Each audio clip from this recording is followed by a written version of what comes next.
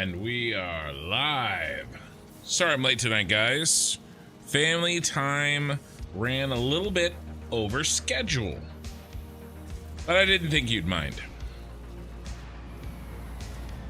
We got a lot to do tonight, so I'm going to try to jump in relatively quick.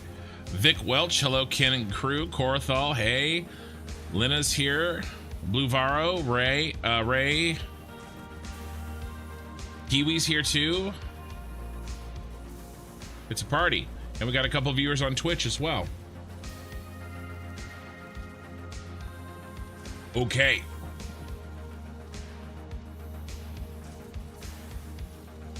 I have my shit together. There's kind of a little bit of a rush to get up here, so I hope I have everything, all my settings set. And Okie Sooner.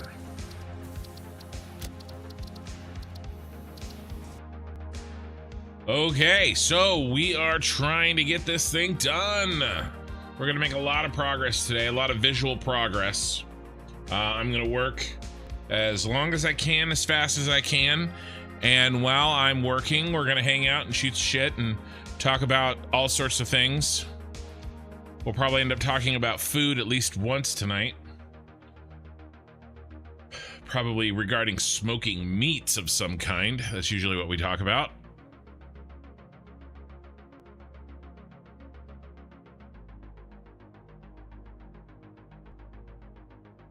Kinfolk. All right.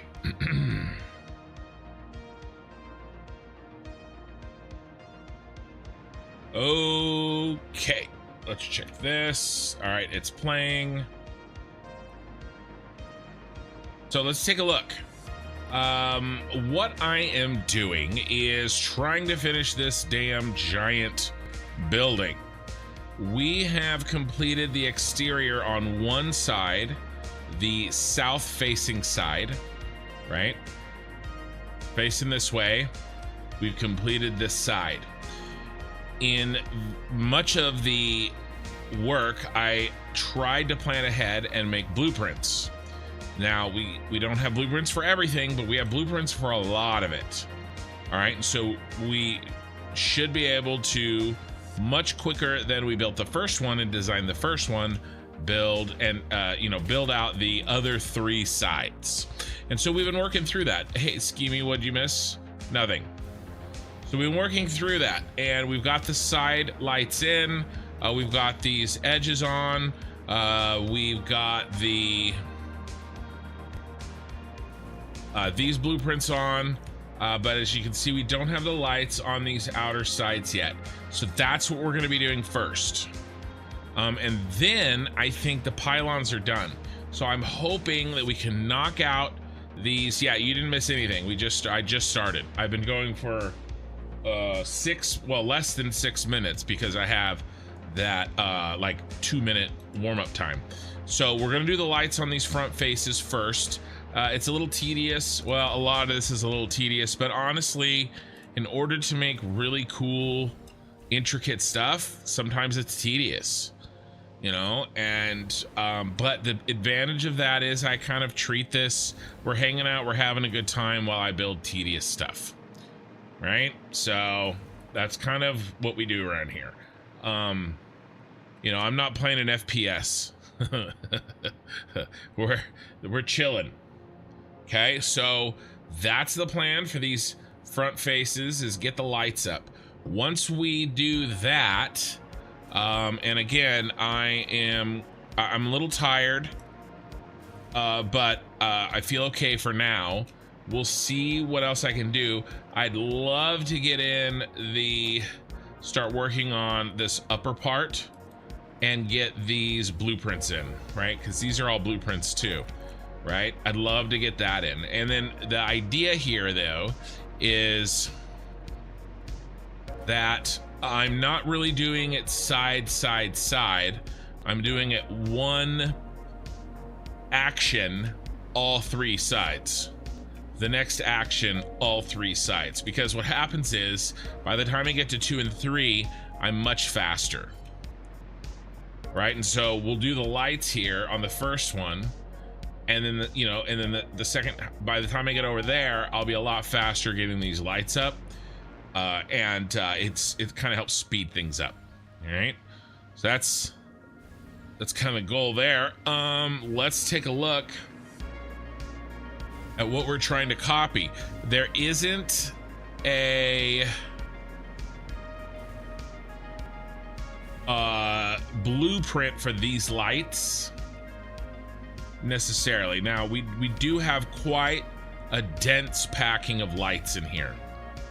Okay, so and I'm gonna try to get them relatively random. Don't Pee-wee, don't worry about that. She's all good. Minikin may show up and hang out tonight for a few minutes. But like I said, she goes to public high school. She's heard way worse than anything we talk about in here. Outdoing yourself on this one, kid. I like it. Yeah, it's working out. It's turning out good. I just wish I could do it faster. But all right, so like, how dense are we going here, right? And by the way, I do kind of in an attempt to perhaps slightly limit the lights or the signage, I'm okay with a little bit less dense on the three sides that we're gonna see a lot less often, if that makes sense. As long as it looks good, then we'll go with it. And I think we ended up going with, yeah, I love this, but like, there's something about these over here too. Like, it looks really cool. I think I want to repeat some version of this in one of the buildings. Doesn't that look like building lights? Like, you know, maybe in the city we do something like that. I think it's really cool looking. You know, and it's hard to know sometimes when you're designing, because you design piece by piece, right? But you have to think about the whole as you're designing each piece, and it's sometimes really difficult to foresee what the summation of all the pieces will look like as the whole. In this case, partially because we are stealing a design that by definition has stood the test of time for 40 years as a building that is really cool, right? Like, the nerds among us, right? think of it like this. The pyramids from Blade Runner. A lot of us, many of us knew what this was long before I started building it, right? We were excited for it. Like, it's cool. It's striking. When you watch the movie, it's something that you remember. Do you remember any buildings from like The Fifth Element? I don't, right? Not like this. Like, to me, because this is a famous design, I was just pulling a random other sci-fi movie out, right? Because this is a famous, like a well-known design that has sort of stood the test of time, and it's something we're familiar with, I think that by definition, it's, you know, really, you know, it's a good design, right? It's striking, it's interesting, you know, and so I'm copying something that already is a cool design. You know what I mean? And I think that helps. I think it helps a lot, right? Because it's not like I designed this thing. All I'm doing is trying to copy the best parts of it into Satisfactory. Well, it very well may have Oki sooner. I thought Fifth Element took inspiration from Blade Runner. Probably did. Yeah, with the cross beams. Yeah, we might do something with Hancock, because the Hancock Tower is actually relatively simple. Yeah, we could do something. We could do a little something. Let's see what we can do here. John Hancock Building, Chicago at night.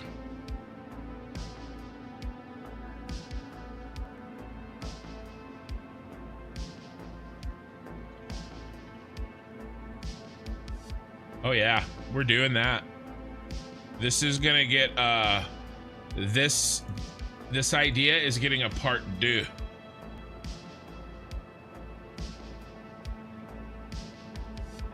Yeah, we're doing this. Getting lighting in here for sure. Because remember, this is a relatively simple design, you know, so we can up it a little bit with the lighting.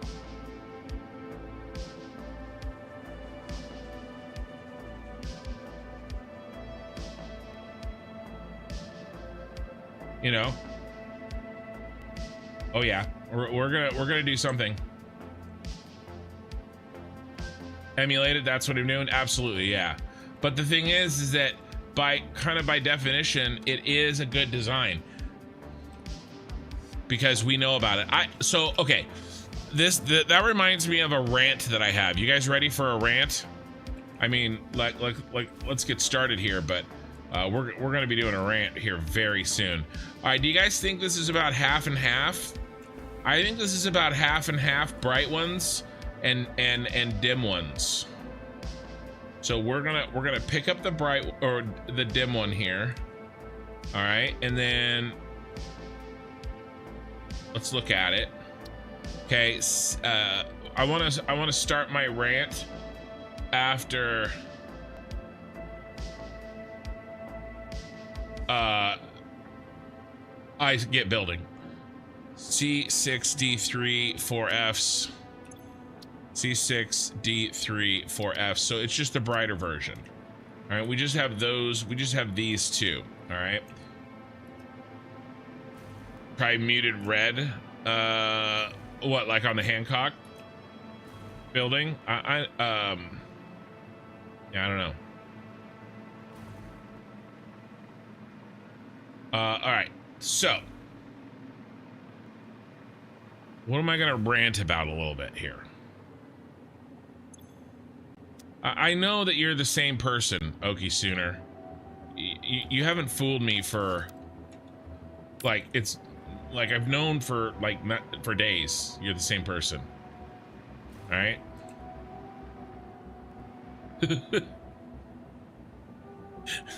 Okie Sooner thinks he's pulling one over on me, pretending to be somebody different in Twitch. Where's my achievement for that? All right, so I'm gonna start smacking these down, and we're gonna fire this with a shotgun. All right, and then what I'll do is I'll go back through and I'll delete any placements that were on any of the beams, or kind of shift them and move them. All right, but basically I'm just gonna go back and forth, building away, and then we'll go back through and we'll do the pasting. Okay. And then if anybody's wondering, I'm gonna have to answer this again. Ken, why don't you load up 1.1? Achievement, major fail at Okie Sooner News. Thank you for the $10 super chat, Okie Sooner. I appreciate it. Ken, why don't you load up 1.1? That way, when you build it, when you build the signs, you can use the new feature that automatically pastes a setting when you build the sign. And I'm going to tell you that, yes, I could do that. But essentially, I am a coward. I have no viewers on Twitch. It says I have 5 viewers. I know that one of them is you, but that's 4 other ones. So I don't want to, because there were some bugs early. Look, it would probably be fine, but the idea, the thought of me having to reload a save and miss a 3-4 2 weeks of building because it's in 1.1 because there's some bug that we don't know about, I might rage quit the series. Like, that's a non-zero chance. Like, I might do that. So I don't want to risk it, so it doesn't bother me. So if I spend an extra 20 or 30 minutes pasting signs tonight, but I don't risk losing the entire playthrough, you know, or all the progress up to the point in which I backed up the save, then I'm not gonna do it. All right, so there you go. Now I have 6 viewers. You should maybe reload your page. All right, so here we go. We're gonna start spamming. All right, so I have this kind of theory and this pet peeve. All right, regarding, man, that's kind of eating my FPS, isn't it? Oh well. Regarding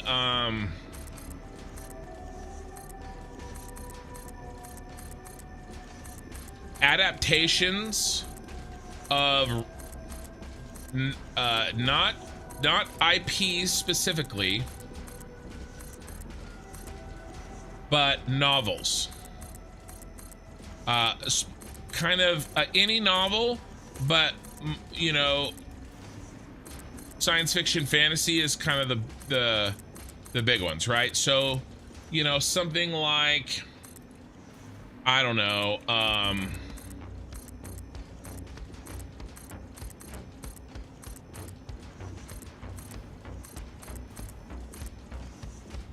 Aragon, or Percy Jackson, or, you know, something that isn't necessarily a Hunger Games, something that isn't necessarily an established IP when they adapt it. Okay, what do they always do in a lot of cases? Not always, but what happens in a lot of cases? Ray, hold on. Ray gifted 5 construction memberships. I was in the middle of a rant. Masters of the Game, Sierran Rafferty, Raven's Promise, X Hey, and Farm Sim Freak.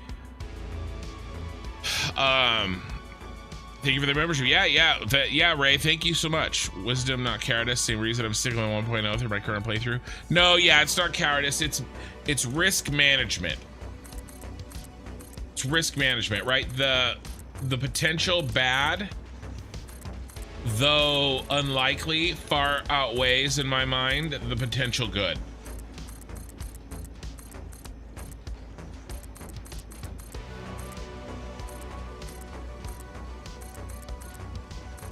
Kim, I watched your content for a while now. Your builds inspire me to build better and Satisfactory. Much love. Hey, well, I'm glad, and I don't recognize your name, so thanks for chatting. YouTube doesn't do what Twitch does, in that it tells me that you're for sure a first-time chatter, so I kind of have to sometimes rack my brain and try to remember. But I don't recognize your name. So if you chatted before, it must not be too much. But thank you, man. I appreciate the, you know, the kind words. And by the way, that stuff, it does matter, guys, because there are some times when I just think to myself, like, why am I doing this? Not too often, mostly with the editing. I don't really think that with just streaming, but kind of the editing, sometimes I'm like, ugh. This is not my favorite thing to do. But okay, so what do they have in common, right? Bink lives. Wait.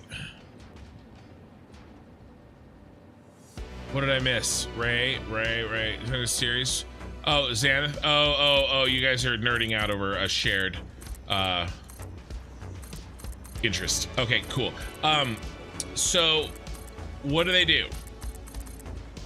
In many cases, many such cases, the writers, the screenplay writers of said written material think they know better.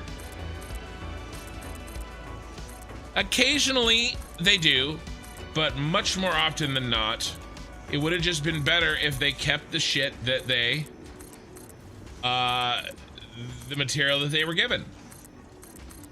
Okay, and I think that there are far many more examples of adaptations that stuck close to, that were successful and stuck close to the original story than adaptations that were successful and did not. There's really two big ones to me that were successful, kind of famously successful, that did not stick close. But to me, they're not really even adaptations at that point. Starship Troopers and The Shining, right? That at this point, they're not really even like, it's not even really Starship Troopers anymore. It just shares the name, right? It shares some ideas, and it's successful, but it's not really the thing, the same story anymore. You know what I mean? But if we look at really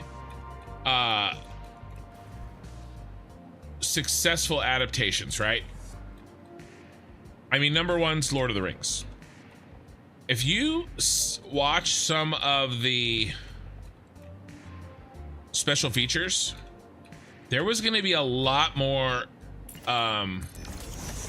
differences from the book, like a lot more.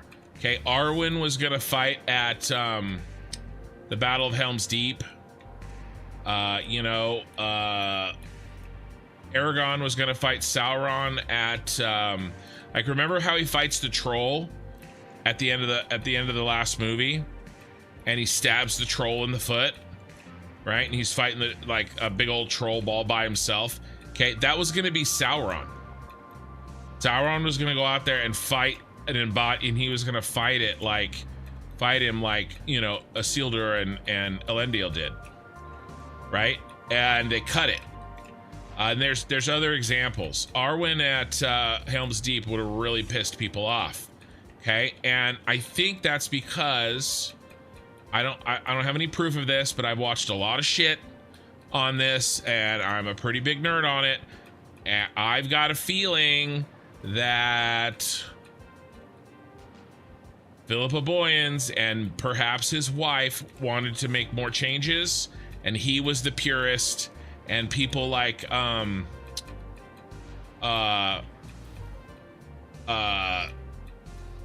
Mortensen himself, but even more than that, Christopher Lee, who was like a straight up Tolkien scholar, was like, you can't do this, right? And I think that, you know, we narrowly were saved from some pretty big changes. Now, would I have loved to see Tom Bombadil in there? Sure. Does it really bother me? No, not really. I think pace-wise and narratively-wise, what we got works. My favorite movie is The Fellowship of the Ring. And yes, they cut some stuff out because they needed to cut some stuff out. But what they wrote in isn't too bad. What's the thing that I hate the most in Return of the King? It's this stupid side plot that, Arwen's life is tied to the fate of the One Ring, and that's why her dad says, okay, I guess you can't go to the Grey Havens. It sucks. It's stupid. Like, it's lame. Okay, it's not in the books. It's stupid. It shouldn't be there, right? I don't like it. You know, and then what's another example? Harry Potter. The Harry Potter movies, very successful. They are pretty different, especially the later books. A lot gets cut out. Again, more gets cut out. What's my least favorite movie? My least favorite movie is movie 5. That is, I'm not reading chat right now, guys. I'm really focused on this. I'll catch up on chat when I'm done. Movie 5 is the most different from the books. Okay, so like, there's so many examples where the more you deviate from the cool shit in the books, the worse off that you get. And I have I'll give you some more examples. Okay, another big example: Hunger Games. It's pretty close, right? Like, it's It's very much there. Okay, then there was another big one. I'm how am I blanking on the other one that I usually use as an example? Game of Thrones. It's Game of Thrones. Which seasons are the most beloved? The ones that stick the closest to the books. Which ones suck? The ones where the writers, in their case, those poor guys, I think those guys are like me. Imagine me. What am I doing right now? I'm building really cool shit, but I didn't design this building. I'm just adapting it. I'm, you know, emulating it. I think those guys are a little bit like me. Okay, and then if I was, then I was like, oh, I have to now design my own buildings. Oh, how hard could it be? Now, I think that they had overinflated egos of themselves for sure. Okay, but they were very good at adapting, and then they were very bad at writing their own shit. But at least they wrote their own. There was some differences and stuff a little bit later, and they're not as good, right? Well, okay, well, what explains this? And I'm taken back to, I'm really not reading chat until I pace all these out. I'm taken back to, I think it's Freakonomics. This idea, I think it was that book, but it's this concept that there's this sort of crazy thing that happens in NHL birthdays. Okay, National Hockey League birthdays, right? The chances of a professional National Hockey League player, professional hockey player, is something stupid high, like 6 times more likely if you're born in January, February, or like March versus December, October, November, December. Like they have, it's a hugely disproportionate amount. Okay, and then the book goes through why that is, and essentially why it is because the way hockey leagues are distributed, the cutoff date for birthdays is right there. And so those kids were bigger than the other kids. All right, and the hockey leagues are so competitive that if you're a little bit bigger and a little bit better, you get shipped off into a different division early, right? And now you're in a better division because you were born in January versus December.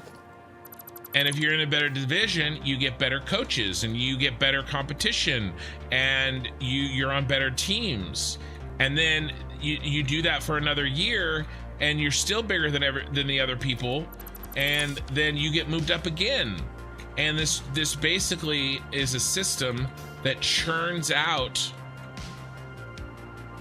professional hockey players that have a certain birthday. It's kind of crazy.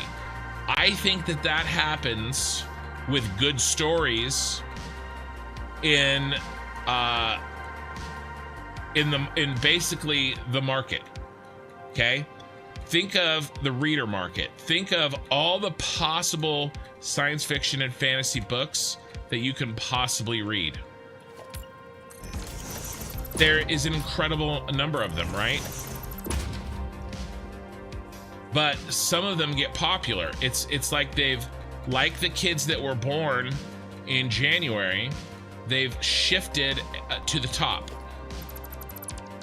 right? Things like Lord of the Rings is its own thing, but like, you know, Harry Potter, why is Harry Potter popular and the other ones aren't, right? Well, it's good. Well, it's better than its competitors. You know, other books like, you know, other adaptations, The Martian, right? And then we're going to get Andy Weir's third book here in another year or so. Project Hail Mary, right? So you know, you've got these, hey, Killer Rain, thank you for resubscribing. You've already got a system in place that automatically shuffles to the top good stories. And I don't just mean that you should keep the stories pure because the fans that are already there will give you money, and that's an aspect of it too. But I mean, by definition, if some, you know, movie producer is looking to adapt a popular story, well, it's already, think of all the other stories that it's beaten to get that far, right? It's already beaten its competitors. It's already worked up, you know, it's beat up the poor kids that were born in December instead of January, you know, and worked its way up through the league to get noticed. And then you're gonna take that story that, and then go, oh, I can make it better. Some writer, like, oh, I can make it better than it was, when it kind of, you know, worked its way up through the market of saturated stories to get there in the first place, like that. I don't know. That's kind of my running theory on I do really detest unnecessary changes. Some changes are necessary, but like blatantly unnecessary changes so that some like screenwriter can say that, oh, I added to this story. It irritates me. Okay, Killer Rain, tell Oki I said hi. All right, let me catch up in chat.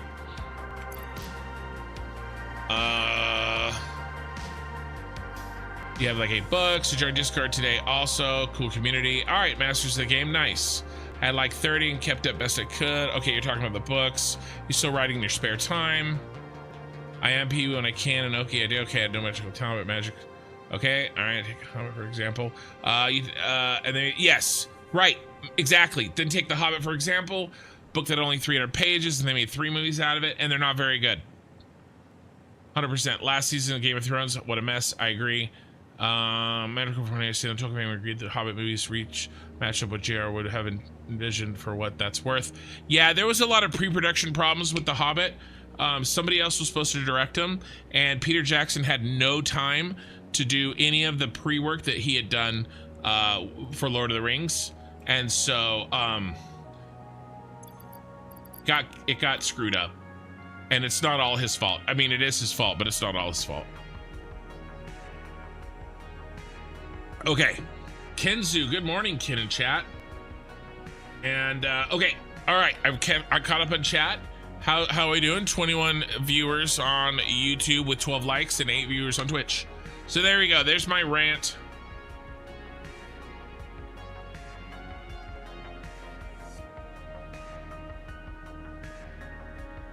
And it's one reason all of that is something that I'm very happy that my favorite author, or my author, the author with my favorite stories, we'll call it, Brandon Sanderson, has no adaptations. And one of the reasons that he has no adaptations is because he doesn't need their money. Right? He doesn't need their money, and so what he pushes for is, you know, when he's working out deals with you know, studios or streaming services or whatever, to get his various series adapted, is control. He wants to make sure that he isn't forced to stand idly by while some stupid writer messes with his shit.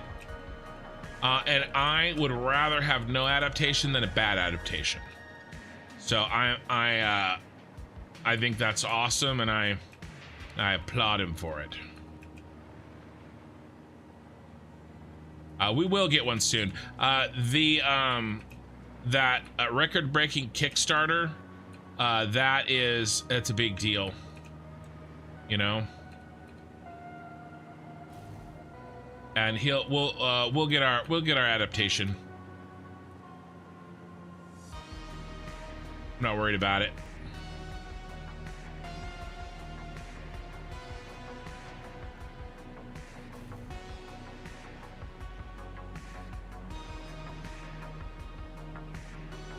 I think he basically wants to showrun. And I don't think it's a deal anybody else has ever really wanted or asked for. Well, I don't think they've ever really gotten it, where the original writer is essentially the showrunner on the adaptation. Like, some are like consultants, of course, and executive producers even, but like straight up, you have just as much power as the guy that the money men have hired to make sure that this goes well. I think that's what he's trying to go for, from what I understand.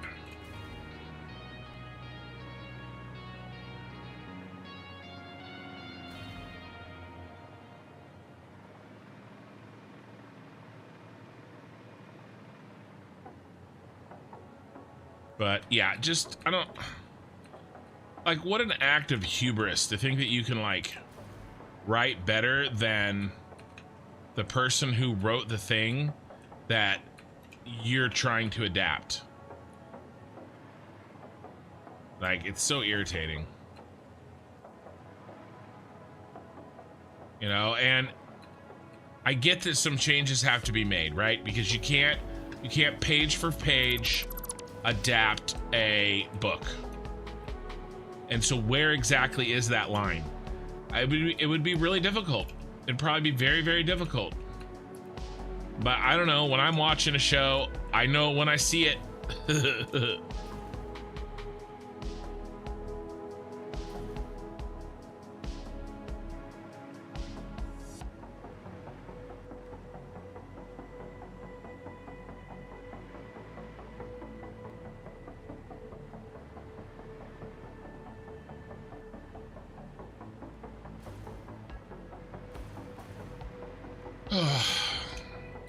Why did I choose to do it this way? Not like tonight, but like the first day. Boop. Boop.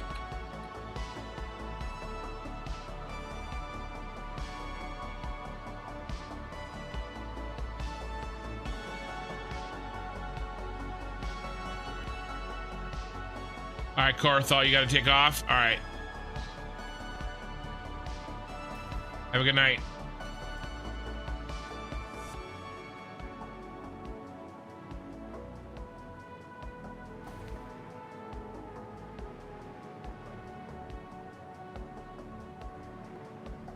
Oh, hey, I sent you a message on Discord.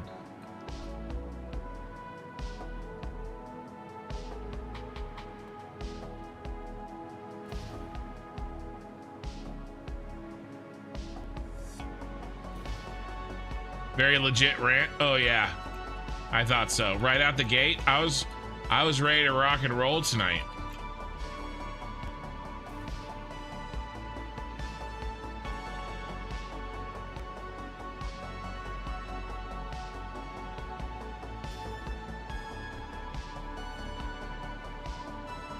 All right, how's this look? This looks good.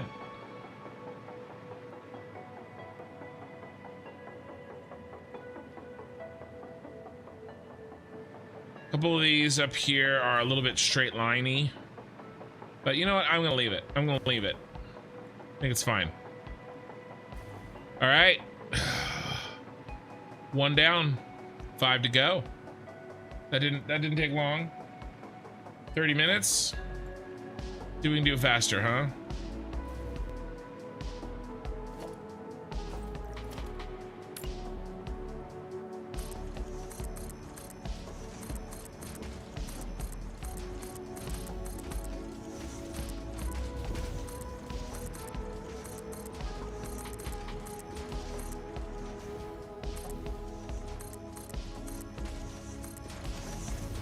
What is going on with my power?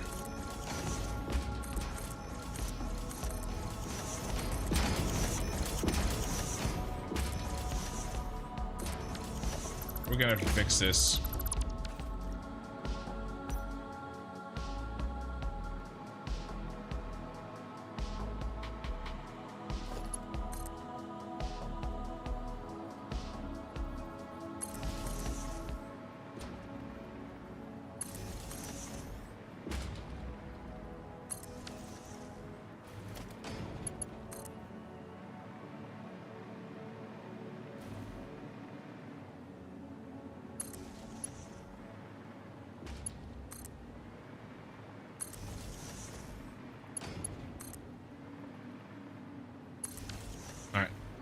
Hopefully that'll fix that. Oh, I saw the one before the stream that posted something. This posted something else skill related. Yeah.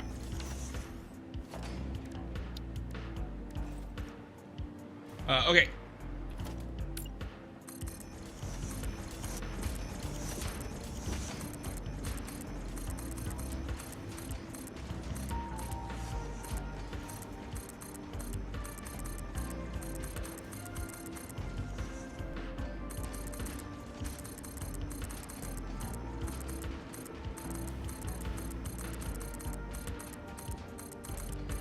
Gotta add a little bit more randomness.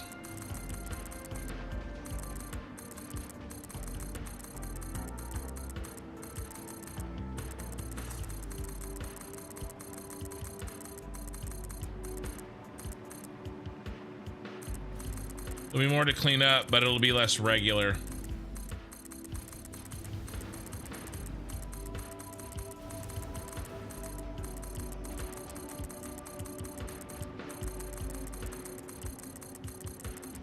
Oh, I was gonna ask, Lena, what anime are you watching?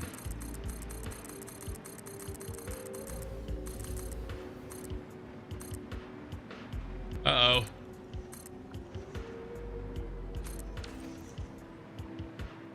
Well, we need to take a small trip.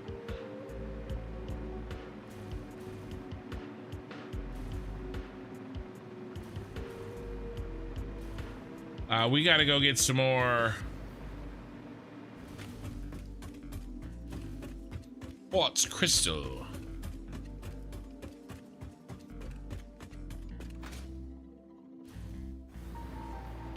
right, if you haven't seen the front of this thing, you're gonna get a good look as we fly away from it.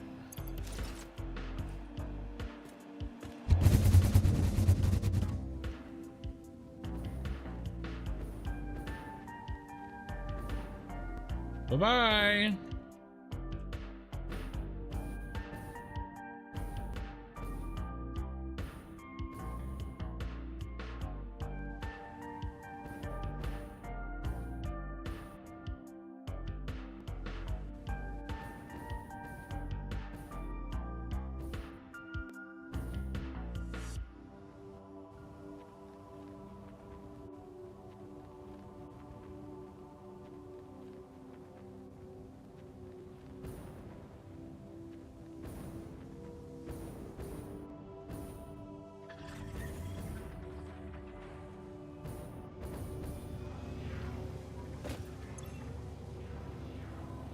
Yoink. Oh no. Do we have to finally get rid of all this extra Fixmas stuff? Do we have to de-Christmasify things?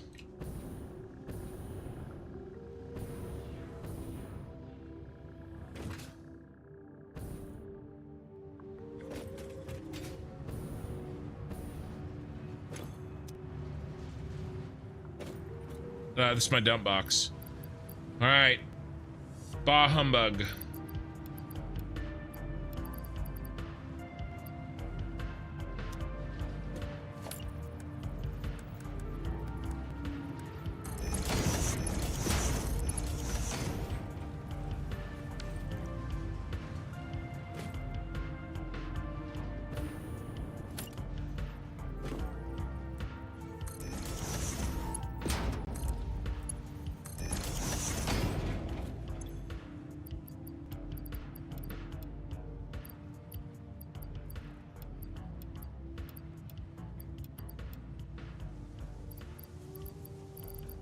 We'll keep the fireworks and the snowballs.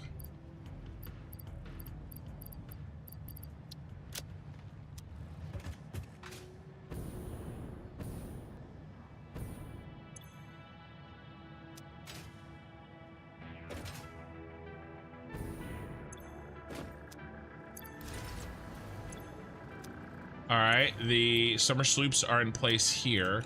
Let's do... I don't have any extra summer sloops.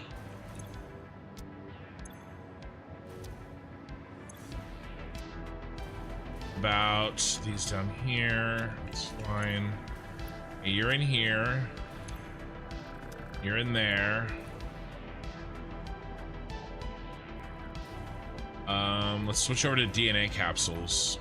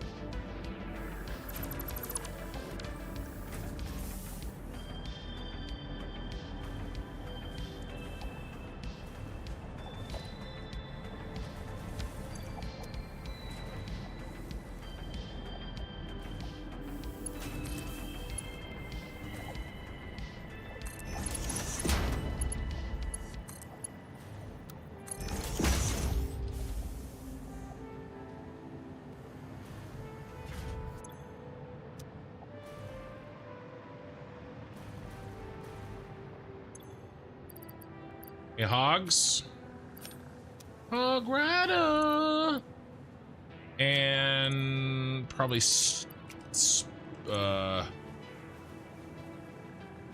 stingers.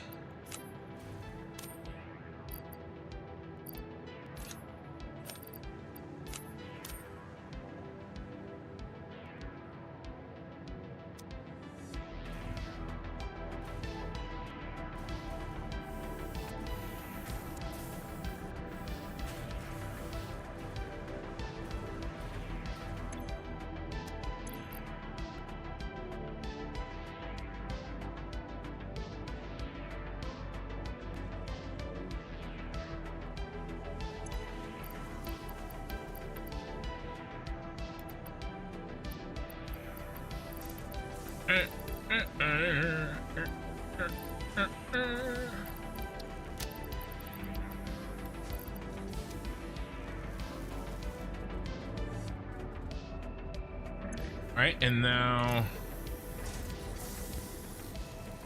all of our power slugs.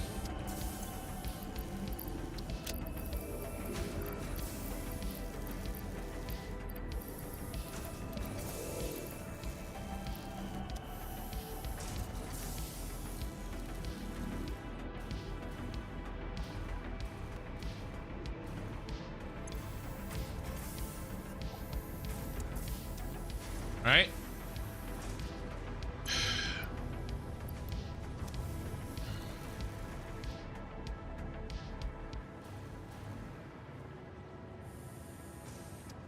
Anything else that I want to do while we're here?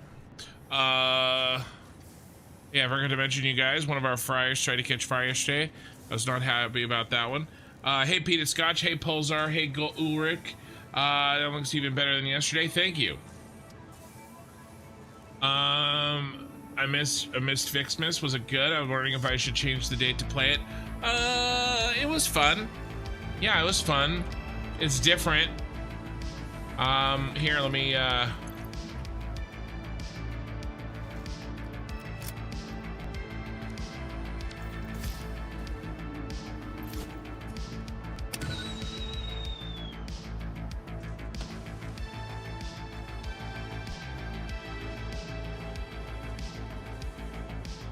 I mean, you know, it's a good time. Peated Scotch, welcome. What else? What I was gonna do while I'm here? Sorry, I'm doing a couple of little house cleaning things that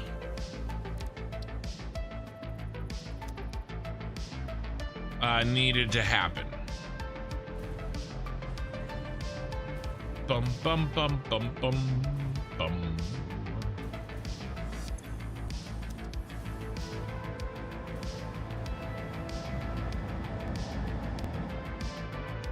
Yeah, there's other ones too. What was that? Sparkly. You're sweet.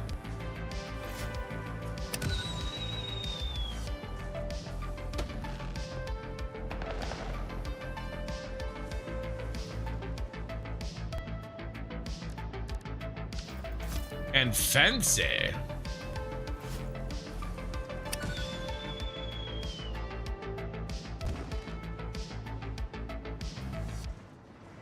you go. And Minikin is with us on YouTube. If you don't know, Minikin is my 14-year-old daughter. And she is here to tell on me. There will probably come a day when that we play games on the channel together. What do you guys think? Should I play Schedule 1 with my 14-year-old daughter? I'll cook, she sells. I think that's a winning content strategy right there. Redman, hello everyone. I missed 2 days of stream. We're out of power and cold here. Oh, that sucks.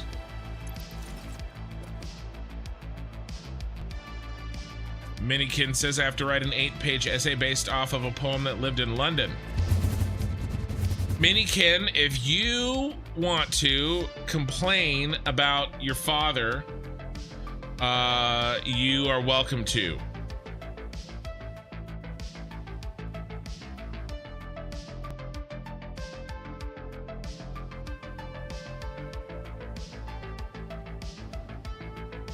I'll even read it out loud.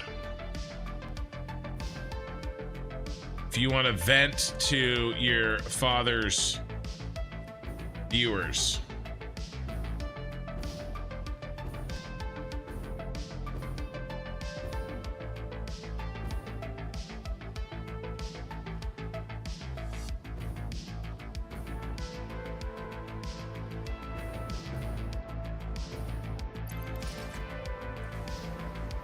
All right, we're back to it.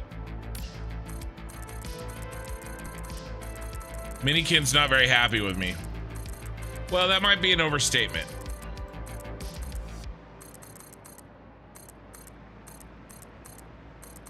A decision was made that I think Minikin knows has to happen, but she is reserving the right to remain unhappy about it, which I would probably do were I in her case.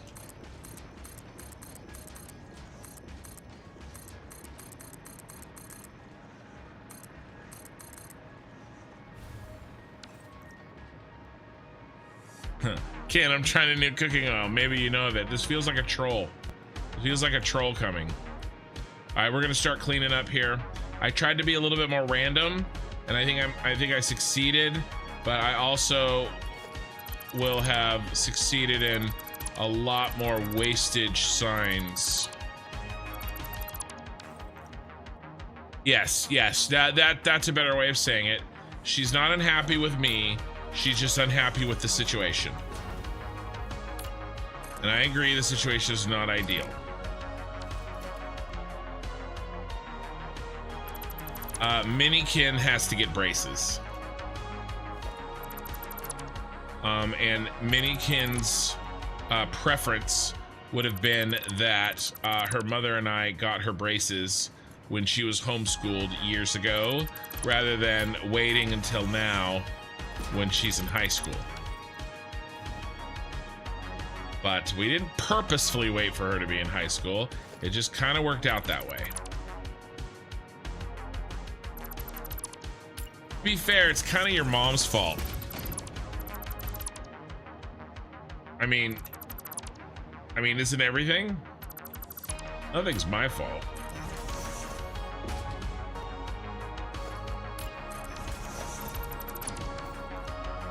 Algae oil.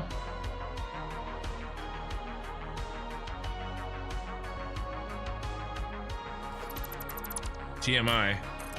What, braces? Sammy, hey, how's it going?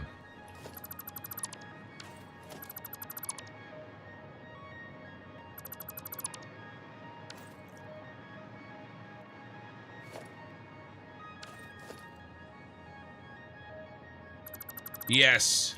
So she has to make the choice in the next day which style of braces to get. So, yes. Drama in the Kin household. Very first world problems. Oh my god, look at that. I got 3 of them, like, underneath the thing there. We're not gonna do this.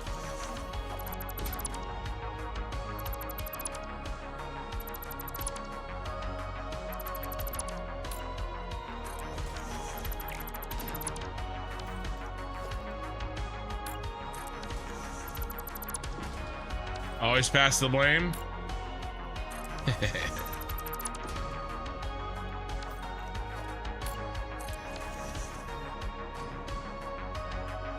That's me. I always blame everybody else. I never take responsibility.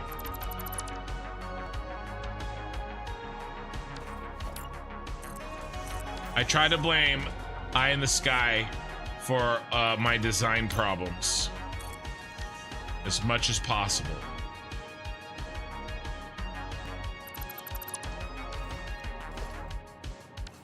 Neutral taste and 545 heat point rich in vitamin D. I haven't heard of that. Let me look it up real quick. Algae oil.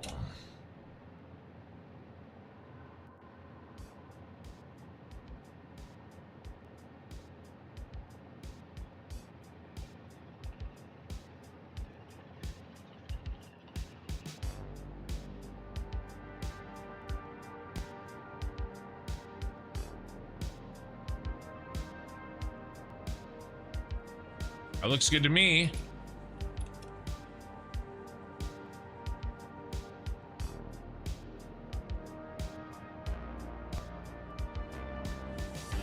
That's interesting. I actually hadn't heard of that. By the way, it took us less than an hour to start talking about food.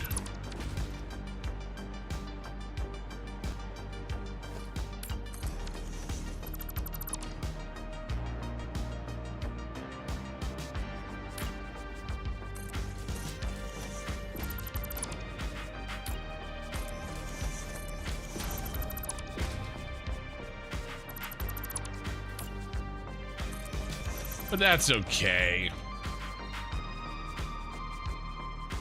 Go for the most expensive. That's funny.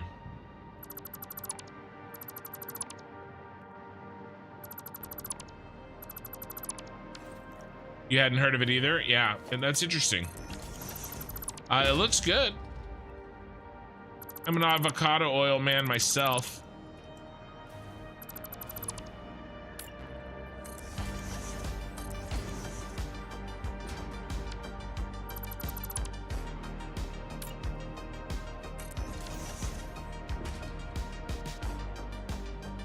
Flemballer.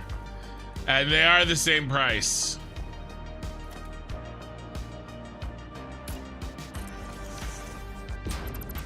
And they're the same time as well. Is that Mikey? You know, I can usually tell when I hear that shared, or when I hear that that noise for the I don't think you guys hear it, but I have a little alarm when somebody gives me bits, and it's usually Mikey. Zeph gives a lot too, and there's a few others, but typically Mikey does it the most often.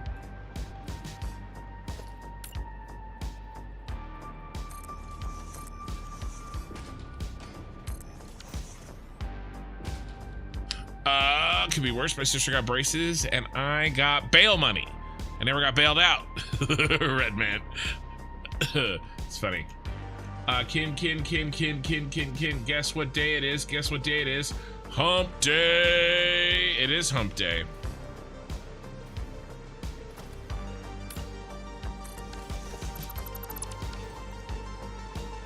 All right. We need a dental. Mikey, I got an assignment for you.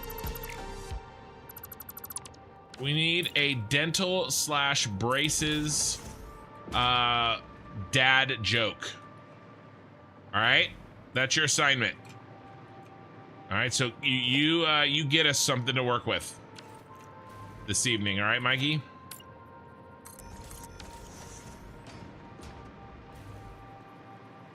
Okay, we're looking good here.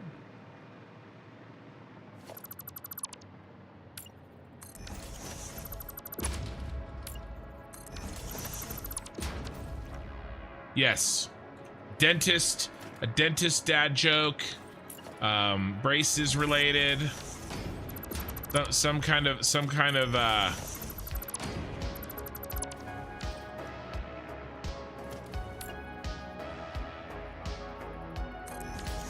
related dad joke.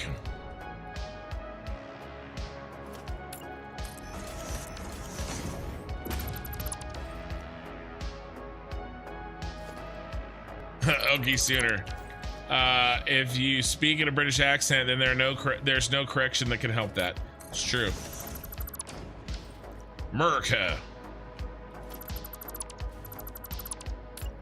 Minikin says no dad jokes. That's all the more reason to do it.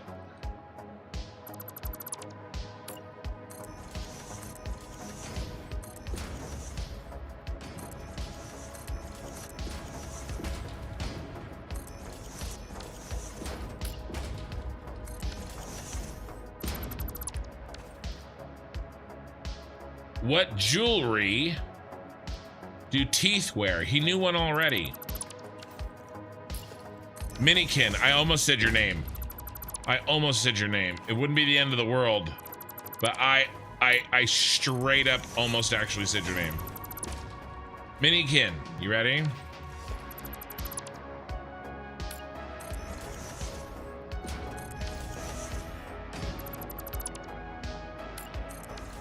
Thank you for the follow on Twitch.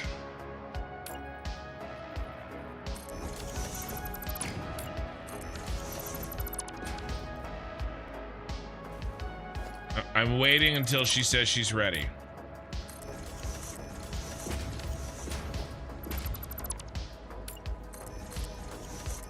Want her implied permission before I repeat this dad joke.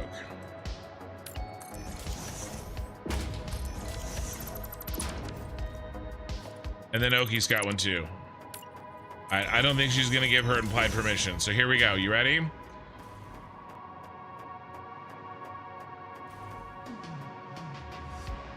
What jewelry do teeth wear?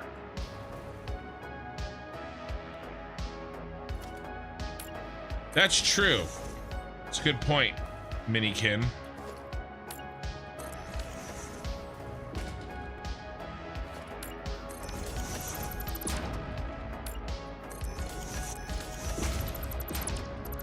What jewelry do teeth wear? Bracelets.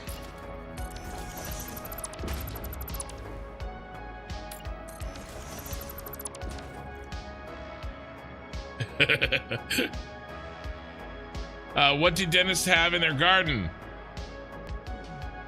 Dentistries and implants. That was straight up an orthodontist dad joke. Very spot on. Then the one that made me laugh. You ready? You ready, Mikey? What did the orthodontist say to the new patient? Brace yourself. I'm going in.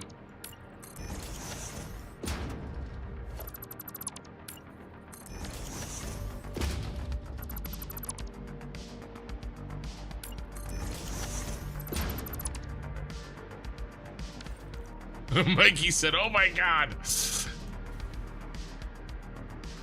All right, you got to give us one, Minikin. It'll be the ultimate cathartic experience and pull you out of your funk. To be fair, it is a mini funk. Mini funk for Minikin.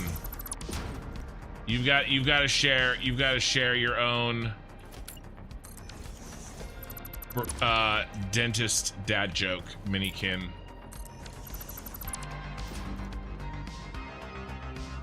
Mothers can be punny too. They can. They absolutely can.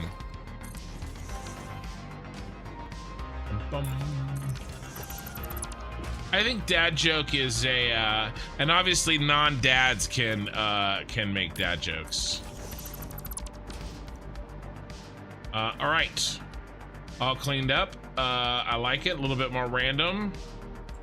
Let's do this thing.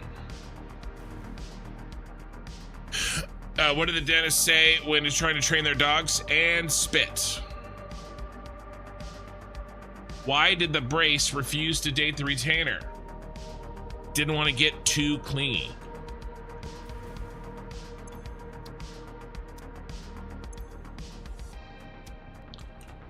What's the difference between a dirty bus stop and a lobster with big boobs? One's a crusty bus stop and the other's a busty crustacean.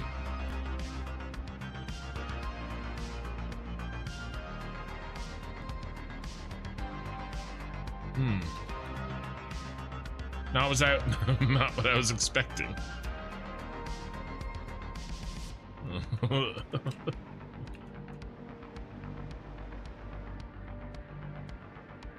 Rusty bus stop, a busty crustacean.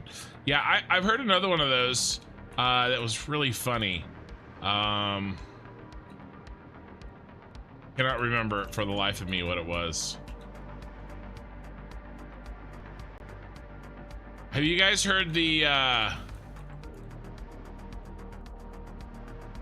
what does a dentist call x-rays? Toothpicks. That's pretty good. That's pretty good, Pee-wee. Oh, Minikin's got us one, Mikey.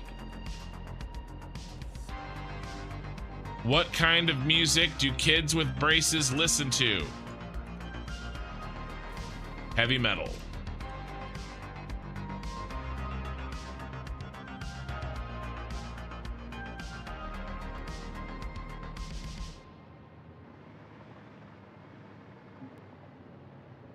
Better a bottle in front of me than a frontal lobotomy.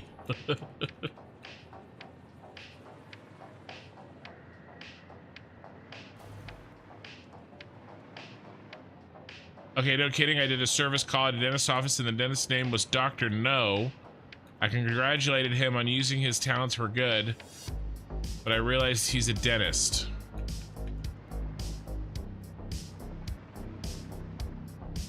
Yeah, that's actually pretty funny. For those of you that don't know,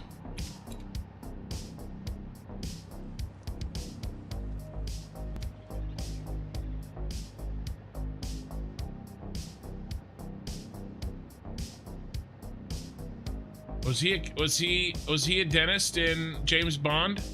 I'm trying to find a relevant picture. I'm not really seeing one. But I'm pretty sure that's a James Bond reference, right?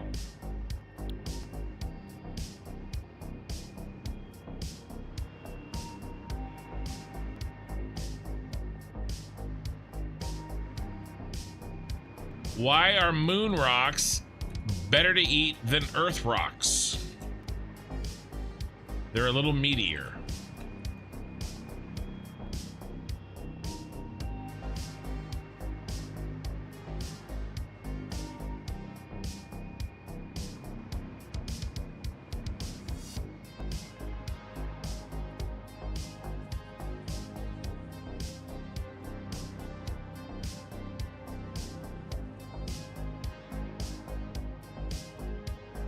I have one for your drug game, Ken. Okay, go ahead. What's a dentist's favorite movie genre? Black and white classics. Ugh. That's a groaner. That's a groaner.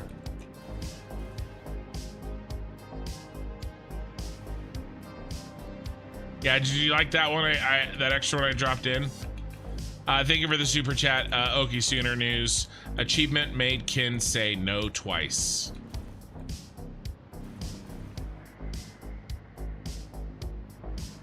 Most people. Oh my god. that's a good one. Most people have 32 teeth and some have 6. It's simple meth.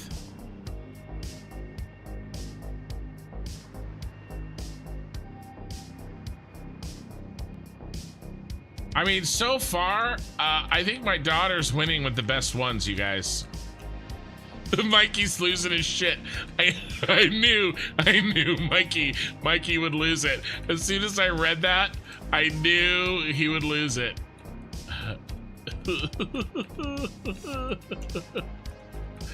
Yeah, Moonraker.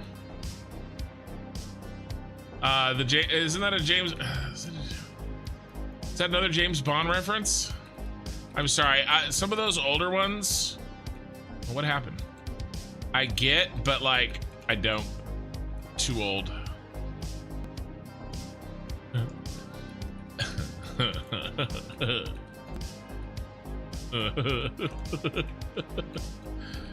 Oh, God.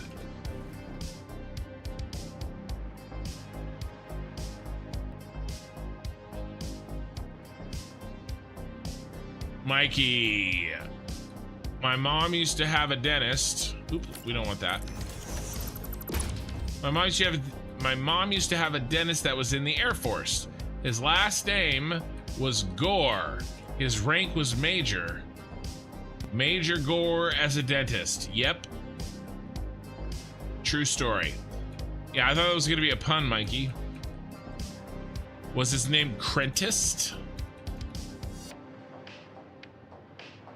Oh, that was the one. That was the. Okay, that's the one with metal teeth. Okay.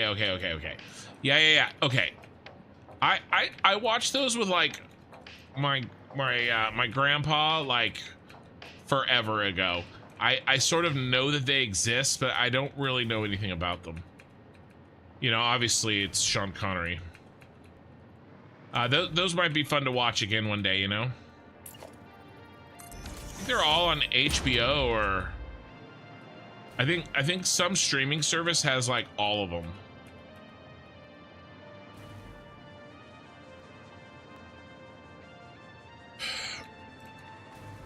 Oh, that was funny.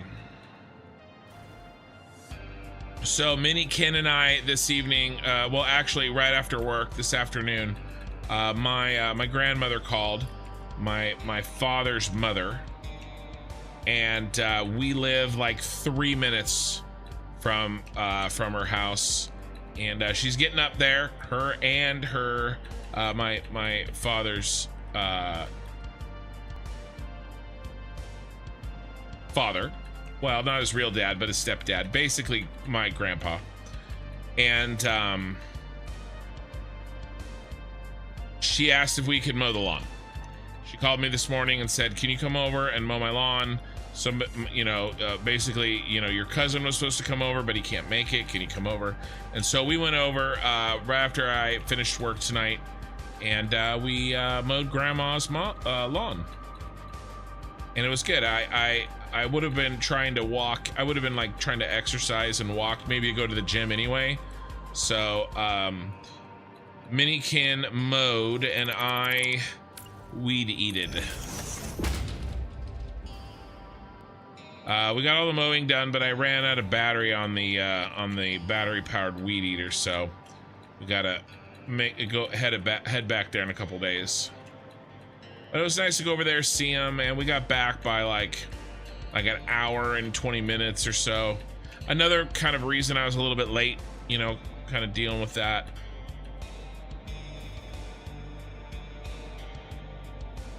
But like I said, it was nice, and I got to do something productive instead of walking a giant circle.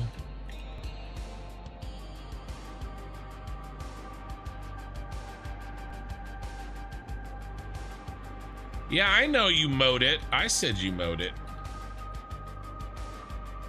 How many Bonds are still alive? Good question. I mean, Sean is. Isn't he? He's still going. I feel like I would have remembered to be sad if he had gone. Then you got Roger Moore and Pierce Brosnan. I don't know if Roger Moore's still alive. Yeah, I ate the weeds.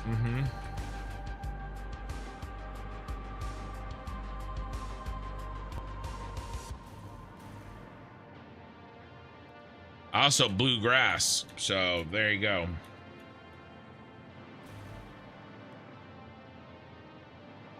Wait, did Sean Connery die?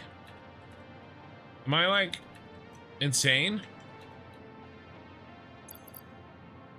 Oh, when did he?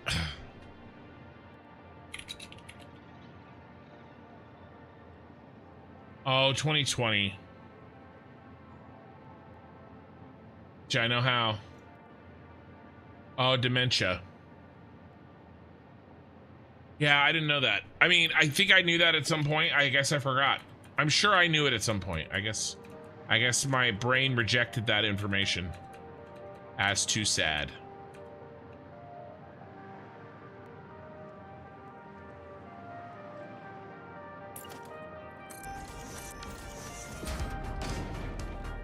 Yeah, Roger's dead. Sean's dead. Yeah, there's obviously we got. Was there anybody between Roger Moore and Pierce Brosnan?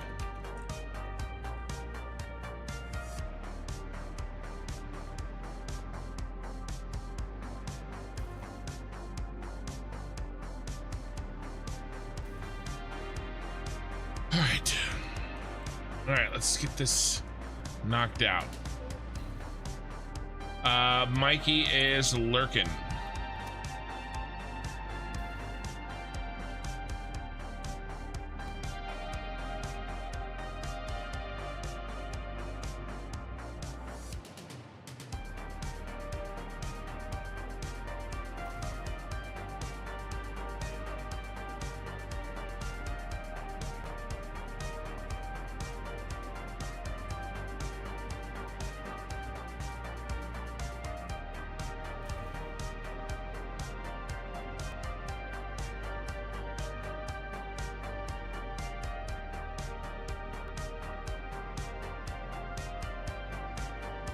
Timothy Dalton.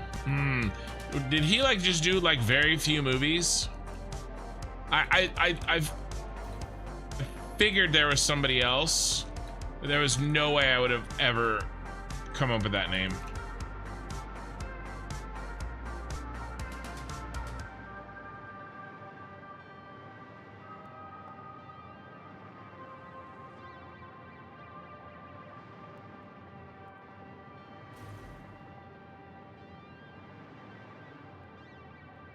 Any thoughts on the new James Bond should be? I mean,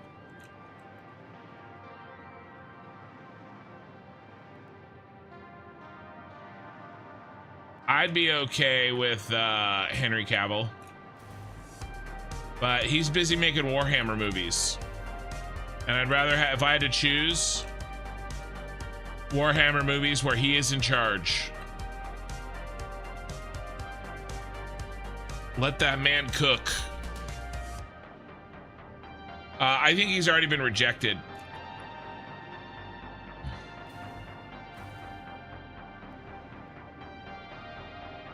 But, you know.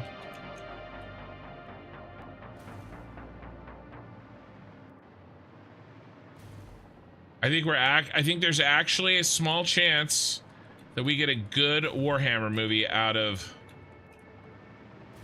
Henry Cavill.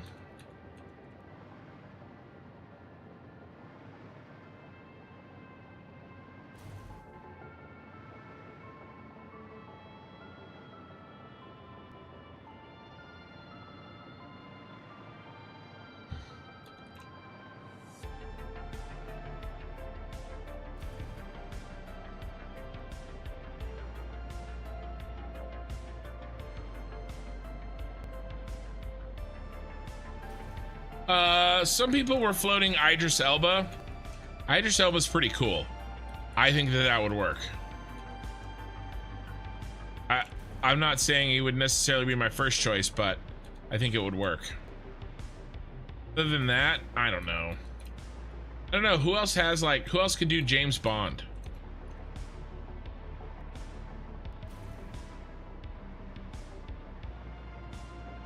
Some people have talked about Michael Fassbender, but I don't know. I don't know about that.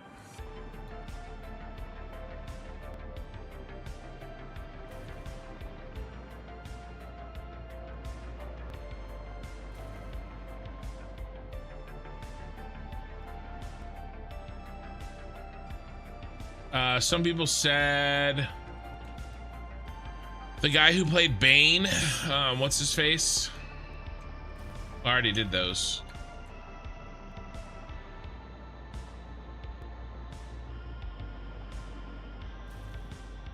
That might be a little weird. It could happen though. All right, another one done. Well, the whole idea was that he and the guy doing it both are 100% on board with only doing it the right way.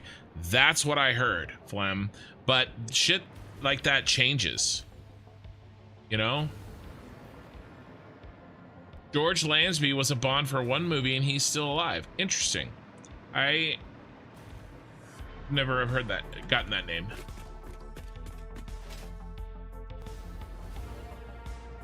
Yeah, I know. Well, with The Witcher, obviously he was just an actor, you know? So no ability to make any change officially. All right, I need to run to the rest stop real quick. I'll be right back. Let me put us here. Caps lock was on. All right, 90 seconds. Don't go anywhere.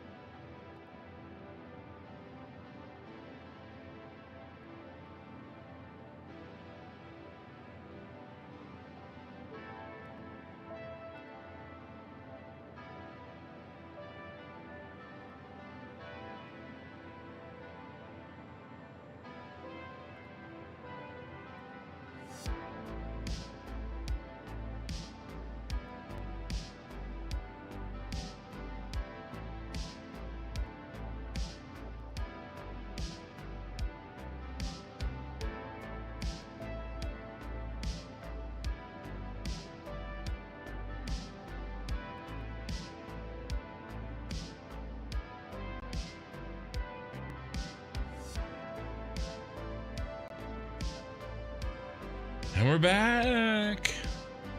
Tom Hiddleston. Tom Hiddleston's so skinny.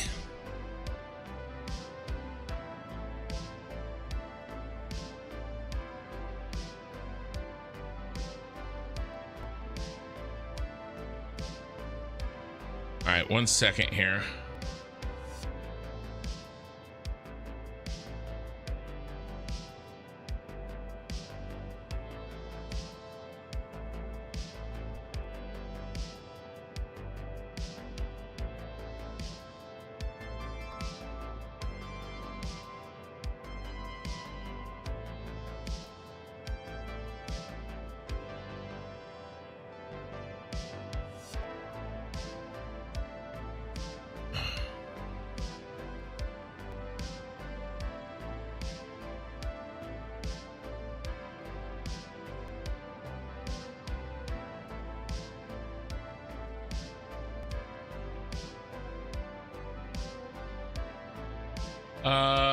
Sorry, I wanted to look up something.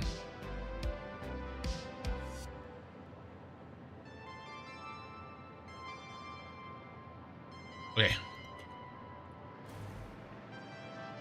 Oh, Mikey's still gone, huh?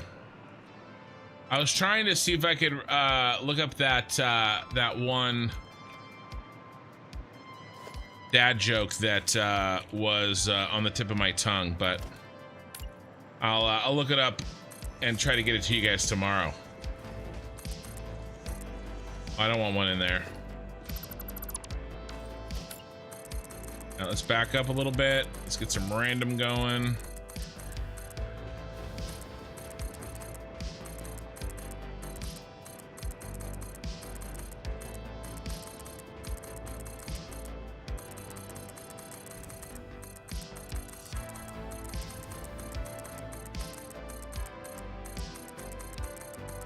I'm okay with doing a little bit less back here.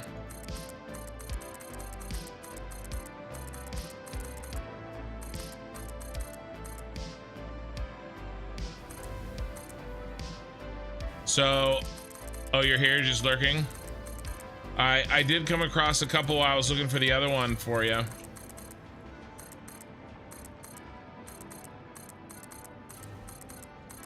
What's the difference between a spring roll and a summer roll?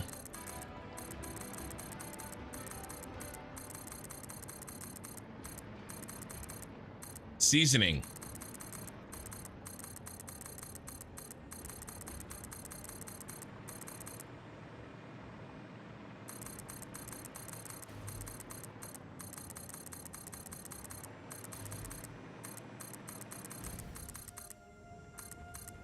What's the difference between a hippo and a zippo?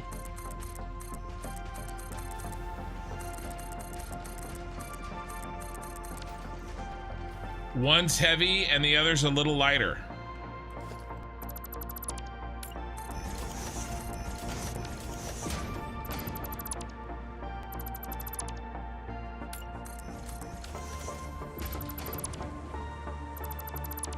You need the hippo one. That sounds like you would know the hippo one.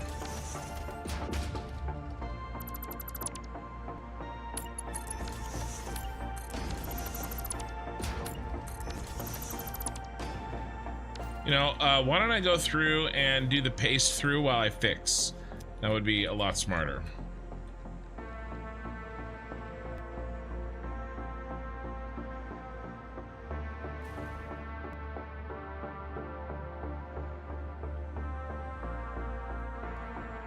I wish I could find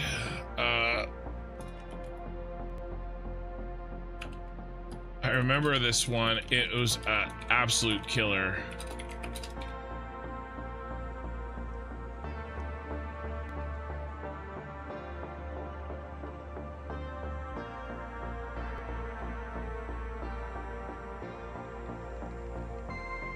Sorry, did you guys hear all that?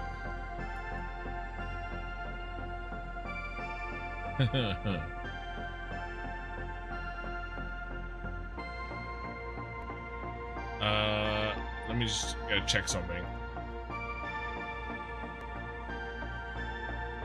What's the difference between a scratch and sniff book and a witch's book? One's a book of smells, the other's a book of spells.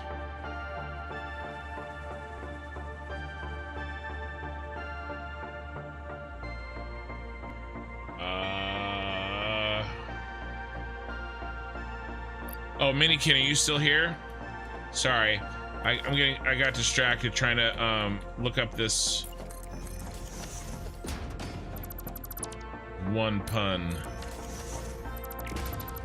but I'm gonna let it go. I'm gonna let it go.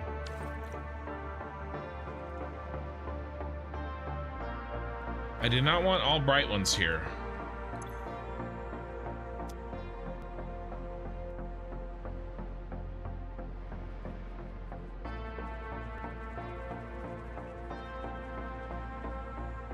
When you know when a joke becomes a dad joke? Yeah, exactly. When people groan instead of laugh.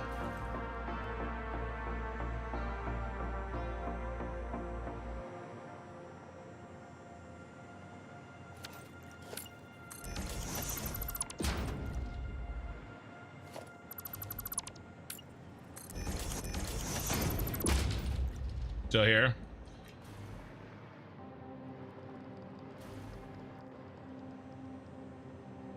What's the difference between a pair of jeans and a pair of jeans?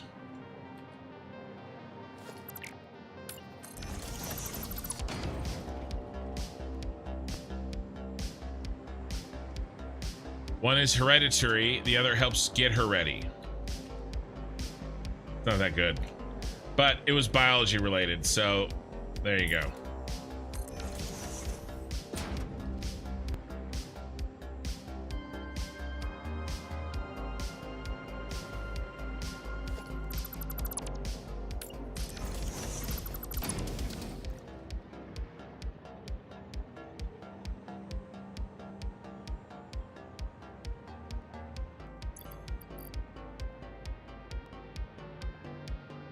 All right.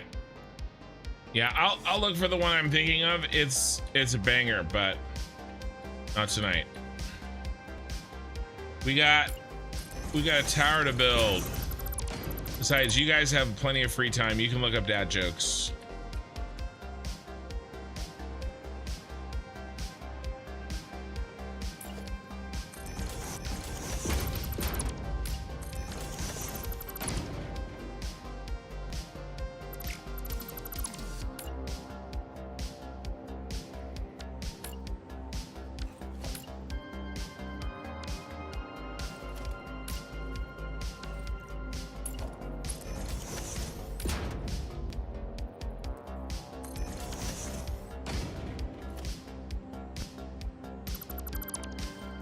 Oh, you're working on your essay? Good. You should be doing your homework.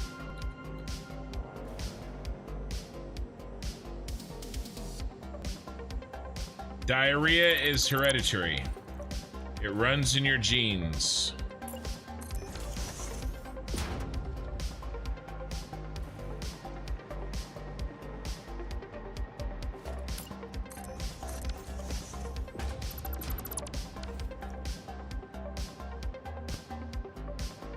Extra credit used for the biology material. Yeah, you gonna use Mikey's diarrhea joke in your biology class tomorrow?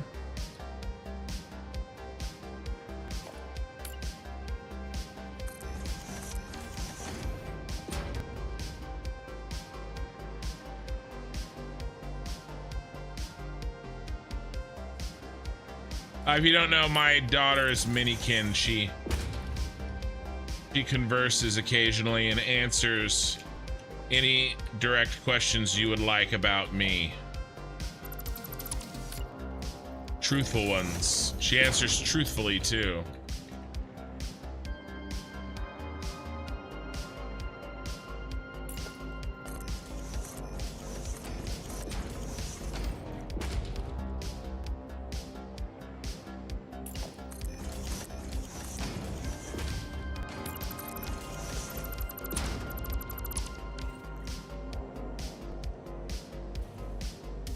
That was actually a pretty good one, Mikey.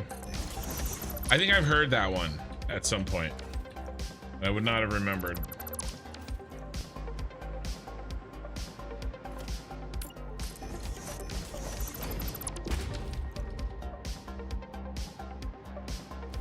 You're watching Jurassic Park in biology. Did you guys talk about the dire wolves?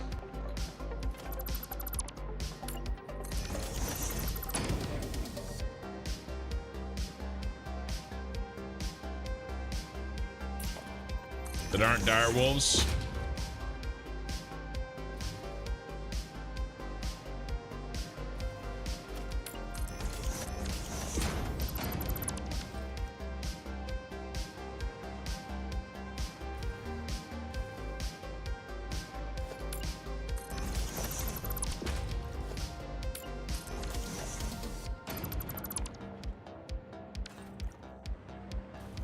Yeah, you talked about them? Yeah.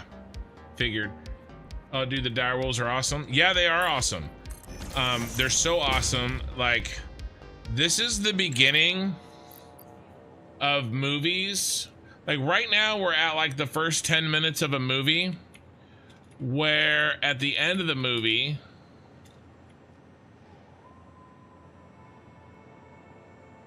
you know, we end up with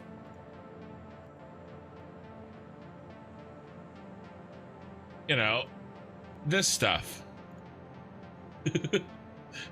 We're at like the first 10 minutes, guys. In 10 years, we're gonna, not him. We're gonna end up with something like this. Okay, this is how, do you want werewolves? This is how you get werewolves. Oh yeah, science is bringing back dire wolves. I don't know, maybe nature decided they were no longer necessary. And I'm all of a sudden sounding like a real life version of Jeff Goldblum. I didn't want this for myself. You guys forced me into this.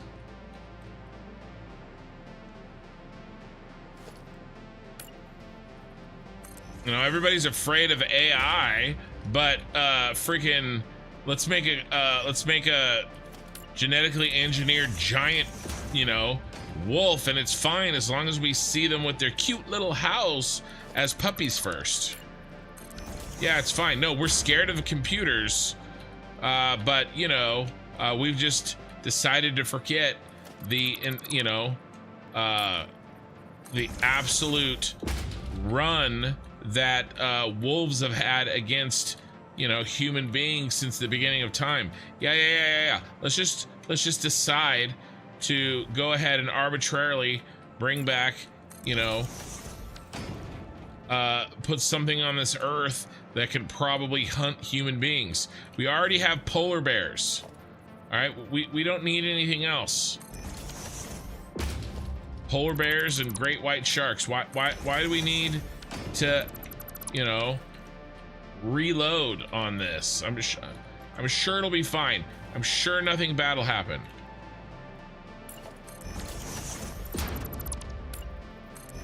No, AI will get us. Definitely. Not genetically engineered super wolves. Yeah, life finds a way.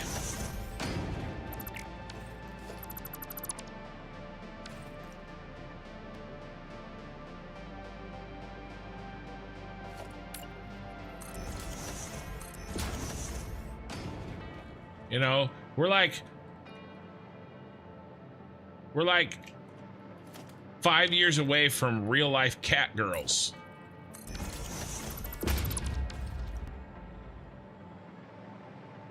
Yeah, whether or not we should bring back dinosaurs. Well, the thing is they wouldn't actually be dinosaurs, right? Just like the movie, and just like these aren't actually direwolves. But you know what? We got George R. R. Martin there taking photo shoots, and we dug up the old original Game of Thrones throne set that was sitting in Peter Jackson's freaking closet because he bought it, which is actually kind of badass. Peter Jackson spent like, I don't know, $1.5 million to buy the original Game of Thrones set piece, and then busted it out for a photo shoot with the giant wolves that are gonna eat us all.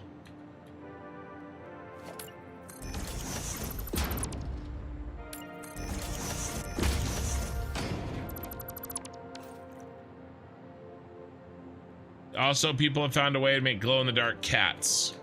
Yeah, yep, exactly. Real-life cat girls right around the corner.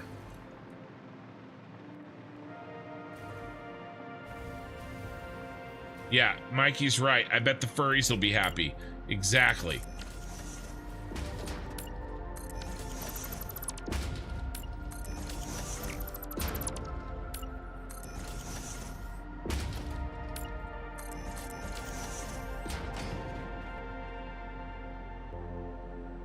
We don't need raptors and T-Rexes coming around. How many more movies do we need? Like, okay, I mean, let's stop and think about this. Of all the ancient animals that we could quote unquote bring back, not the dodo bird, like, you know, it's got,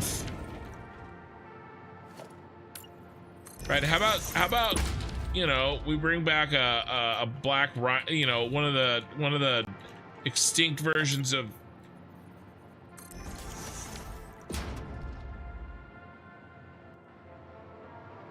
all right, OBS took a little dump on me, but I'm back. We did not disconnect, we just paused. Of all the animals to bring back, you had to bring back the one that is like, has deep-seated, like, genetic fear in human beings. And let's make it huge. It'll be fine. It's just wolf, and we'll give them cute names like Remus and Romulus and Khaleesi.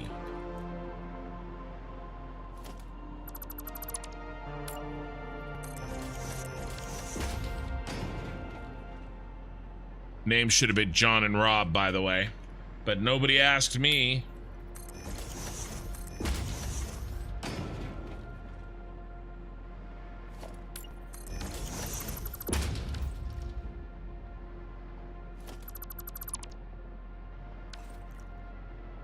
Maybe Stark.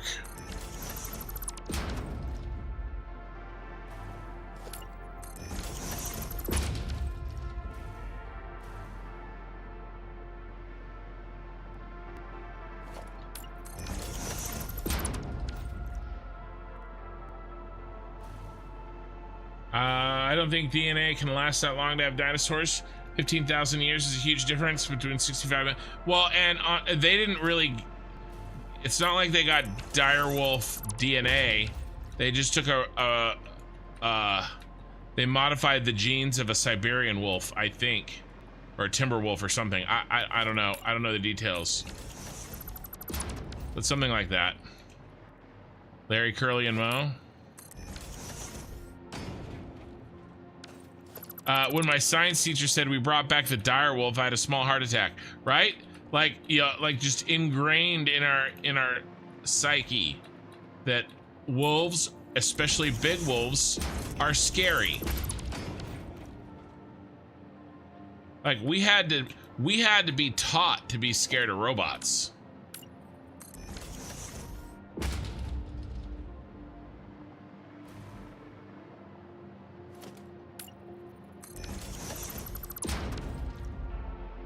Yeah, that was before they took the DNA from a gray wolf. Yeah, that was before they showed the pictures, right? And the little and their cute little howls, right? And then you were like, oh, I guess it's okay. That's like when you're at the pet store and you see a Saint Bernard or a bull mastiff, and it's a puppy and it's super cute and tiny. Yeah. It's a good idea. What's the worst that could happen? At least that thing's not trained to eat us.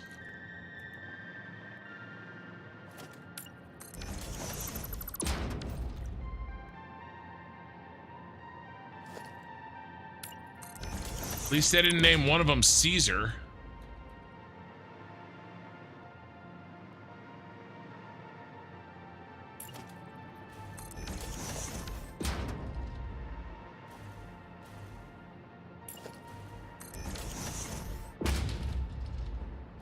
No, you saw how scary they looked. Yeah, if you guys don't know, direwolves are back, baby. With an asterisk. They got an asterisk next to their record holder, though.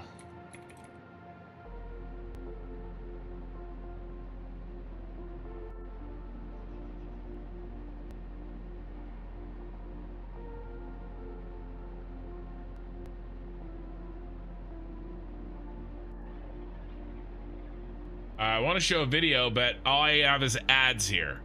So I can't show you any videos of the direwolf. Maybe when I get into my React content phase of my channel.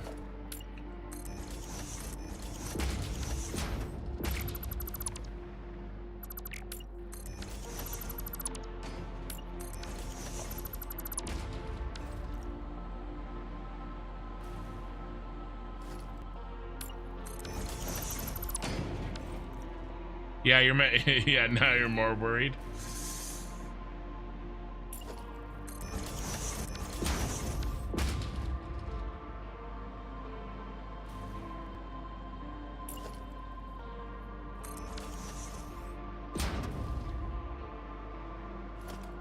Bum bum.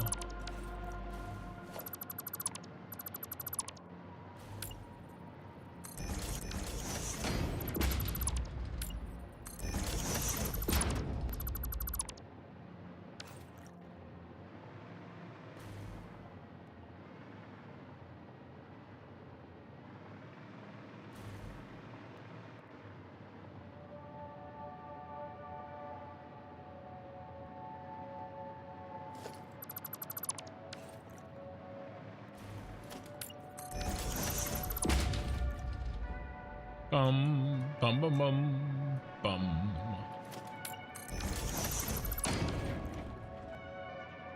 Oh. When's your essay due?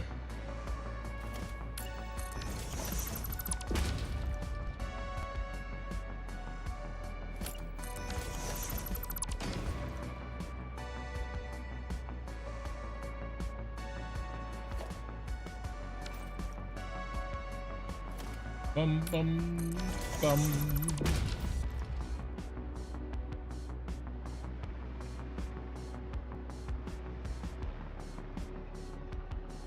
Maybe I should start on another rant.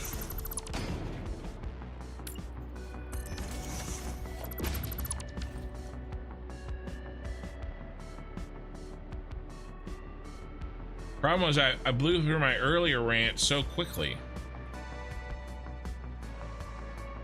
Mikey, I've never been scared of a predator. Cautious, yes, but never scared. Why? Technology. 300 Win Mag has its advantages. True.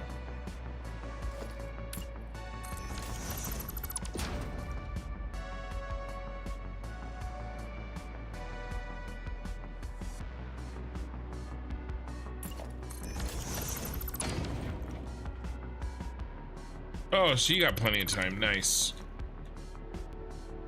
Oh, hold on, I need a drink. 22 viewers on YouTube with 16 likes. Appreciate it, guys. 11 viewers on Twitch.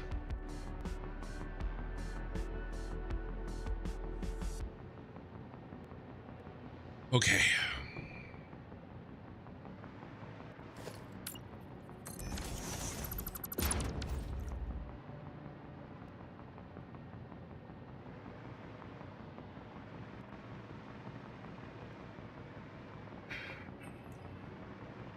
All right, let's paste in some bright boys and we'll call this one side or this one done.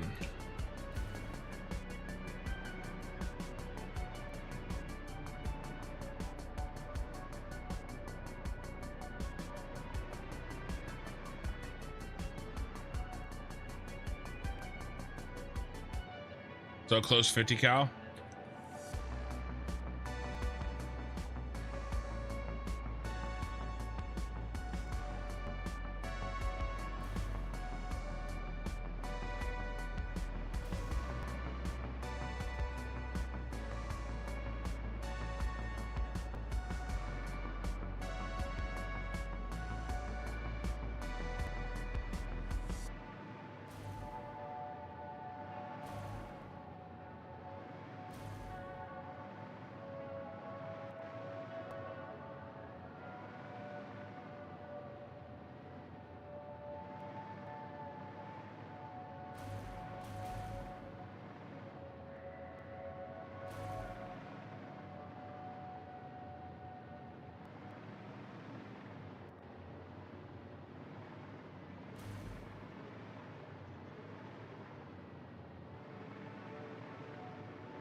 Sushi Cats.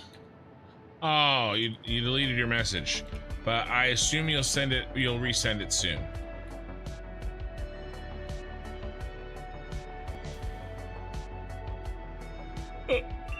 Sorry, I misread that. Black Bug Hunter, I thought you said so close 50 cal and you said so does 50 cal. Ever tell people about how in the early days of your channel, your sister kept subscribing and unsubscribing to mess with you? Yes, I have told that story, haven't I, guys?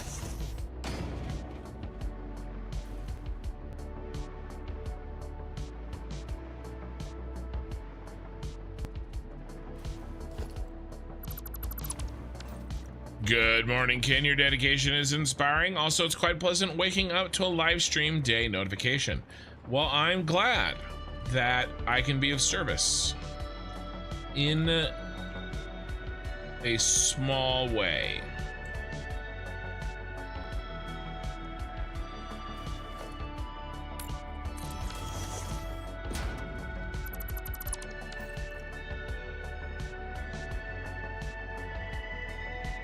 I'm trying to make something that looks good, and I think I'm succeeding. Slowly but surely, I think we're getting there.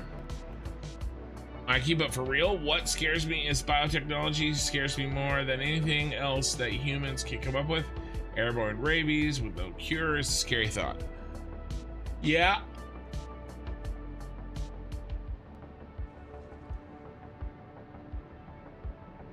Ugh, I hear what you're saying. Sorry, I had to stretch.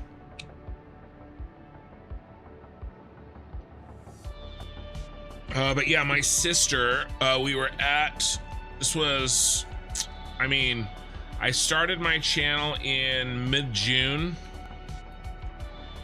and we were at 4th of July. Yeah, your OCD wouldn't allow it. Yeah, I figured it was something like that. We were the 4th of July with at my brother's house, and I was obsessed with, you know, my channel's progress. Although I kind of still am, but it was very new at the time, right?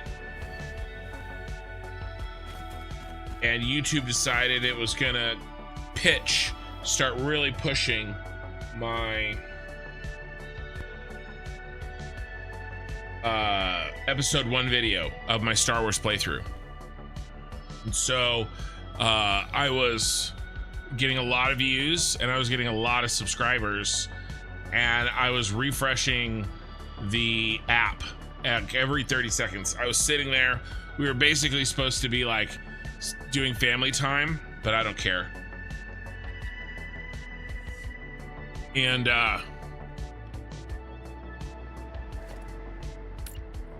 Mikey Lurky listening, you're gonna play some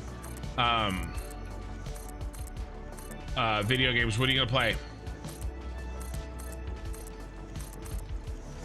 And so every time I would get a sub, I would be like, oh, you know, like 372, 373. And my mom was like really getting really irritated with me. And then my sister started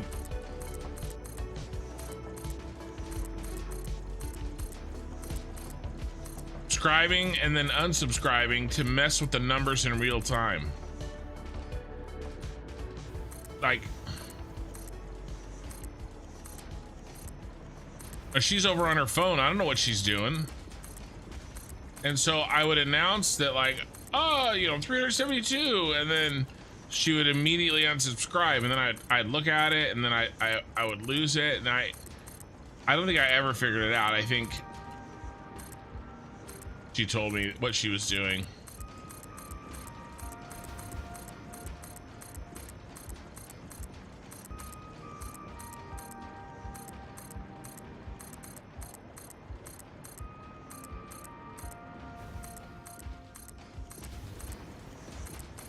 But it was a pretty good troll. Yes. Oh, hey, I am Oak Player PC specs. Yeah, so I've got a 3080 Ti for the GPU. For my CPU, I always forget, but I do have links to affiliate links on my PC setup. But it's a the CPU is a Ryzen 9 7950X, and then I've got I don't know, 64 gigs of RAM, I think. Fast NVMe.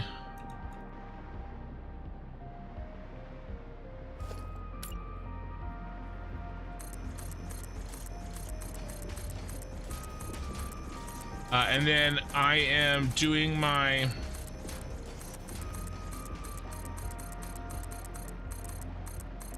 rendering on a second computer.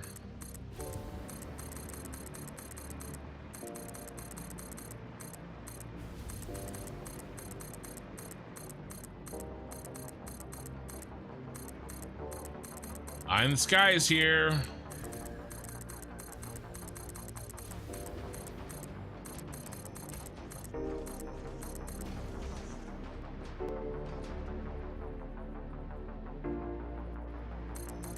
You had a hell of a time convincing your fiance to get off the PC. Well, welcome back.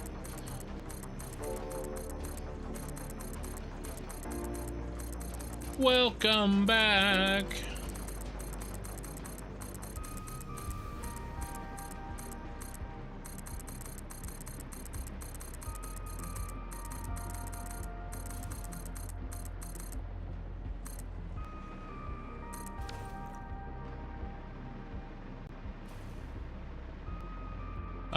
Your dang laptop can't even run Schedule 1. It's a lag fest. Even WoW, which should use up much more resources, runs much smoother.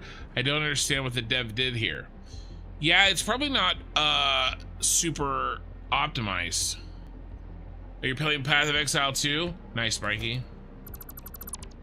My mother had a shirt that said Happy Treason Day, you ungrateful colonials, on the 4th of July. She did.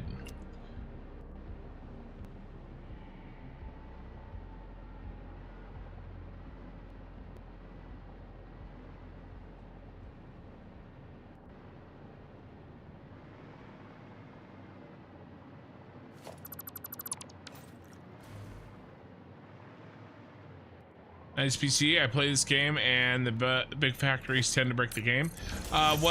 Even with my PC, if I build them big enough, I'll break the game too. Ask me how I know.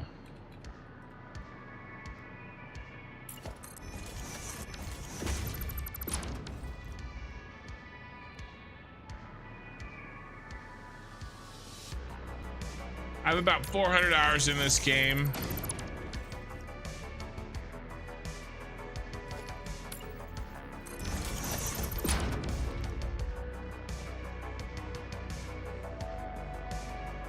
In this particular save. 2,000 hours in Satisfactory overall.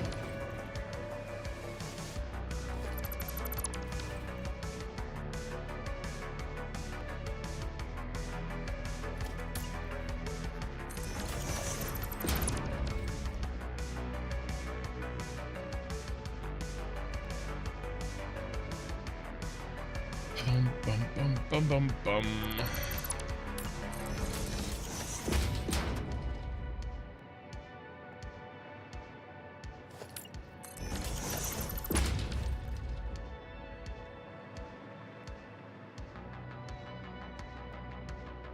This is what we're working on.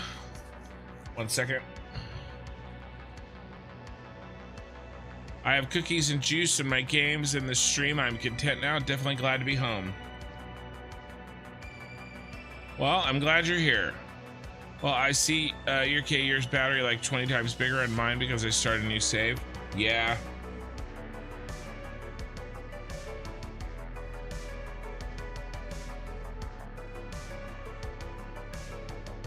Sorry.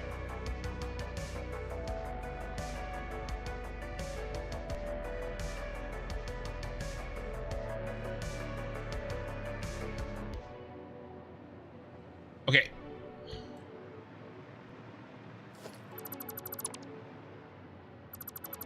Back to it.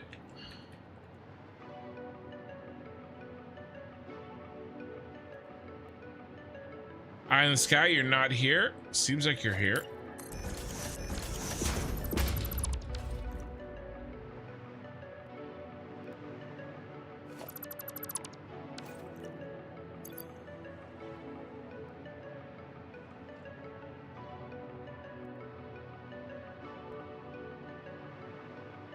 Are you Schrodinger's cats?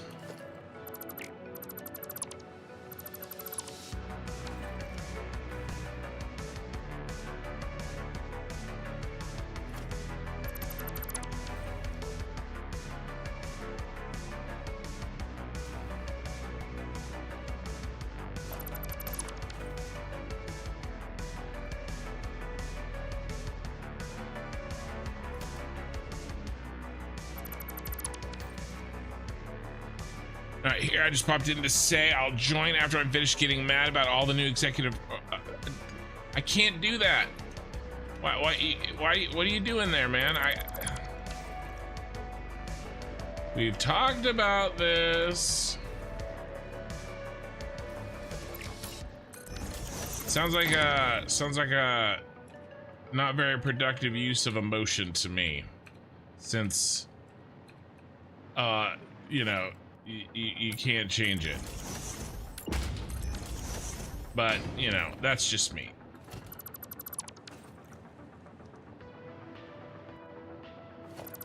Can't do that.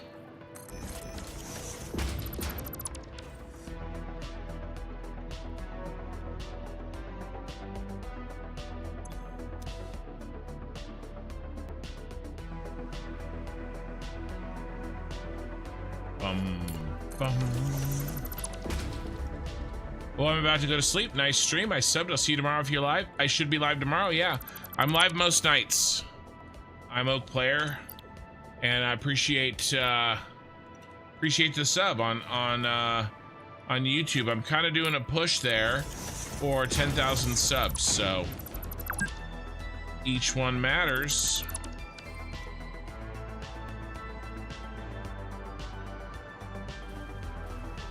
I love how you think emotions need to be productive.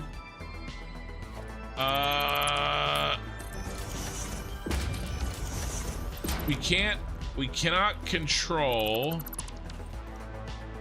how we feel about things. But I do think that we can avoid dwelling on things that are unproductive.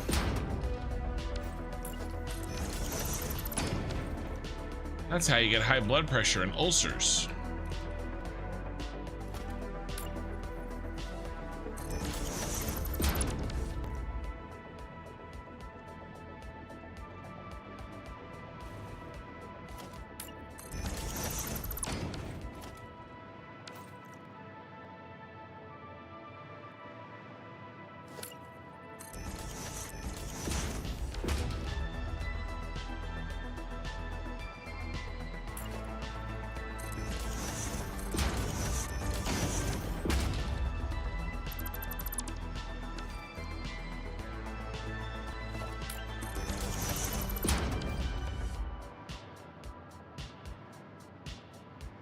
Do you want ulcers? Because this is how you get ulcers.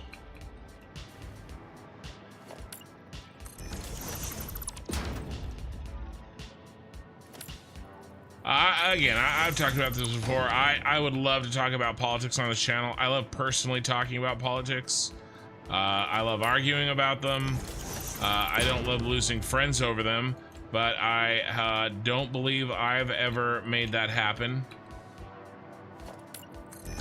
I love talking about people that have different perspectives than me. Occasionally, I'll even learn something and shift a stance slightly. But unfortunately, or fortunately, depending on how you look at it, this channel is not the place. For reasons that I've stated in the past. Mostly because people are here to chill and not talk about stressful things. And I really can't think about anything other. I can't think of any topic that is more stressful than that. So it'd be like if somebody was like, you know, trying to stay on a diet and I kept talking about food every time they logged in. They'd probably stop logging in, right? Hey, you're back. Welcome back. Welcome back. That's the second time I've sung Welcome Back Cotter tonight. You were bowling? How did you do?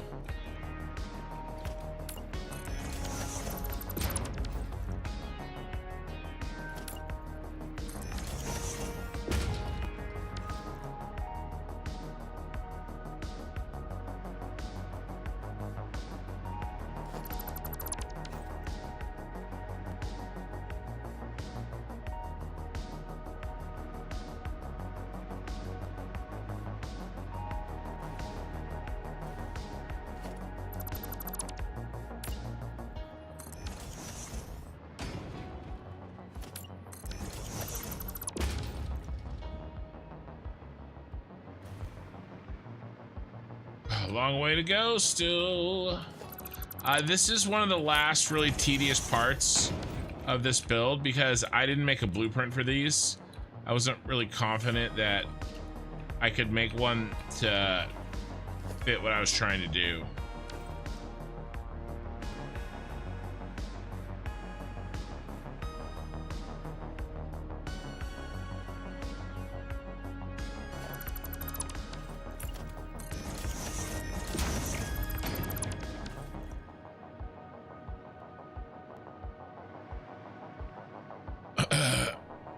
He's a robot, not alive.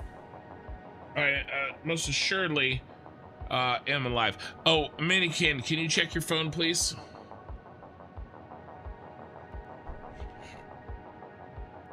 Average 227, won all my points. But it was a grind. Well, I know about grinds here.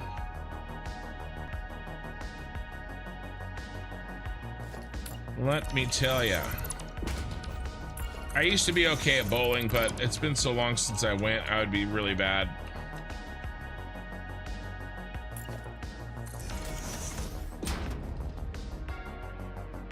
Got to bed yourself? All right, Okie Sooner. Thank you for all your super chats tonight. I appreciate them as usual.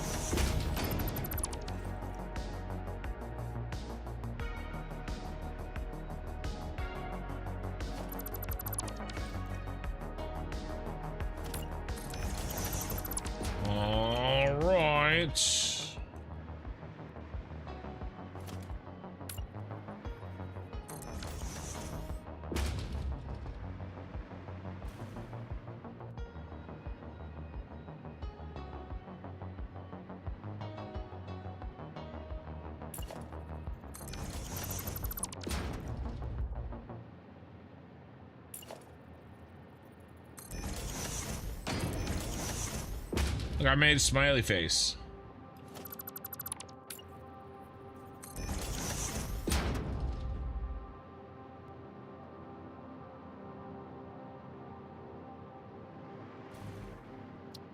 That looks okay.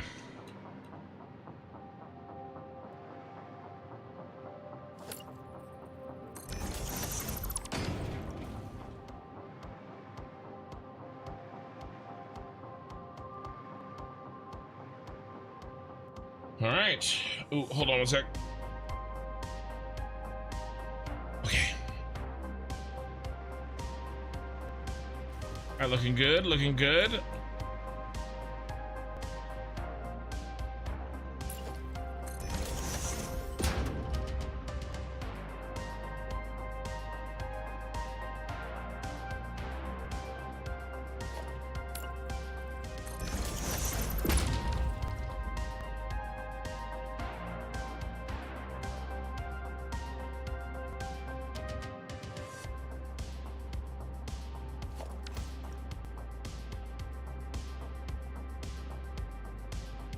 All right.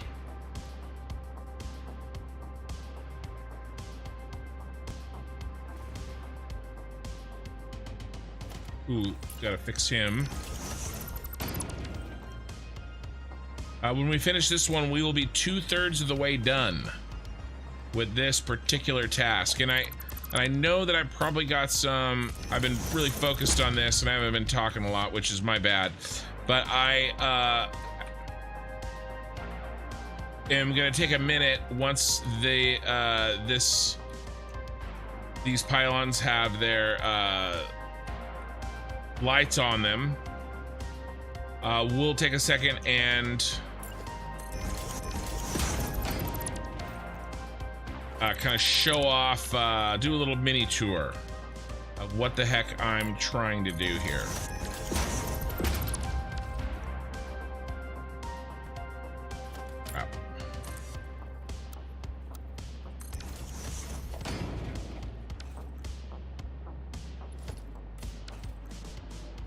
There we go. Are you doing anything special for your 2-year YouTube anniversary?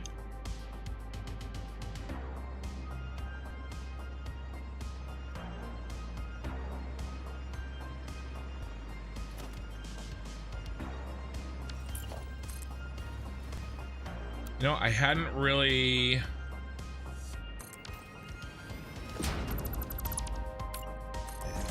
thought about it.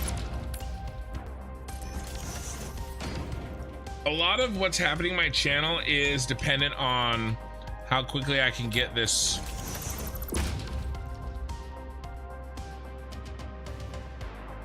playthrough finished. Now, I really want to play some other games, but I've also promised to not play any other games until I finish this. You know, I want to push through, get this done. Will be incredible achievement if you can get 10K in your first 2 years.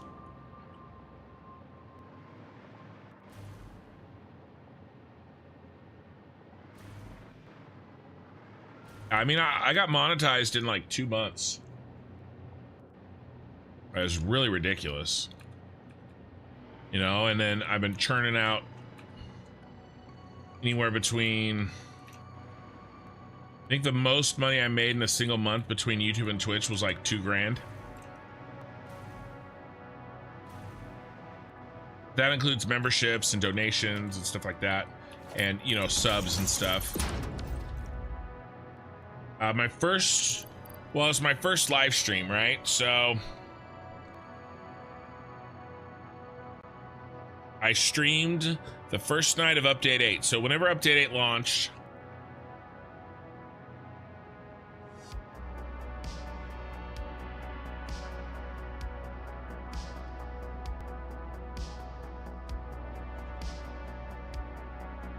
let's take a look.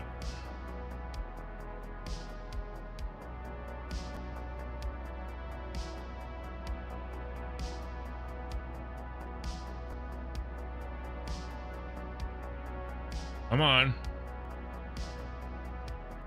Man, I've streamed this game a lot. First stream, 4 hours, has 14,500 views. My very first thing I ever put on this channel. 78 comments, 98% like ratio, 342 likes.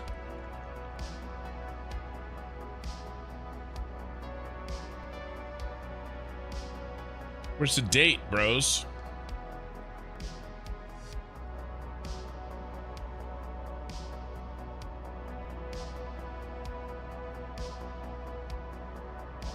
Might be easier just to look up what the first, yeah, I don't know why it's not visible. What day that Update 8 came out? It was a Tuesday. That was my first stream. I think in June. And you get better as I go? Yeah, for sure. Well, YouTube also really pushed that out for me, you know, luckily and thankfully. It got a lot of impressions. I'm actually embarrassed. It's by far, like, I mean, it's my first stream. It's not good. There's major audio problems. I have problems with, there's FPS problems because I had my settings incorrect. It's when I was recording and streaming. I was playing the game, streaming, and recording all on the same computer. Now I don't even record anymore at all. And I've moved the streaming over to a second computer. I have a much better microphone. I have a lot more knowledge on how to set things up. And I'm better at actually streaming itself. Like, I was super nervous but yeah. All right. Oh, you never answered. What, or if you did, I missed it. What anime are you watching?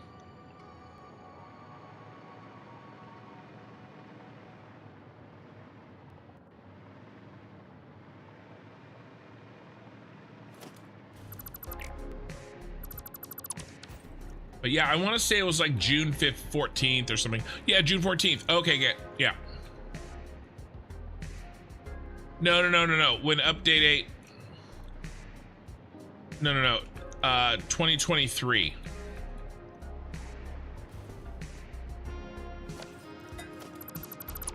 It was not. Yeah. It was when It was 2023, not 2024.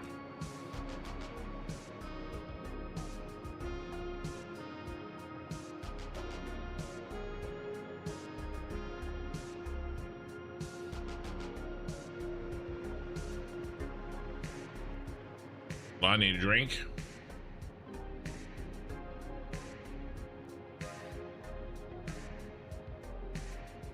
Yeah, the repetition in the schedule. and you get better as you go. Sorry, Hessian. I thought you were referring to the streaming that I did, not the bowling league. Yeah, sure, for sure. Yeah, my bad. Stop reading my errors so quick. No worries.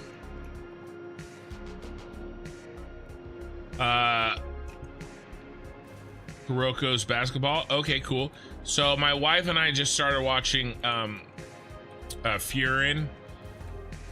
I don't know how to say it. And we're enjoying it.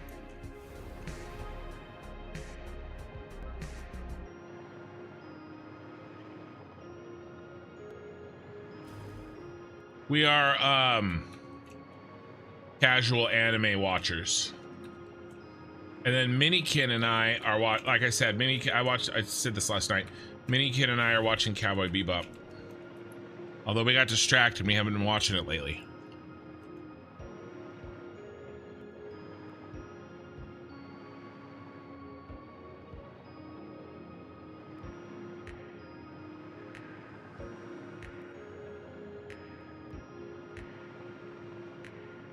We got into the Wheel of Time.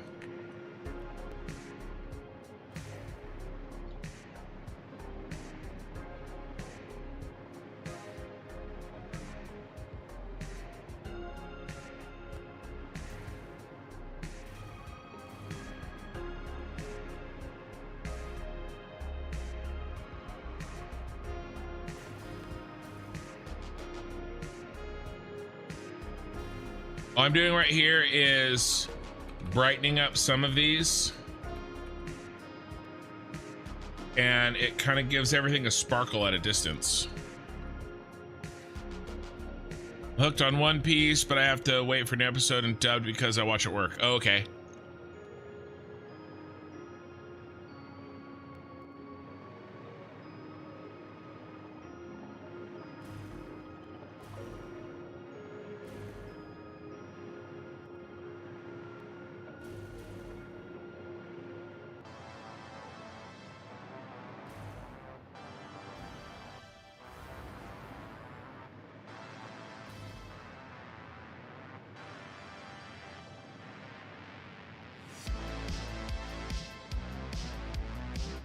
What I want to do after I finish Cowboy Bebop with Minikin is I want to watch Akira, and then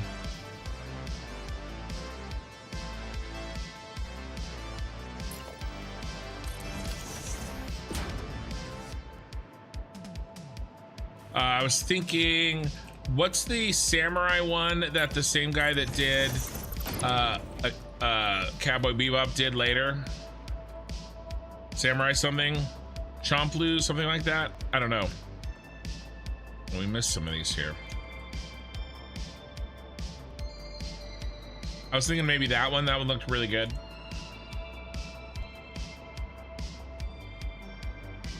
All right, good night.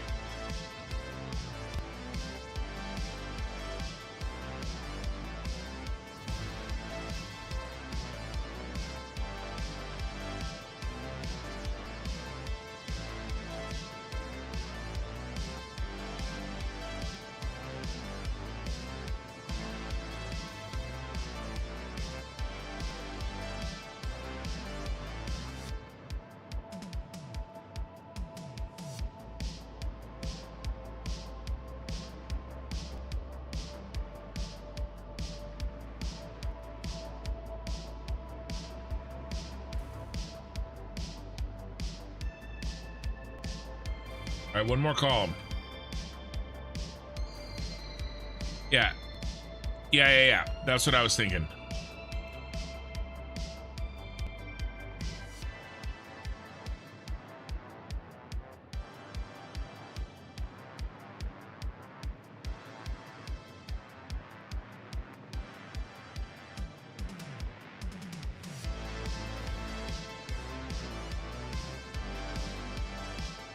Bum bum bum bum bum bum bum.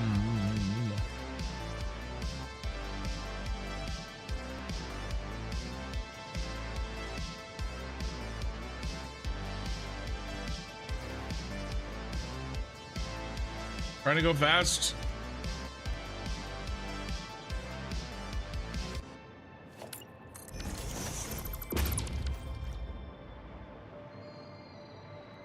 I kind of need a new anime for me, like maybe, you know, more of an adult anime. I wouldn't watch with my 14-year-old.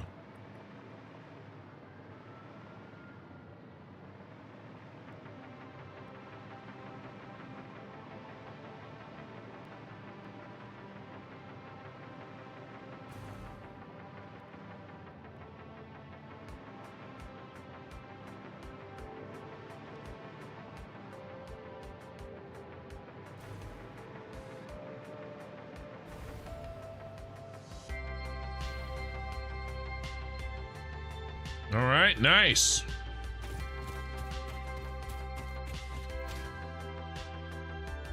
Let's head back here and take a look, shall we? What is this?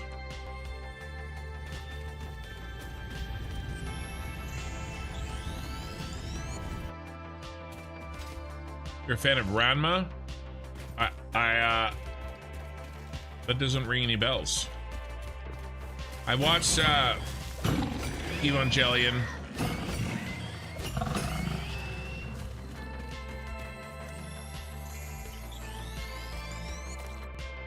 I've watched Ghost in the Shell.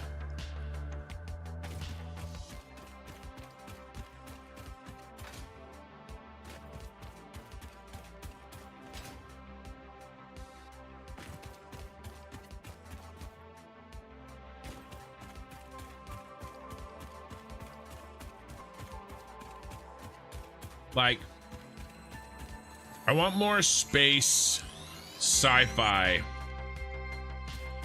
anime.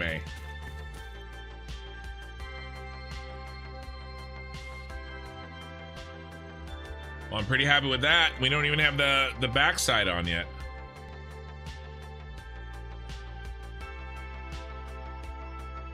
First Springs and Shenanigans.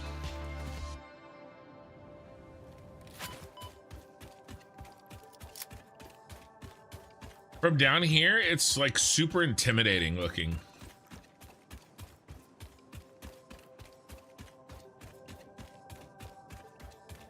As it should be.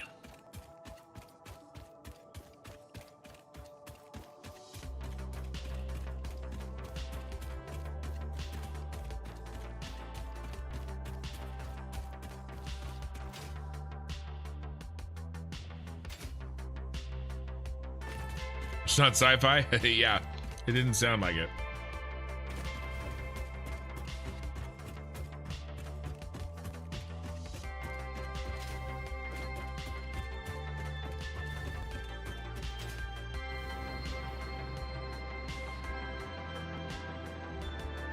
All right, we just have to do these two sides, and then that is done.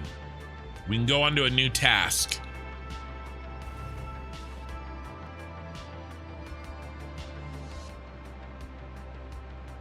I don't think the pure random is worth it.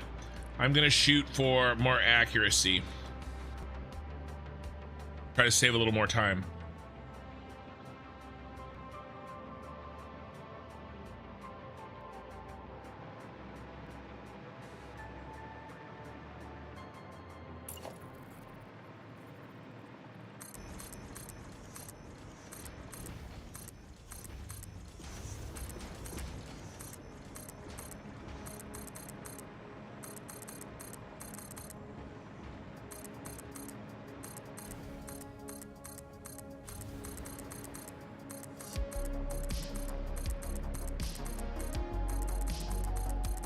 Here's my song.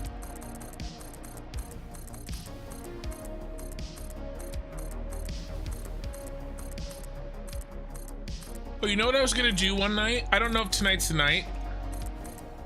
Maybe I'll do this like actually a non-Friday or Saturday night's a good night. Maybe we'll do it tomorrow night. Yeah, okay. I'll do it tomorrow night. I wanted to test out some more fantasy sounding music for when I switch over to the MMO. I've got some ideas, and then I also kind of want to test it out and make sure that it actually is copyright free, because it says it's copyright free. If it doesn't work, what I'm gonna go ahead and do is get a subscription to Epidemic Sound and build my own. You know, I may just do that anyway.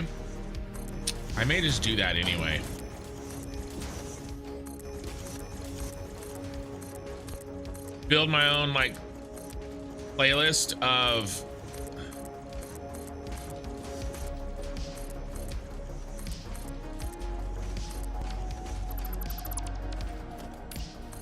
like, you know, safe music essentially to play on the stream. I'm gonna miss this music, and if we play, when we play anything else, like if we play any other factory games or anything, like when servers are down or something, you know, we'll bust this music back out.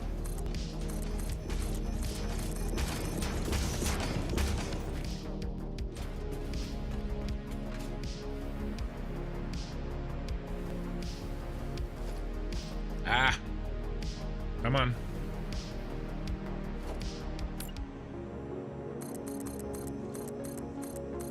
Oh, Minikin, I was gonna ask you. Now tell me truthfully, when did the song from the last episode of Wheel of Time stop being stuck in your head, or is it still stuck in your head?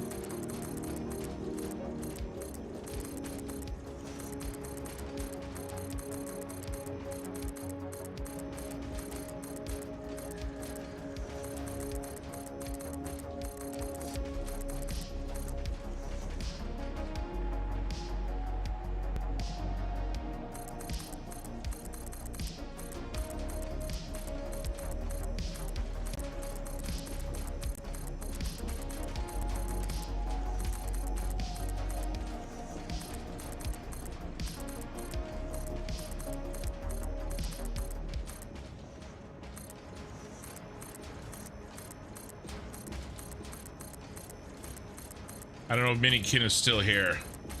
She may have fallen asleep.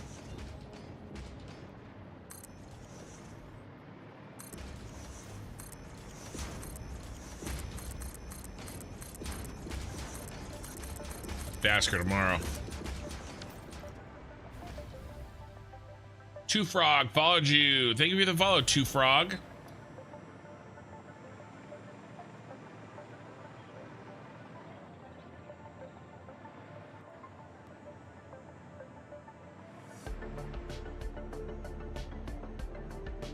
I have 2 of these left to do, guys, and then we'll have other stuff to do.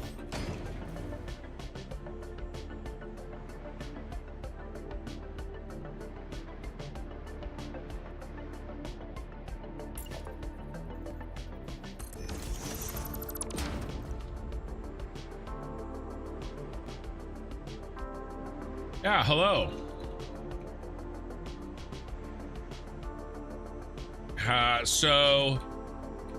My plan is when I finish this task, I want to show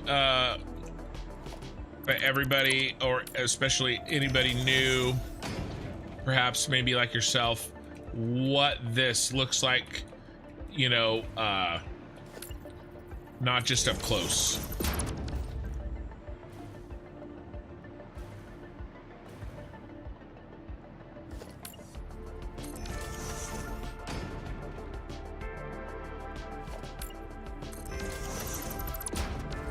So we'll take a second and do like a little tour. We'll talk about it. I can actually talk about what it does while I do this, actually. So what this is a raw resource hub.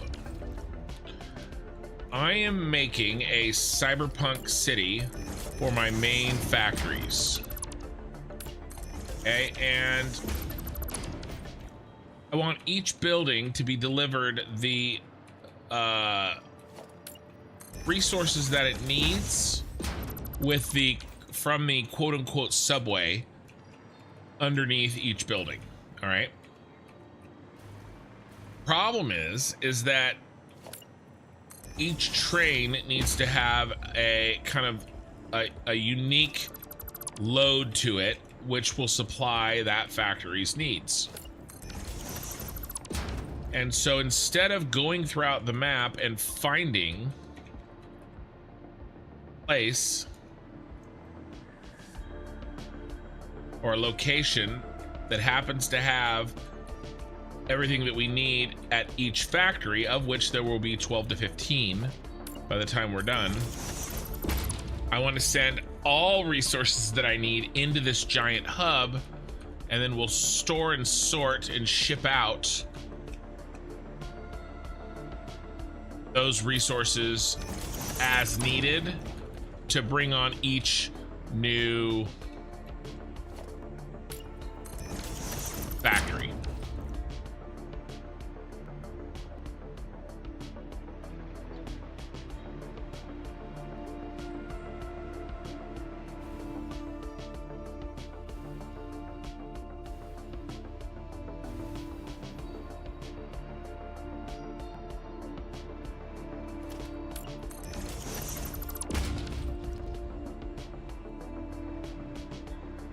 So this will be our hub for raw resources, and it needs to be large.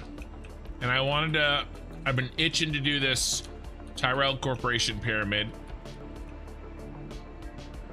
out here in the Dune Desert, and I'm glad to, you know, find a good use for it, or a good building for it to be.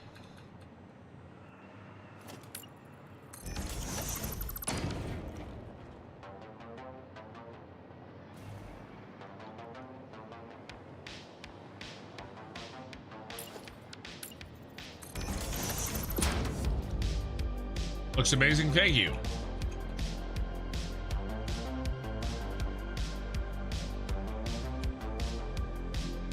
I mean, we have to be done with this by this weekend. In fact, I wanted to start the next factory in the city on Saturday, but I don't know if we're gonna be able to do that. Plus, guys, this weekend's crazy for me. We talked about it before, but my daughter, my middle daughter, not Minikin, the 11-year-old, 10-year-old, I don't even know what she is anymore. We're gonna have a big ass party at my house. There's gonna be like 25 kids at my house and like 15 adults. So Saturday night I will not be playing late. I have to get up and I'll be getting up and help cooking, and you know, I can't sleep till like 1 o'clock on a usual lazy Sunday.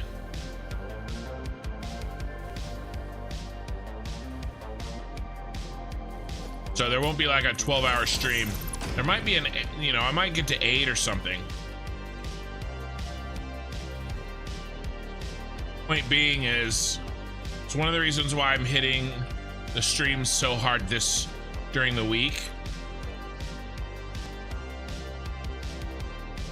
Because the weekend is not gonna have the hours available to it that I would normally. But you know, my daughter is way more important than you guys. No regrets.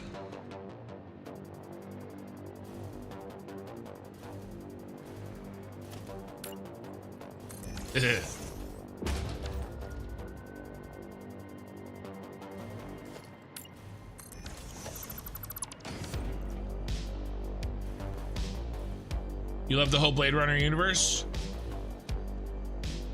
So when you say Blade Runner universe, are you thinking more than the 2 movies? I really liked 2049. I liked it a lot. I think though I'm a little bit biased towards it because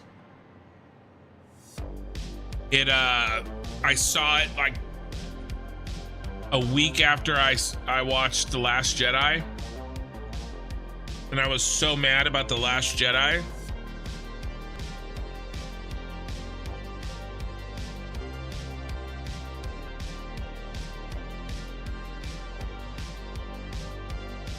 No, aliens. No, I don't buy that whole thing. That smells gimmicky to me. But I do like the aliens universe too. I know what you're saying now. Now I know what you're saying. I never really kind of bought the whole, like, you know, because Ridley Scott directed both movies, you know, and they tried to kind of like shoehorn it in. I don't know.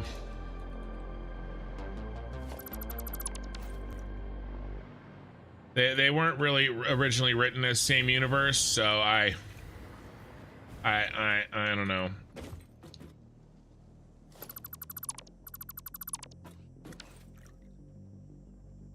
Well, maybe. There's Thailand, or it's Wayland. It's Wayland.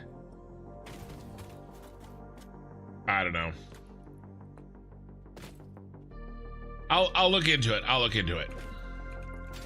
And I'll see if I agree with you. Prometheus does. I think it was Prometheus that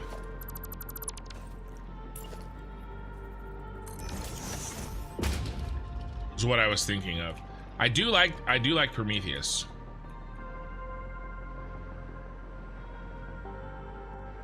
I mean, the big evil corporation in Alien is not the same, you know, in Aliens and all those is not the same one.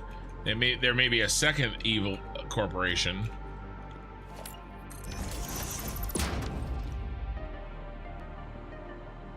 It's like here. Let's do. Is Blade Runner and Alien in the same universe? While not explicitly confirmed as a single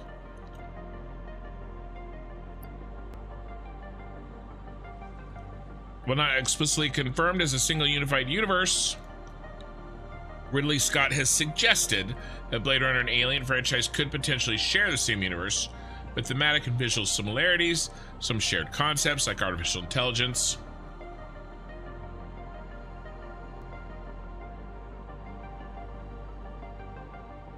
Yeah, Wayland Yutani. The Tyrell Corporation, Wayland Yutani. The Tyrell Corporation of Blade Runner and the Wayland Yutani Corporation of the Alien franchise have been suggested to be related, with some fans and creators pointing to a potential mentor-mentee relationship between their founders.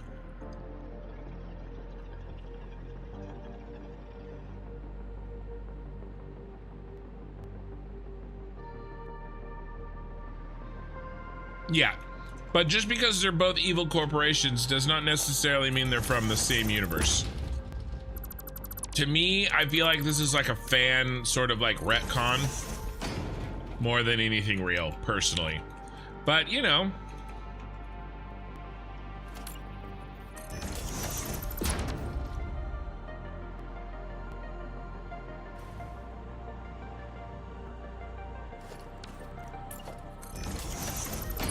I also like to believe that the expanded universe stories is what happened after the original Star Wars movies, not the Disney movies. So, you know, we can all believe what we wish to believe. And who am I to judge?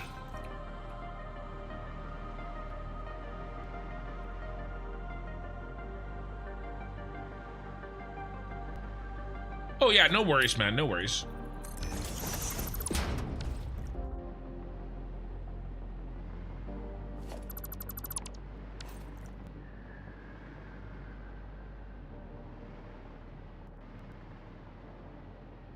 Come on.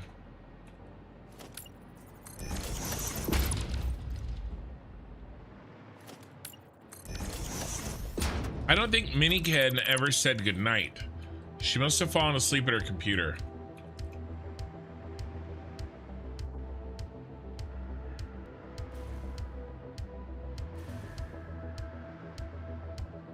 If you joined recently, my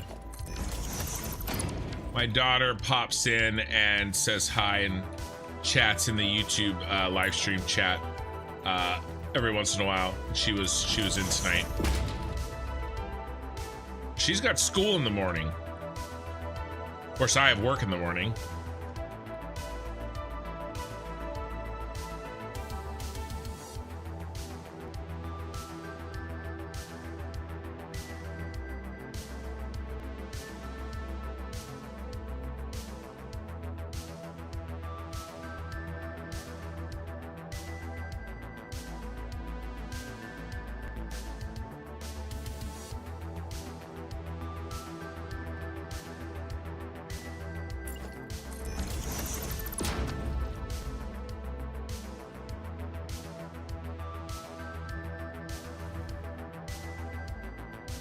Come on, let's go. We gotta go faster.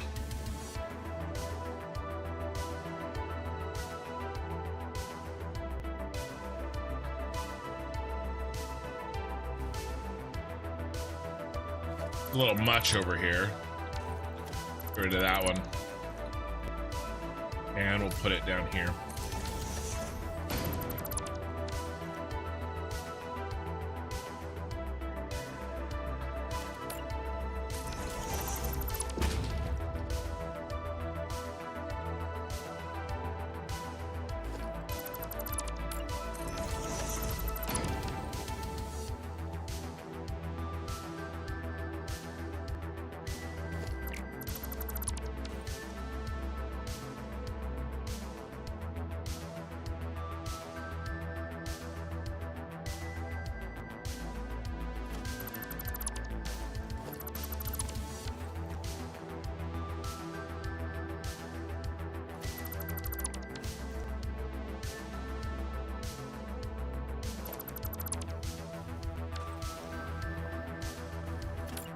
Right.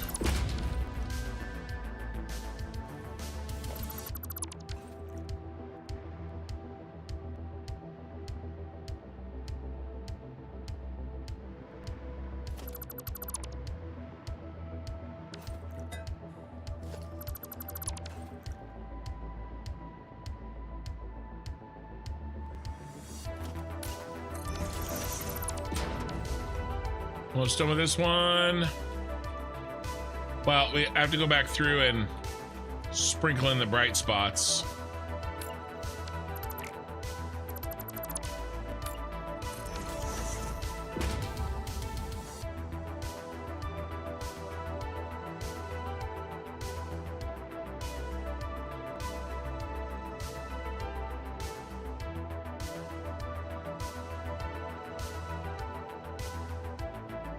All right.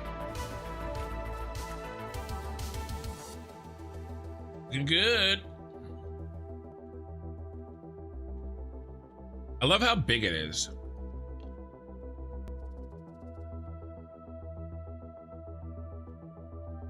Ugh.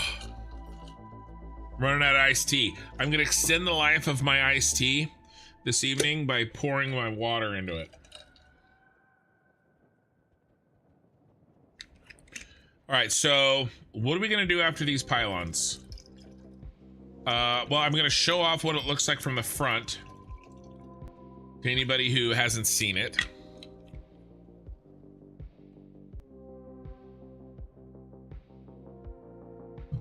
And then I think we're gonna start on the top of the pyramid.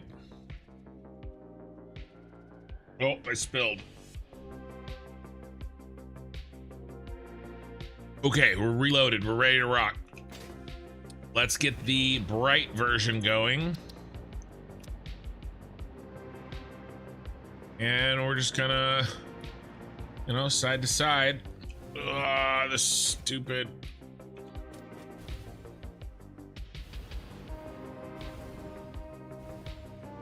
Come on.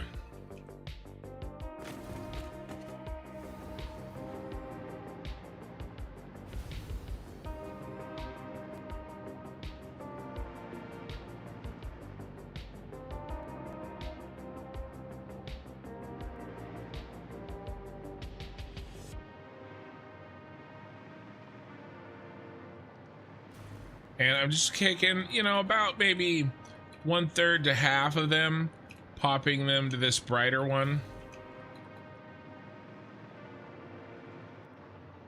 Trying to do a quick pass, but it's never as quick as I'd like.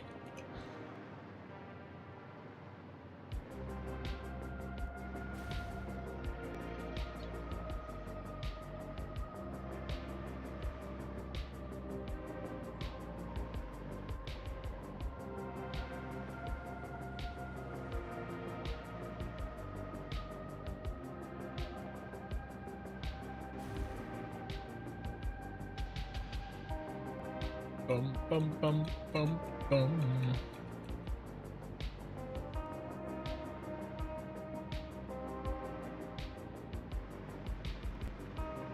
Okay.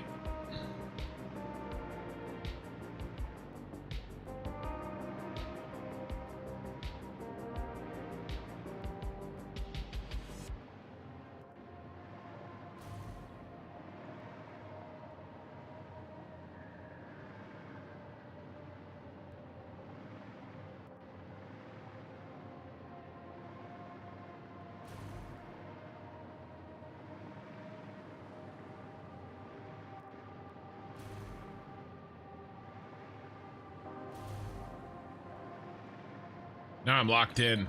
Hey, hello, Flash. I don't know if I can say that the rest of your name without, you know, getting banned from Twitch. So it's probably not actually bad. I just will accidentally say something else while trying to read it. That's all. I'll call you Flash. Hello, Flash.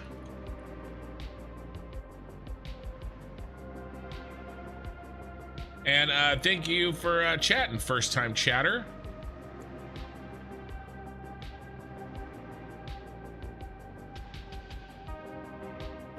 I am working on building a giant building, and we are doing the cosmetics. The front side of this building is done, but we are doing the trying to get the other three sides done. So I'm kind of going around doing one task at a time, trying to finish this thing off. And what we're doing right now is kind of finalizing the relatively random lights slash windows for this giant building. And the building that we're doing is the Tyrell Corporation pyramid from Blade Runner. And as soon as I finish, we're almost done with this one, and then I have this face to do. And then that will be 6 faces done, and then we can go on to a different task. But before I go on to that task, we will I'll show off what the front of this thing looks like, kind of in its full glory. So there you go, quick little update on what's going on.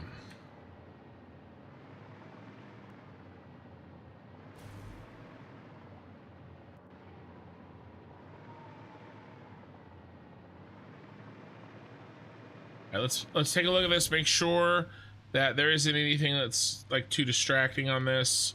I don't think so.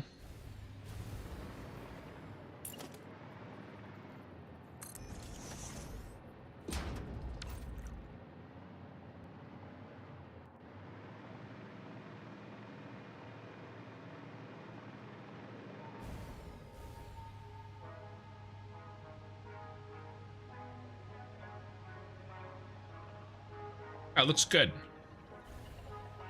All right, let's pop over and let's finish off this other one.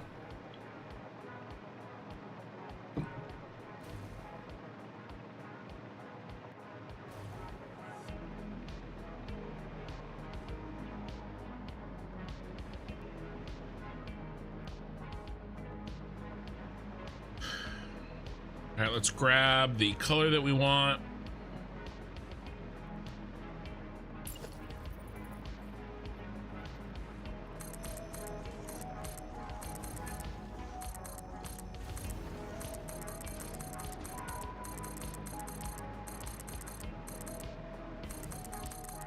I'm just trying to throw in some randomness here, and then we'll go back through, clean up what landed on, you know, the pillars.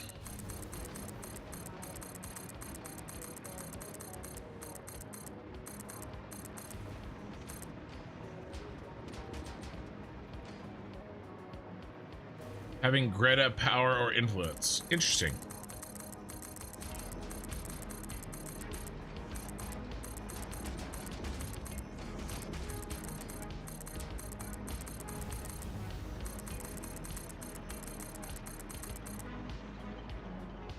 I'm sure it wasn't an inappropriate word.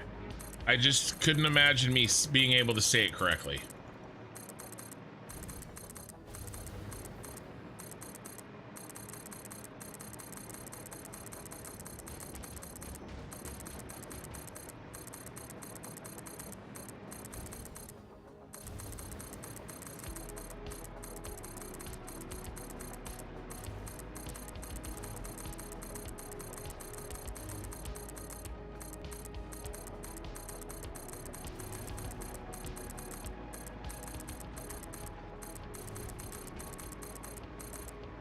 Isn't it nearly impossible for a human to do anything randomly? Yes. So I call this my simulation of randomness. Unthinkable. Did you see my blueprints that I made to help with randomness though? Maybe I'll do some tonight. I made it a few nights ago.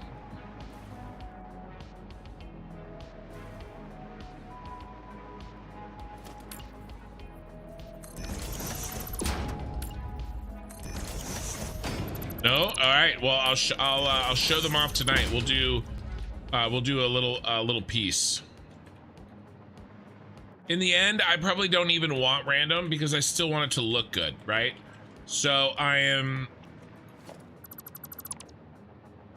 you know, sort of simulating random by, you know, when I miss and get on these columns like this. I'm kind of rebuilding it and moving it to kind of improve, you know, aesthetics a little bit, because in reality I don't actually want random. I want something that looks good, that feels random.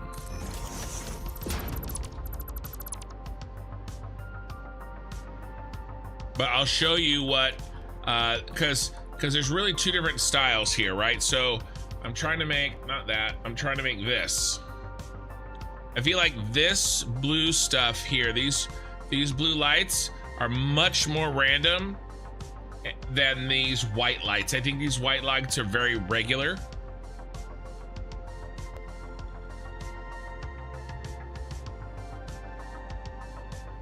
And so I wanted to, and definitely these as well.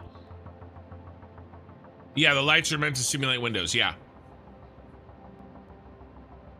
And so I'm on this design, I've built this style of light in a different method than this style of light.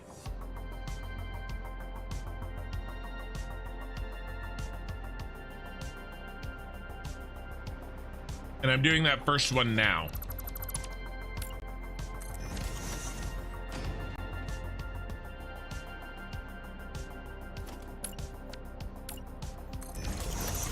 But this is the last one we have to do.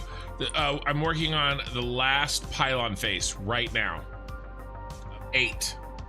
We've done 7. 5 of them tonight. And this is number 8 overall. And then we have to, you know, we have plenty of other work to do on here.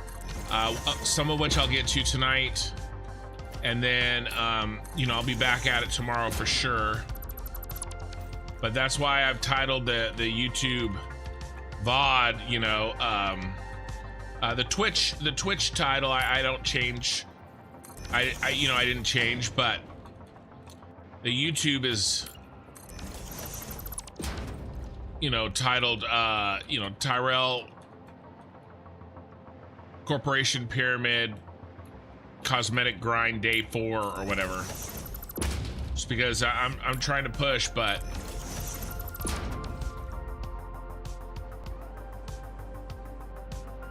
there's a lot of little details. The good news is that I do believe that the details are, you know, worth it.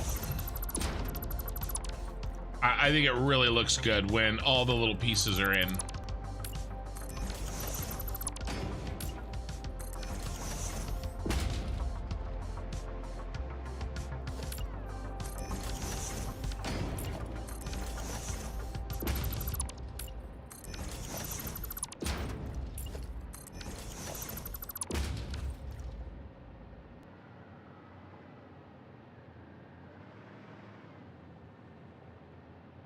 And the window simulation really works at a distance. Because like I said, the first side is in. We're just copying the remaining sides. That's all we're doing right now. Not really doing any design work, just reproducing our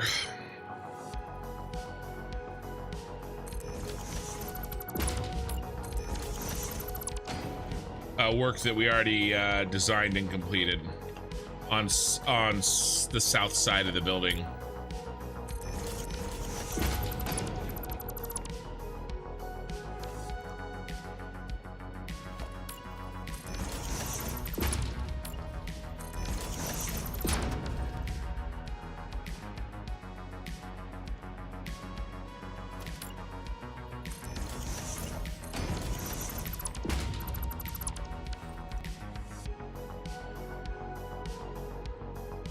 But I think the blueprints that I made for that other section turned out really well, and they're not really random, but I think they're truly as random as as close to random as I can get.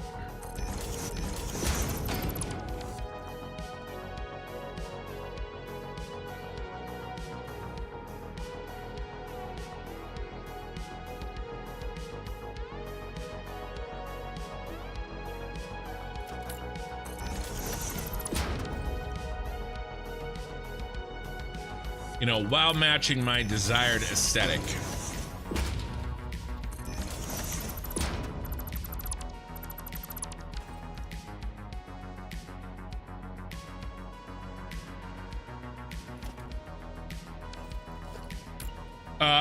Well, I did put I did do that in the other area. This was the first one I did, and I wasn't comfortable putting this in the blueprint. As soon as I wanted more regularness to my randomness, which I know is an oxymoron, I did make a blueprint.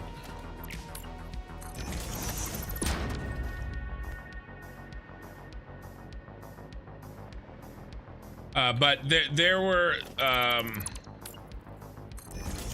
there are downsides to doing this in a blueprint.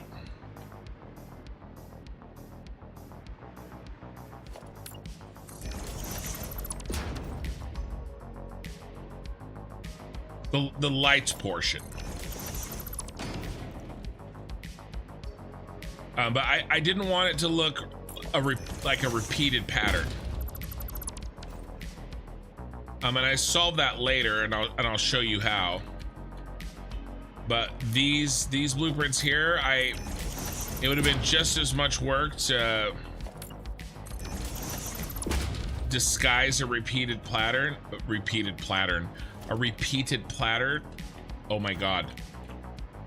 A repeated pattern than it would have been just to do this, I think.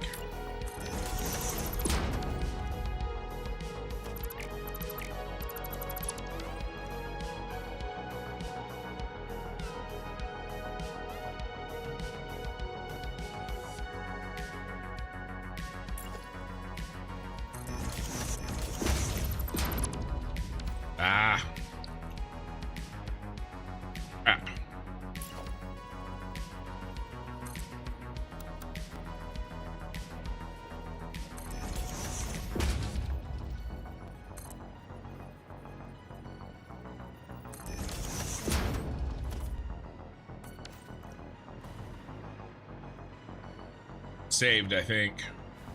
I mean, I guess I could just... Yeah, let's do this. Yeah, that's not straight.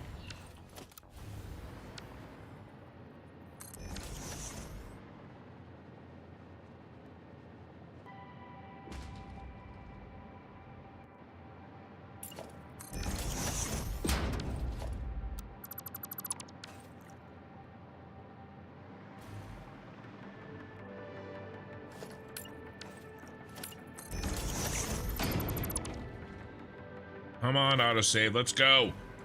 I got shit to do.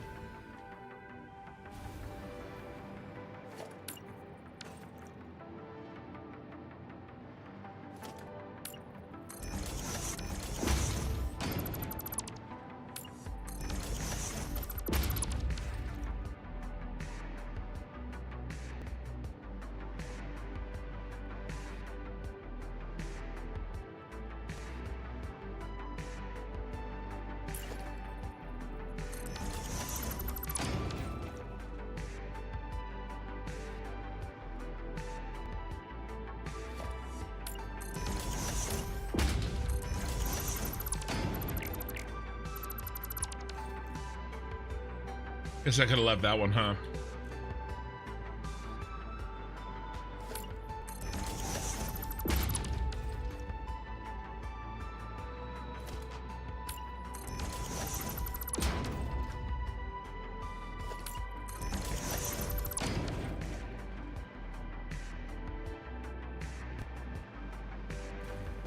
Bum, bum.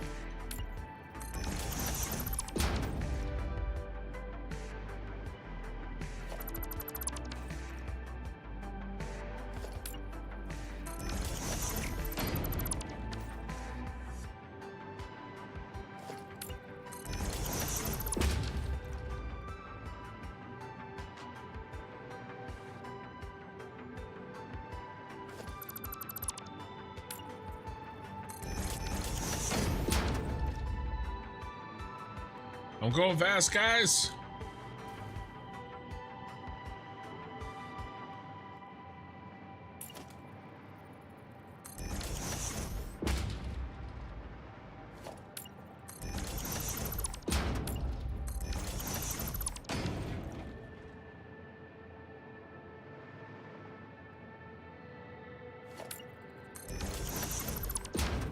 Hey, Respawn.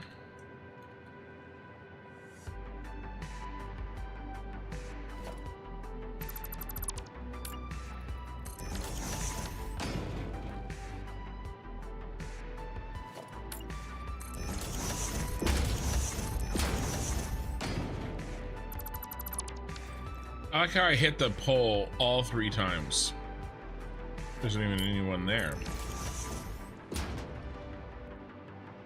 Yep.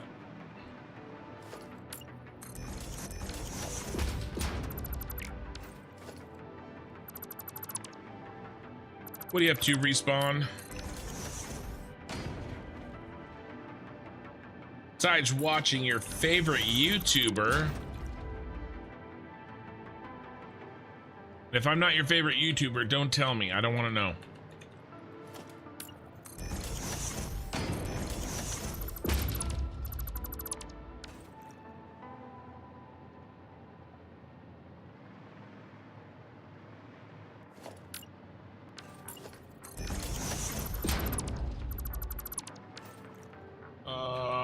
We're almost done.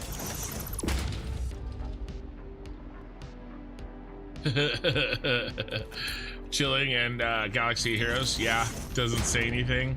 Yes, I know. It's okay.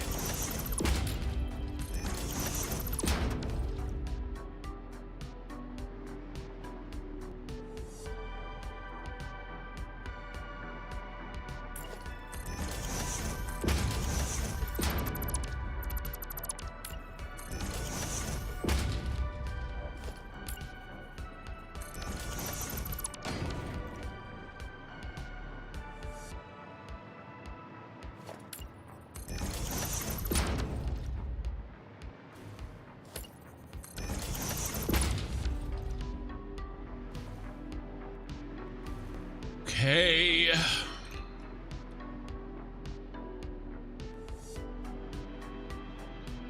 Nice chill content. What's not to like? Me. I mean, I think that's pretty obvious.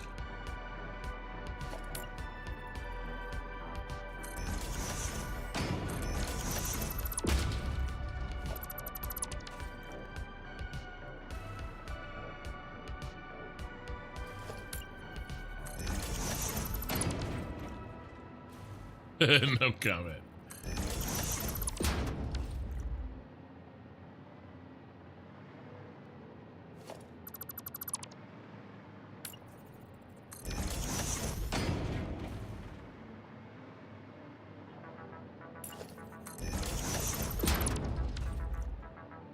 This would be so easy in 1.0. I know, and I seriously considered upgrading to that. I talked about it a little bit early. Grand Kick, and by the way, thank you, first time chatter, welcome. I just, it's not worth it to me if something bad happens and I spend 2 weeks working on the save under 1.1 and then I'd have to, you know, reload into you know, the last non 1.1, and it's unlikely, but they did just have two rather large bugs, so it's just not worth it to me. But yeah, I would love for that content to be complete and released.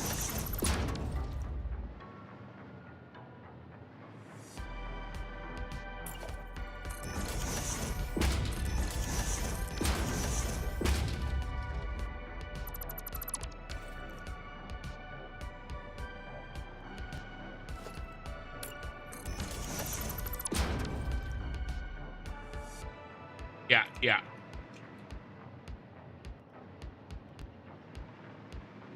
We really need one in there. Be not exactly random. It's not random if I change the random based on my aesthetics.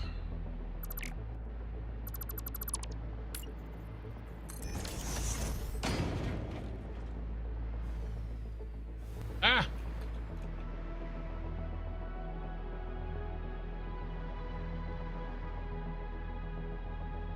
All right, 1 second.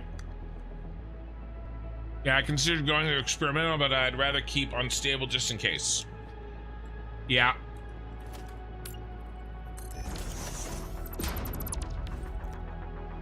Seems like a lot of people and a lot of content creators kind of went to 1.1 really quickly.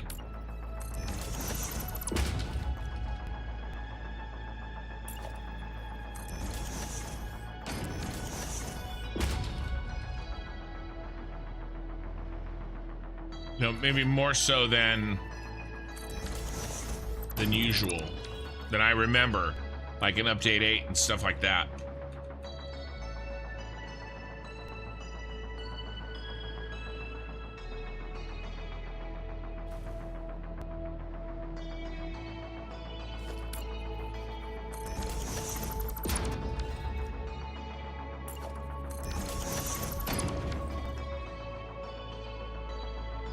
All right, one last task on this wall, and we've just got to drop in the, you know, 1/3 to 1/2 bright version of the lights.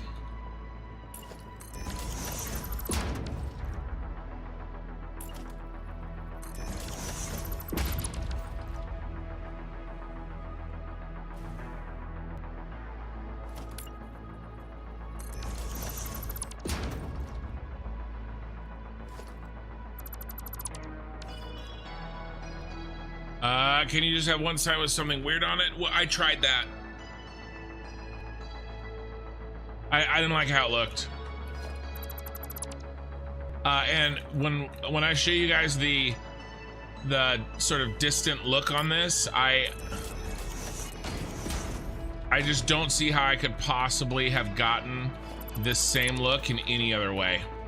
And I'm really, really happy with that look.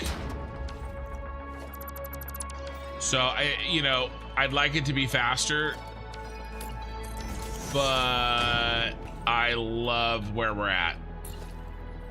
You know, can I really complain? I don't think so. You know, the basically the shock and awe of this building is just really cool. Pre 1.1, pretty much everyone went to experimental updates. Pre 1.0, sorry, 1.0. All right, I'm gonna try this again, bros. Pre 1.0, pretty much everyone went to experimental for updates. Pre 1.0 experimental was like the alpha state, and EA was like the beta. It's hard to tell if experimental now, post 1.1 is more like beta or still alpha. Well, based on the bugs that they found, I mean, they pushed bugs that they knew were still bugs, but they thought they were cosmetic, except the one in some cases was not actually cosmetic. And, you know, that is the type of thing that you fix, you know, typically in experimental. So, you know, or, you know, / alpha. So to me, I think of it as an alpha, you know, even if it maybe isn't.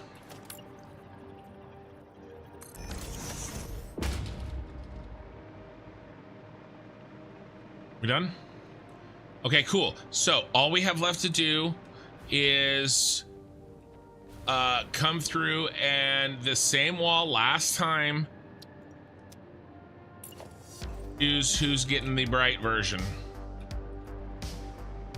No, it's roughly half, maybe a little less than half.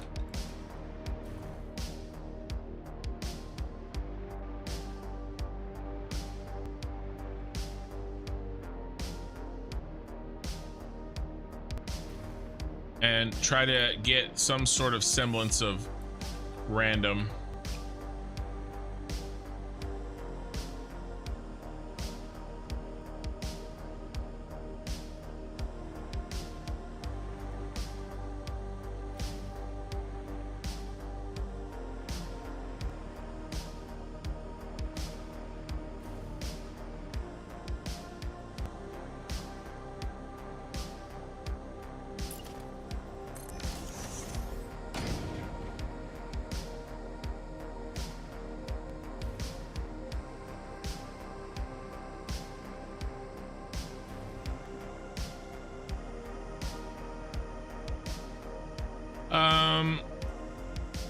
But yeah.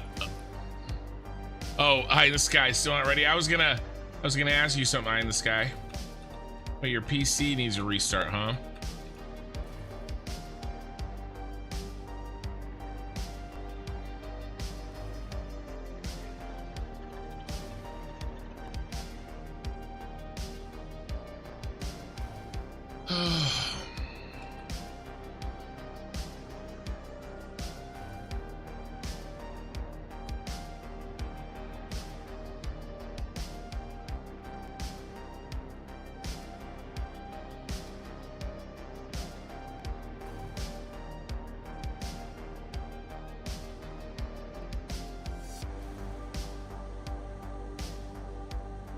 Okay, just have that top half and we can move on with our lives. And I really want to show you guys what this thing looks like if you haven't seen it done, or I mean like the one side of it done.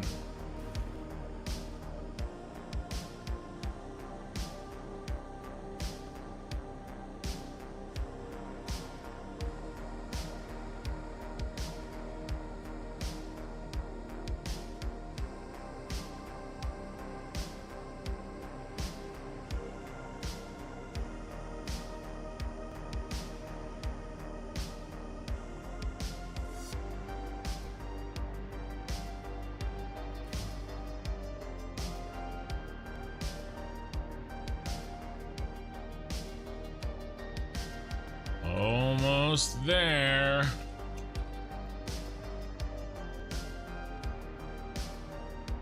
These extra touches, I really do believe, come through. It really does look good.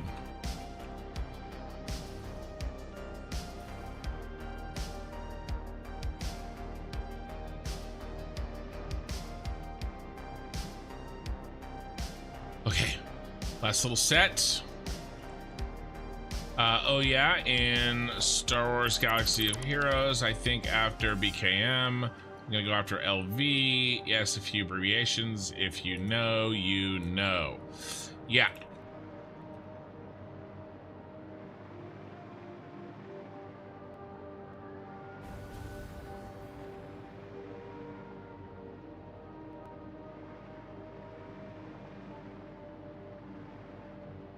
Respawn, Repeat, and I share the same vice. Okay, guys. We're gonna take a look. All right, this is a not even close to complete wall side. I want to show you guys what, 42 viewers, the answer to life, the universe, and everything on YouTube, and 22 on Twitch. If you haven't seen this, I think you guys are gonna like it. It's one of the coolest things I've ever built. Really turned out well, and I am trying to replicate what you're about to see on all of the 4 sides rather than just the one. All right, so what we're gonna do, we're gonna pop out of this main cannon, gonna turn around, and I'm going to try to slow down, and so that you can see the construction from the air. And what I'm trying to build is this. And if you don't recognize this, this is from Blade Runner. I believe it was in both Blade Runners, but for sure the original. So this is the Tyrell Corporation, or Tyrell, sorry. Somebody got me thinking about the Corporation and Aliens. This is the Tyrell Corporation pyramids from Blade Runner. I am building this, and in the game I'm going to be using this as a raw resource train hub. All right. And so we've got a lot of that already done. We're basically pretty much done with this thing once we finish the cosmetics. So let me show you what the south side of this beast looks like. And if you haven't seen it before, let me know what you think.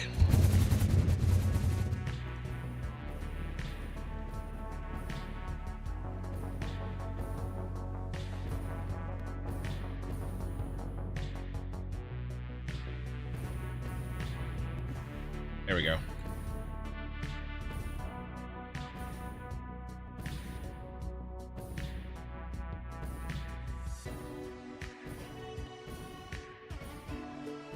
It's we just looked that up, Eye in the Sky. It's Wayland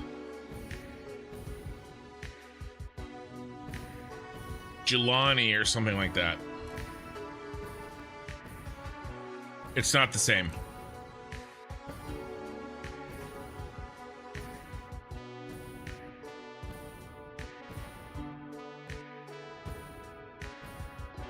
I'm very happy with this.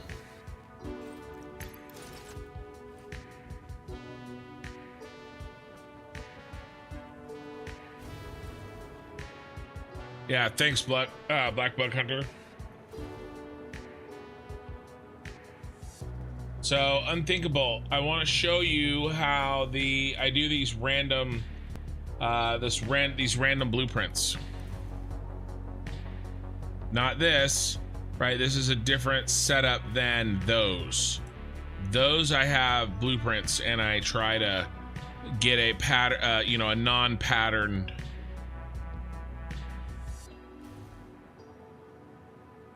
spread of them.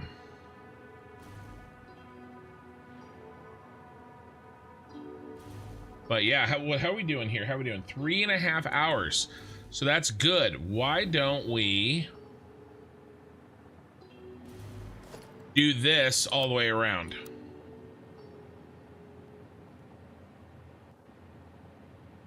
These guys. All right. So let's go ahead and do this row all the way around. Mostly because I want to show you guys how I do this. But we do need a tool. Ray, Jesus, I think it was ridiculous. Thank you. The wonderful thing, behold. Citation in Aliens. The Nostromo Captain, Dallas Bio, is seen. It's... I don't think so. I just looked it up. It's Wayland.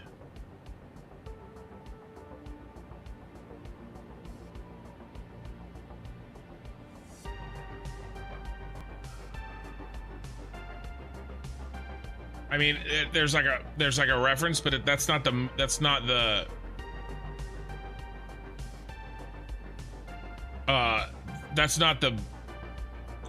actual one in the movie. The one in the movie is Wayland Yutani. Very, very similar names. Now, he did both movies, and because he did another sci-fi movie, did he put a self-reference in there? Yes. I'm gonna hit object limit with just signs. Yeah, well, I may have already hit the object limit because I went from my last save. I already had the object limit increase built into the engine.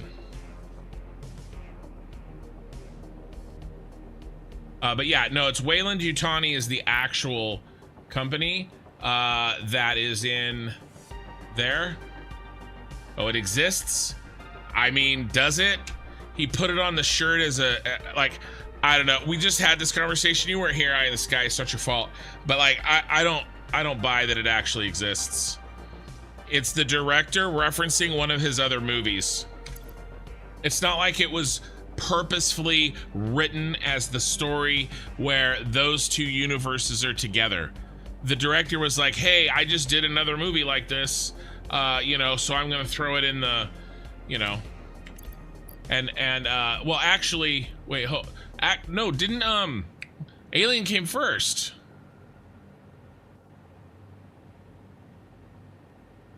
Tyrell isn't in it. It's not in it. It's an inside joke thing. It's not actually part of the story. I don't think like an Easter egg like that actually means it's part of the story, but that's just me. Okay, so here's what we're gonna do. Let me get on the roll here, no pun intended, and then we will continue arguing over things that doesn't matter, like we usually do. All right, so what I'm gonna be doing is I need a D6 die.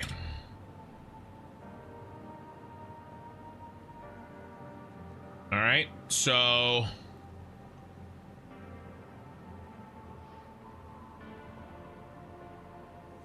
good that the limit is still higher. No, I made the limit really high, you guys, like 10 million or something.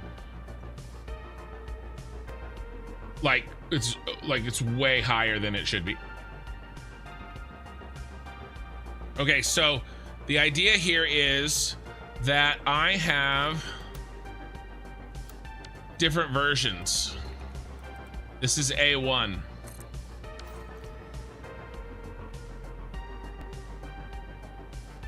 All right, and so what we're gonna do is it's a two-step process. One is, and this is more dense than I want. The first is we're gonna roll the dice and it'll determine what version of this layout I get. And number two, we're going to go back through and delete a random amount to get rid of even that much more pattern.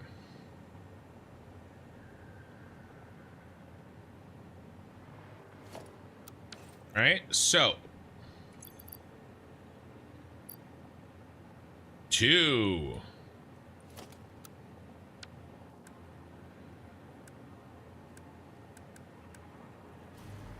All right, let's get the first one in here. Oh, first one I need to delete probably that.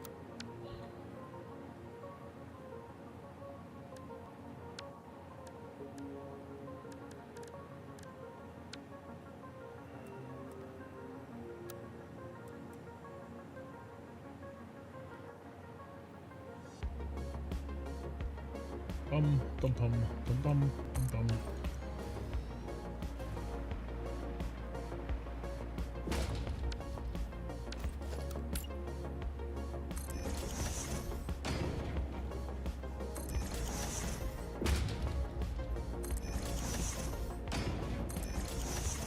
I'm just gonna hand build some of these in the corner.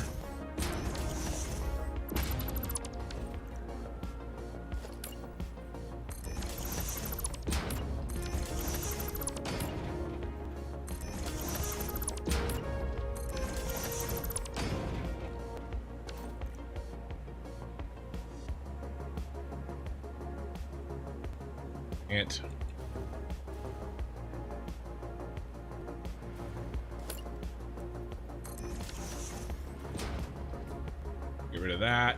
Let's get rid of these on the edge. All right, and then we're gonna be putting in this guy so we can get rid of the top ones as well.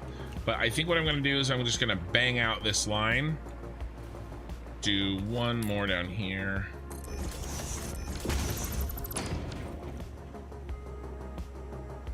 All right.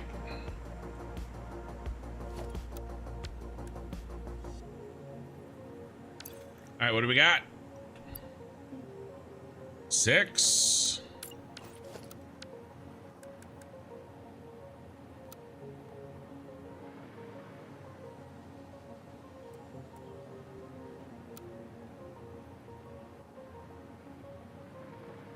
Come on, bro. There we go.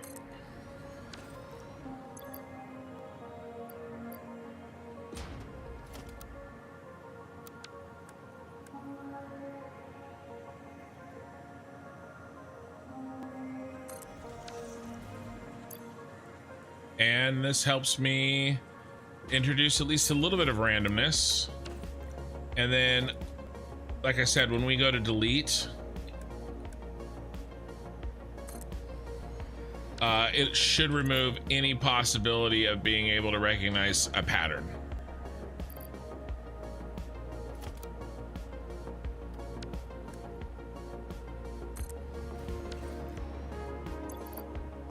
Oh, and it's relatively fast.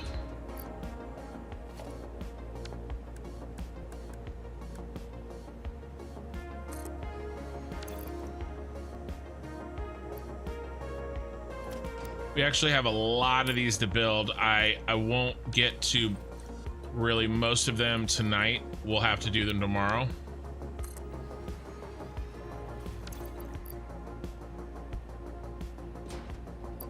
But we are slowly and steadily getting this thing built.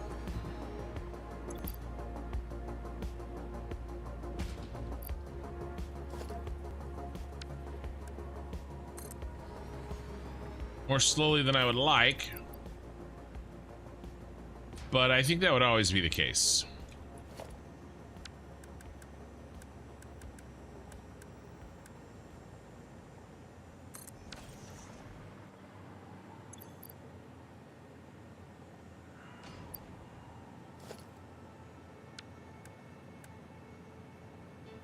Oh no. Oh no. We're out of quartz crystal. Means we gotta go for a little...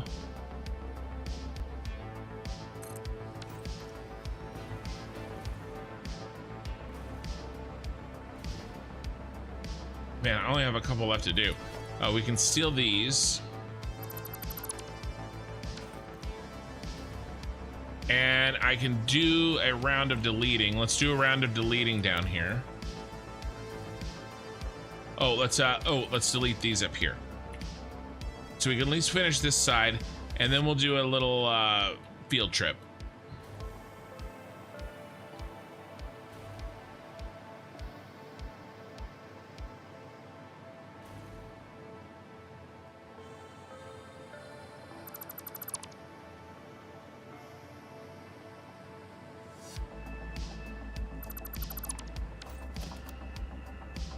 All right, we got to roll. 2. 1 is the loneliest number that you'll ever do.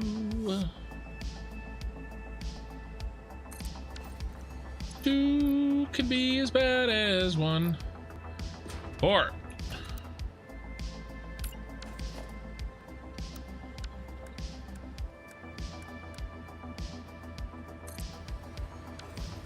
One more. Ah, 5. All right. Oh my gosh. There we go. All right, let's trim off the top here, and then we need to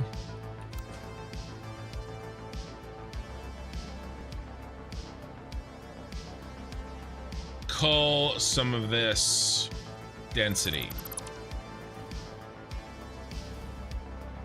And I do it like this. Whee!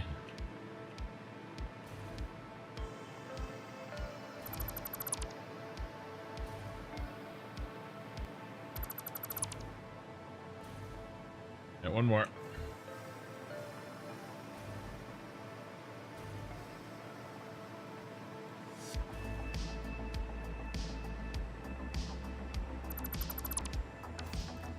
All right, nice. All right, let's run and grab a refill of crystal. We do have it set up to the moisture spheres, but we just don't have the throughput. We're spinning it way faster. So, all right, so another view. We're gonna get another view of the pyramid, and then we are going to get a flyby view of the city if you haven't seen it. So there goes the pyramid. Looks amazing. Bye-bye. And here is the city.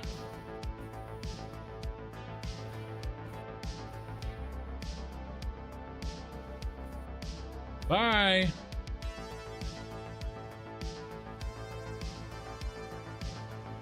On the way back to the starter base.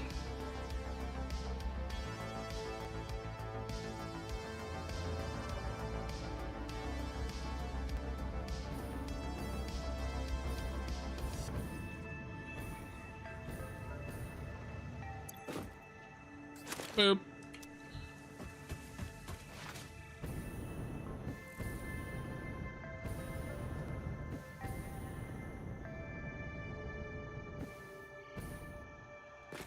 All right, now we're gonna get the same thing on the way back.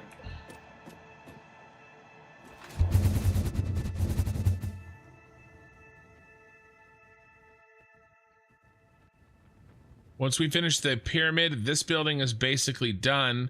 We got to start working on roads, get all the roads set up. Can we get a tour of the starter base? I mean, there's not a lot going on there, to be honest.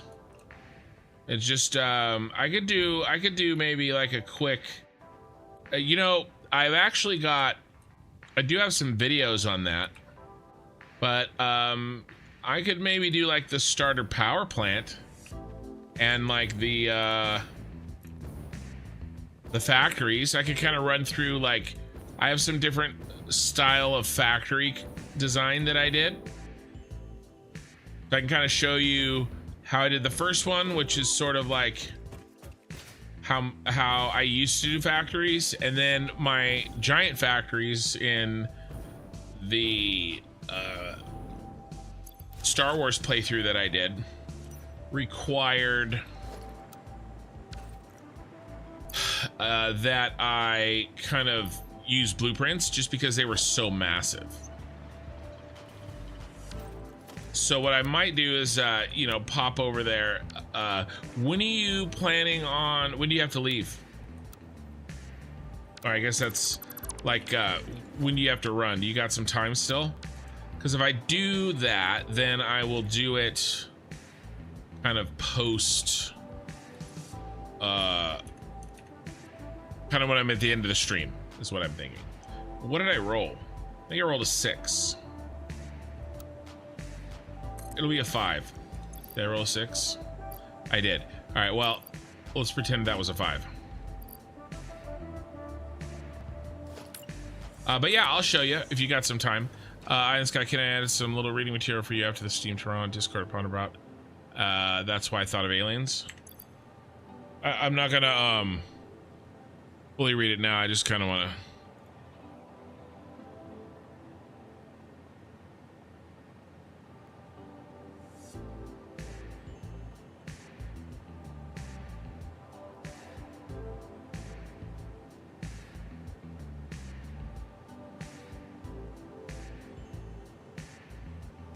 Yeah.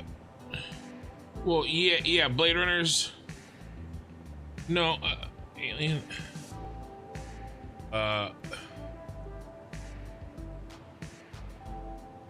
No, it's not true. Alien is not 1986. Alien is 1979. Aliens is 1986. So he took a thing that existed on the set of his first big movie, Alien, and then when he did Blade Runner, he took that word. Well, and I don't even know if he wrote it, but it doesn't matter.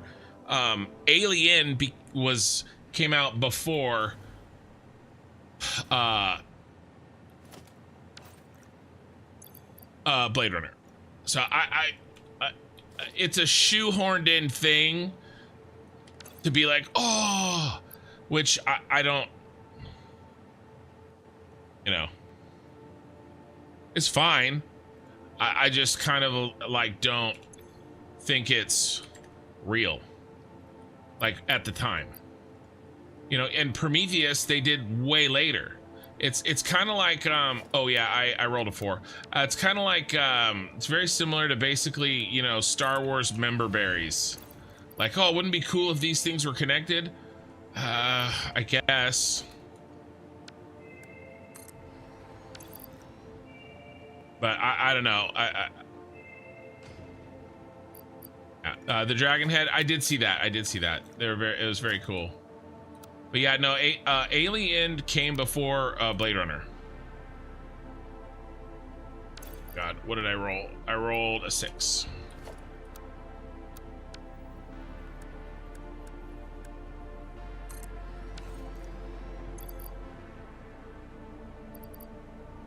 But I mean, that's fine. It's his thing. He can do whatever. It just feels a little bit tacked on to me, I guess, is my only point. You know, they've got similar styles. The first movie of each franchise was directed by the same guy. I don't know if the screen, you know, the writers were, or if they're even the same studio. I mean, that's all good, but it just feels tacked on is all. Yeah, Aliens is a different movie directed by James Cameron. Definition of shoehorned in. Yeah, but Aliens versus Predator, to me, that one though is like done. To me, that one is almost like a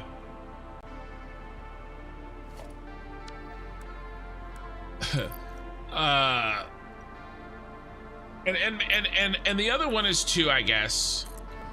I agree it is shoehorned in, but it's kind of like, hey, wouldn't it be cool if, hey, let's just make that movie, right? At least then they made the movie, right?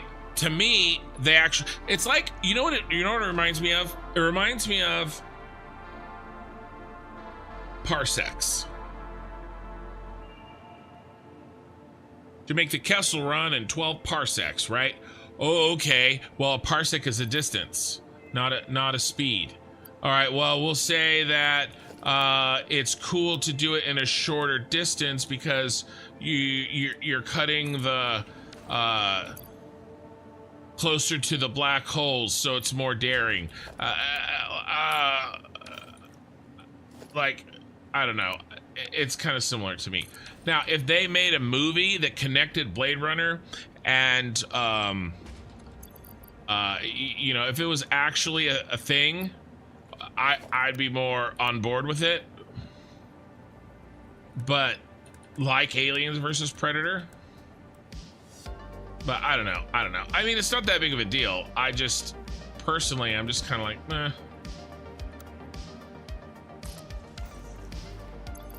At least Aliens versus Predator, we've had a bunch of movies. And to me, there's kind of a reason to put them in the same universe because it's badass. The ultimate, you know, animal versus, you know, the ultimate evolution of animal versus the ultimate hunter. Like, that feels like there's a reason. The Tyrell and Wayland Corporation thing feels like some guys having fun, and that, which is totally fine. But I don't know. I just don't. I guess it's not enough for me to like personally consider them in the same universe because there's some fun little Easter eggs.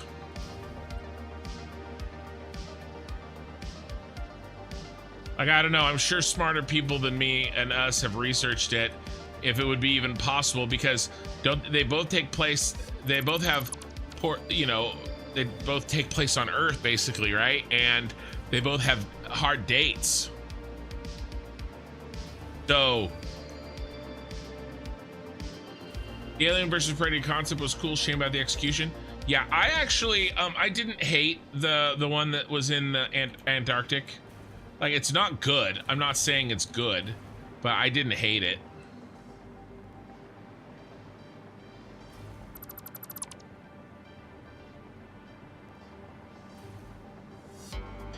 Wee, round and round she goes. Where she stops, nobody knows.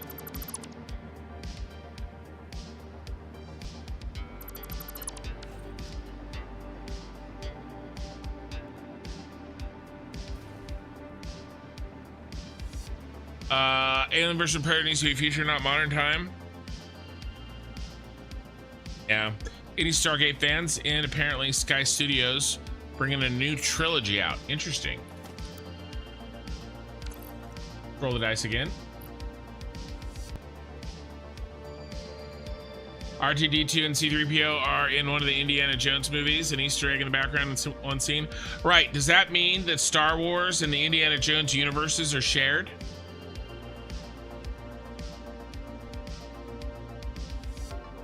Does that mean that the same guy, you know, Harrison Ford, that he looks exactly the same as, like, Indiana Jones happens to look exactly the same as Han Solo? No, it's a fun little Easter egg, but it doesn't mean that they're in the same universe. I think that that's a perfect example.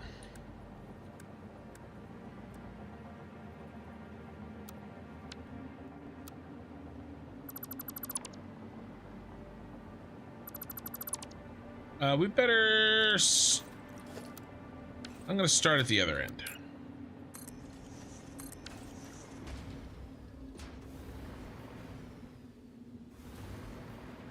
That's the thing, you don't see Earth's surface till Alien Resurrection? Yeah, but I mean, in Aliens, she's orbiting Earth.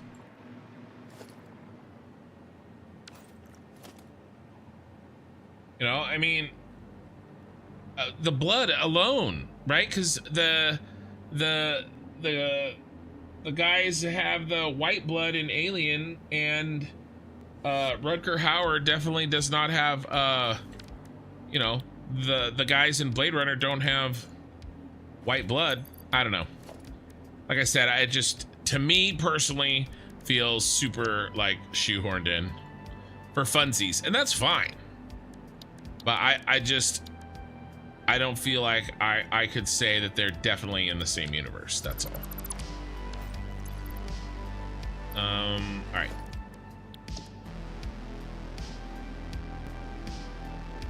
Sorry, am I being a wet blanket? I think I am. I'm sorry. We are all allowed to enjoy things. If you believe they're in the same universe, then I won't be the one to tell you differently. Huh.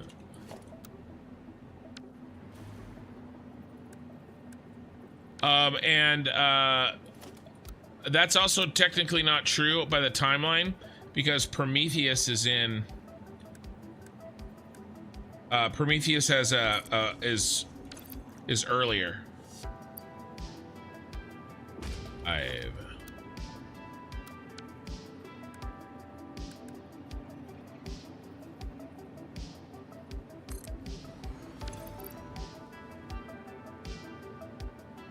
Have you seen Where's Wally in Star Wars? I saw E.T. E.T. is in Star Wars. So another perfect example. I'm not doing another 5. So Wally, Indiana Jones, and E.T. same universe. I don't know, after a certain point it gets kind of tiring. Is that just me? I don't know, maybe I'm being maybe I'm being a stick in the mud. Like, I don't mind that it's been done, but I don't take it seriously.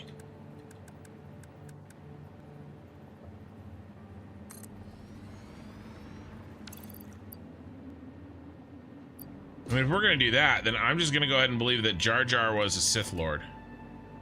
Let's be honest, I believe that Jar Jar was a Sith Lord anyway. Life is too short to be taken seriously.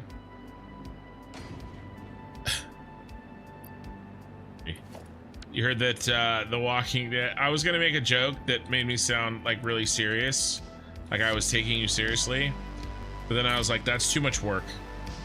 I heard that Breaking Bad and Walking Dead are the same universe. The events of Breaking Bad caused The Walking Dead. Who knows if that's remotely true, both made by the same studio. Well, I don't know about the studio, but the guy who wrote The Walking Dead also wrote Invincible, and there's some multi-dimensional things happening, and he pops into the Walking Dead universe for a little while. So that's funny.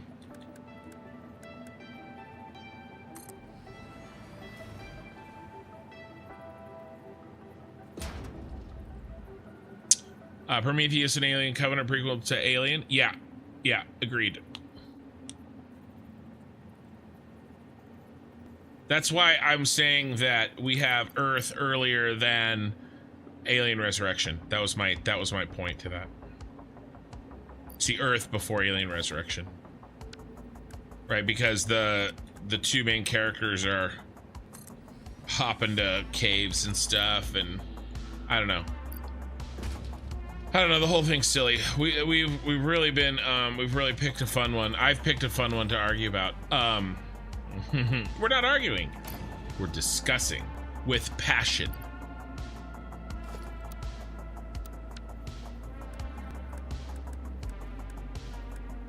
I said that once to I think one of my parents. Like, why are you always arguing with your sister? I was like, I'm not arguing. We're having a discussion with passion.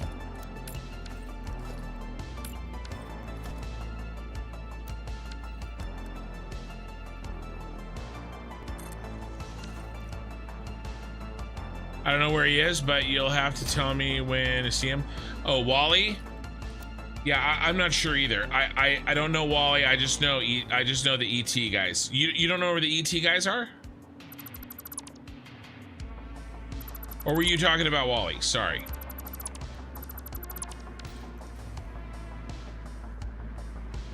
All right, let's trim.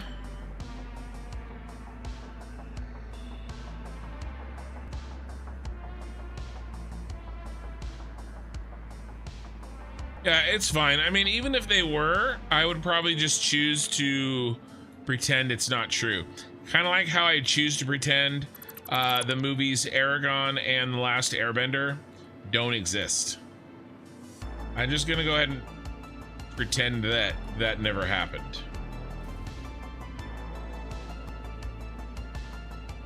As well as maybe several Star Wars projects. Italians always discuss with passion. I would say Germans probably always discuss with passion too. Eye in the Sky. If you get the chance, are you still with us? Oh, you are. Just, yeah, passion. Oh, yeah, there you go. He goes, passion is the most important thing in life.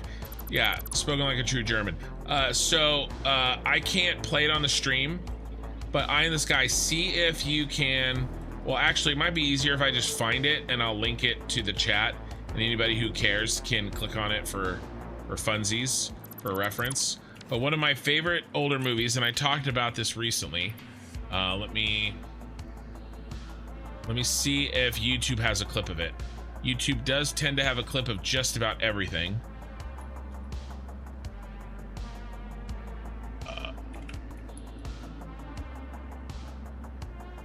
Yep.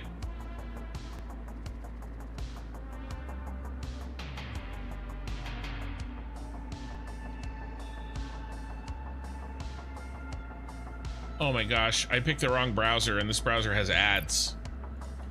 I'm pretty sure this is it. Oh, yeah, this is it.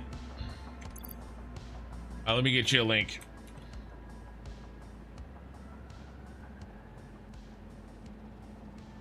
There we go. And then, so this is an old movie, and there's a the part that I just clipped, the second half of the clip, Danny Kaye is pretending to speak other languages, and it is hilarious. Star Trek 5 never happened in your opinion? I have that opinion about Star Trek 1, the motion picture.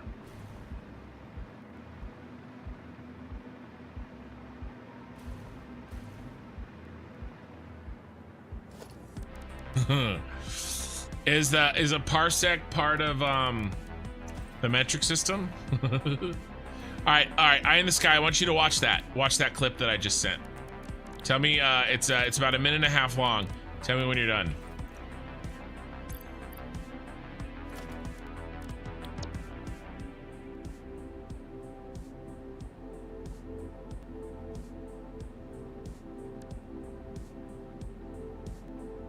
Bum.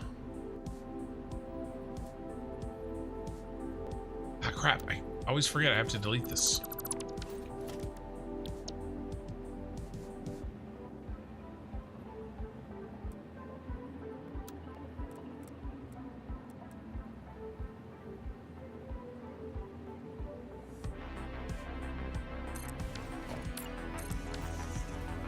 That is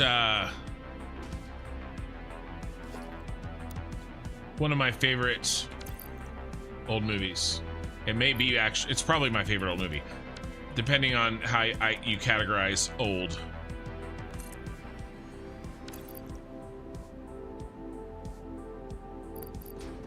I can actually still sing. I performed one of the songs that he does in that movie. We had a big concert.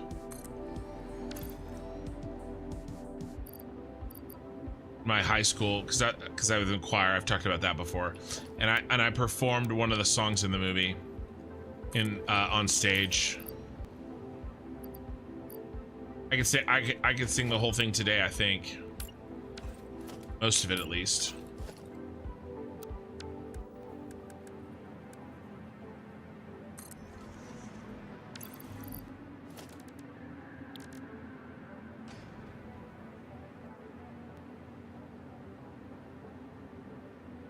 I've actually never seen Star Trek: The Motion Picture.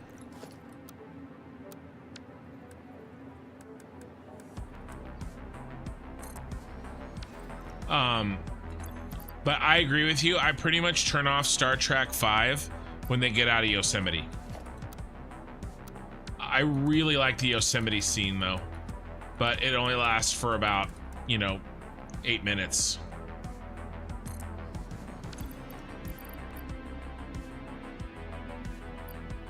What does God need with a starship?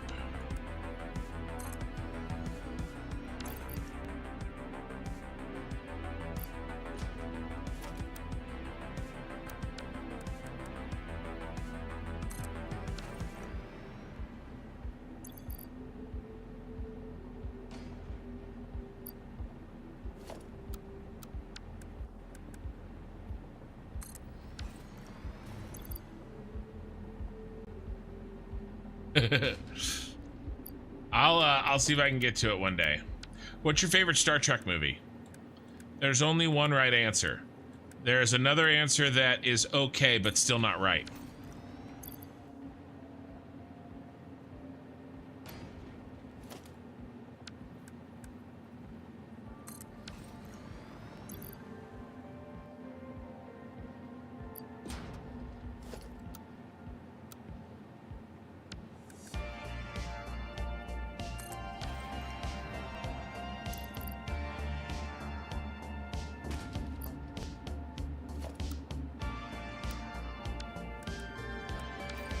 Ah.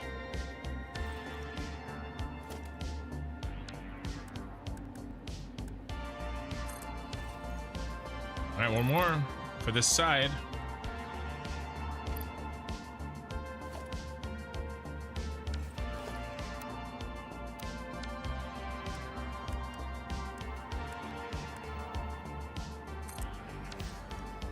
Yeah, that is the correct answer.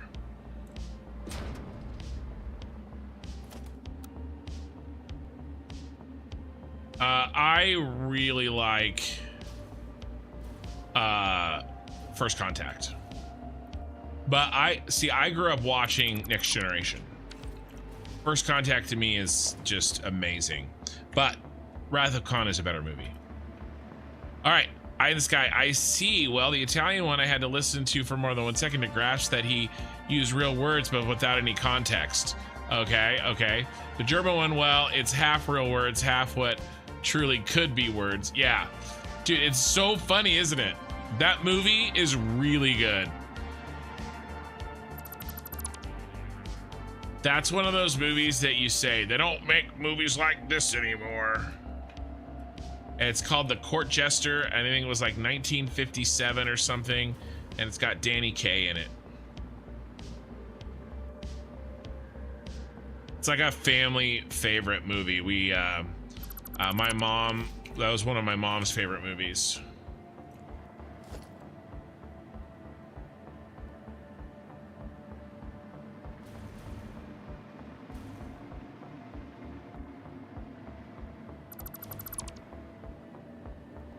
Yeah, it's so good.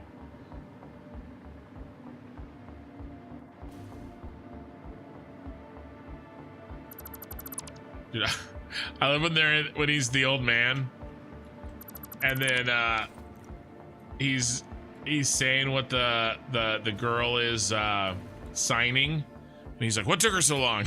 Stutters. It's so funny. But yeah, the whole scene where he does in front of the king, like talking about how he became a court jester. That I did that entire I did that entire thing. I performed that entire thing. I got in a jester thing. I was in tights and everything. I was pretty sexy, if I do say so myself.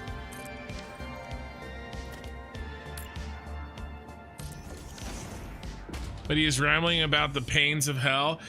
That is really funny.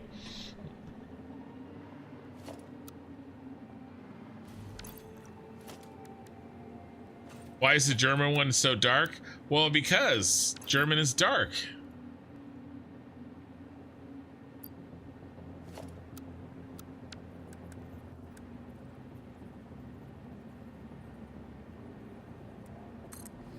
Or maybe it's dark if you're German, you know, you're more dark.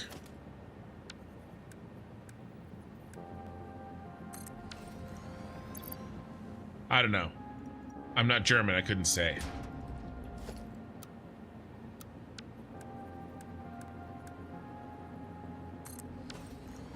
I love the guard's face too when he starts yelling at him in German. Like he's offended, but he doesn't know what to be offended about.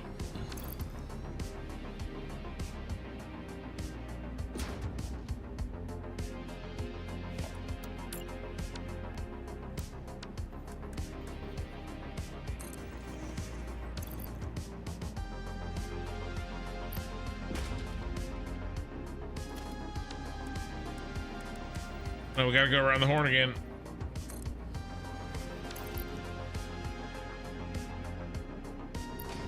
Six.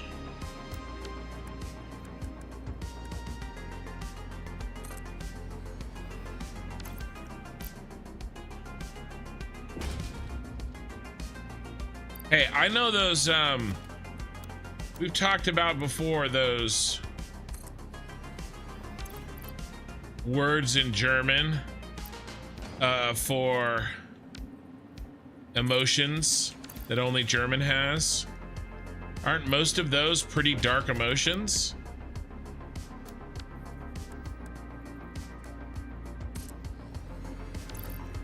Right?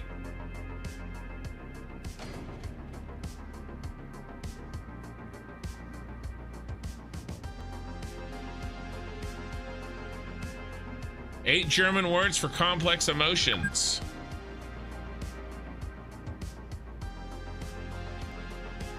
Fernweh. Longing to go somewhere far away, often with a melancholic connotation to it. Fremdscham. I'm not going to try to pronounce it in German. Have you ever witnessed someone else doing something embarrassing, and even though you weren't involved, you felt embarrassed yourself? Okay. And then Schadenfreude, right? We all know that one. Torschluss Panic? Torschluss Panique? I don't know. The feeling of anxiety and slight panic when a looming deadline is approaching. Yeah, we call those the Sunday scaries. White smirts, welts, smirts, smirts. Have you read the news and upon seeing so many negative headlines, you felt a sense of doom and sadness? Yeah, all these are dark. What are you talking about? Wanderlust, similar to Fernswick. Wanderlust describes the feeling of wanting to travel. The difference between the two is subtle yet important. While Fernway is melancholic, Wanderlust is upbeat and happy one. All right, I'll give you that one. At least you have two different words for it. Zweisamkeit. Surely everyone knows the feeling of loneliness. Another one. But did you know there's a word for the exact opposite of the spectrum to describe? All right. I didn't finish reading. I guess I'll give you that one too. And then number 8 here. There's no way. Fruharsh Smuch did kite. Every year during springtime, the birds are singing, flowers start blooming again, the bees are buzzing, yet all you want to do is sleep? Lethargy and tiredness. Yeah, so I don't know, man. I don't know. I think those support my hypothesis. Well, yeah, I just picked a random article that had 8, but over, I think 4 or 5 of them had negative connotations. I'm just saying. You knew where I was going with that. Look how good I know you. I typed it before you said anything. Oh yeah. I see. You typed don't say that that Germans are dark after or as I was saying that. Okay, I got you.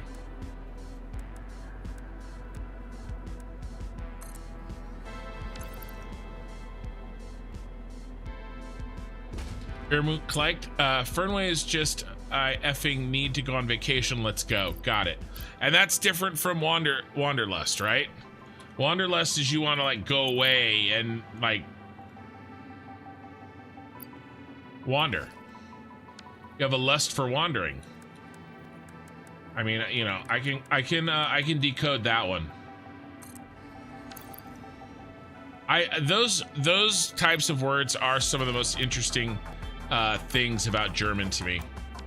Well, and your beer. I've told you before, my favorite beer is like a Marzen Lager Oktoberfest, right? I'm sure we've talked about that. And it's because the first beer I ever drank is while I was in Germany. My favorite American beers are the ones that are trying to be German beers.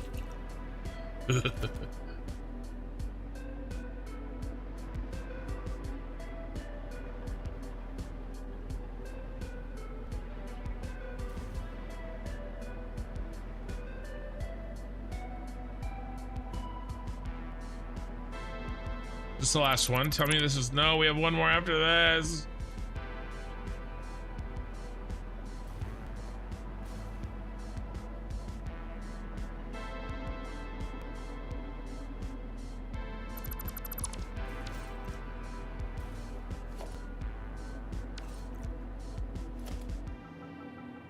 All right, 50.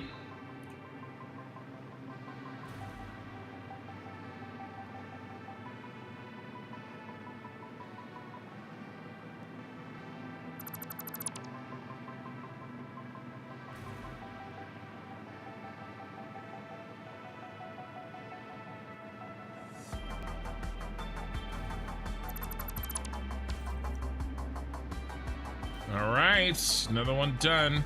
Last one on this side, and this little task will be done. How's my time doing for the night? I can go a little more. I wonder if we can get the blueprints in up there. Really like to. Make it so that I have an actual chance of completing this tomorrow. So that we can move on to other things.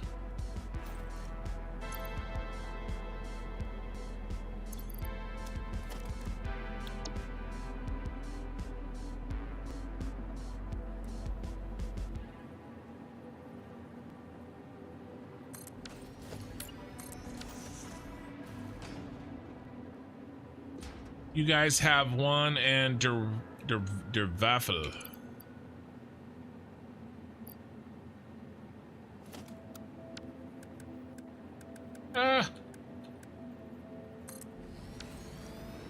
Oopsie.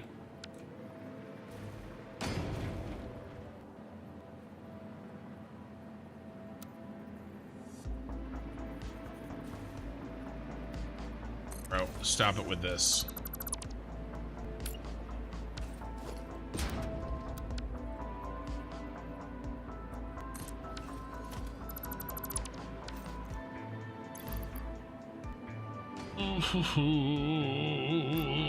Number 3.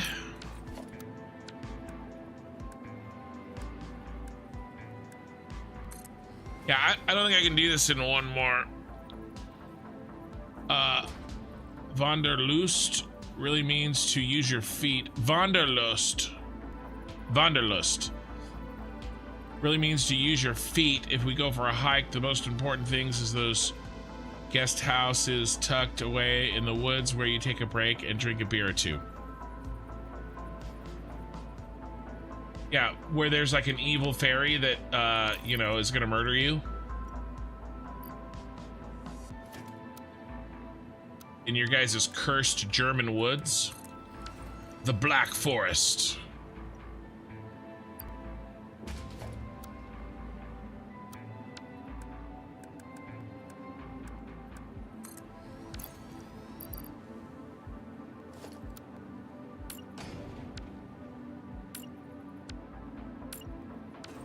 Come on. My fingers aren't doing what I want them to do. No problem in the marriage.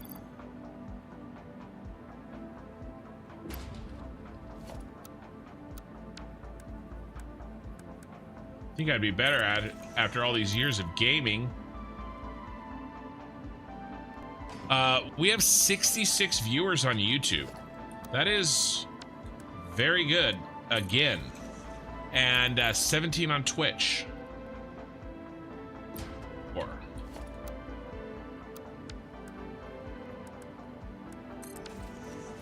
Thank you guys for being here.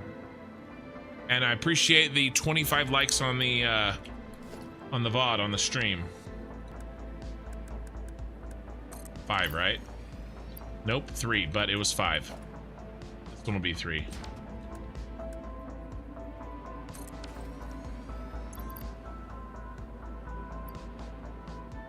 All I'm trying to do right now is help approximate some randomness.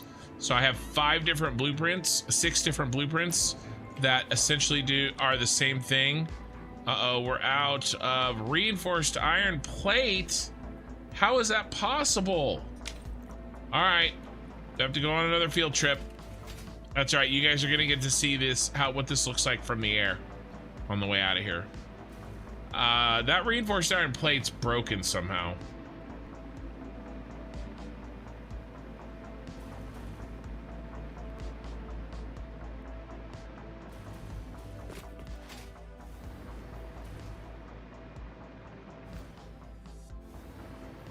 Also, I know most of my German from the show Grimm.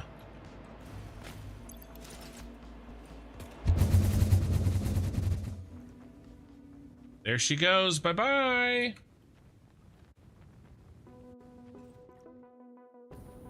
And here's where we're going to do our fly through. Not even a flyby. We're going to fly right through this biatch. This is my cyberpunk city. This is my main building. Uh-oh.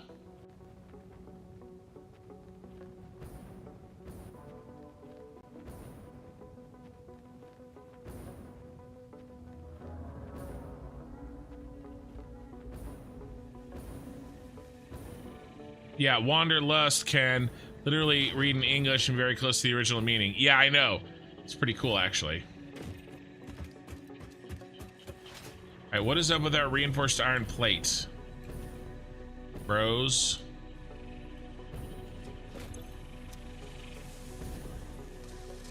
Wow.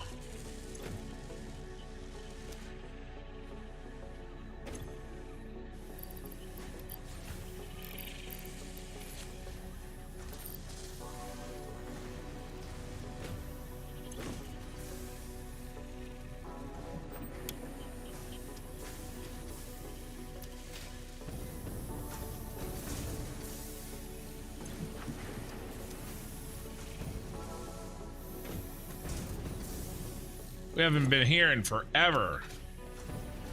I did promise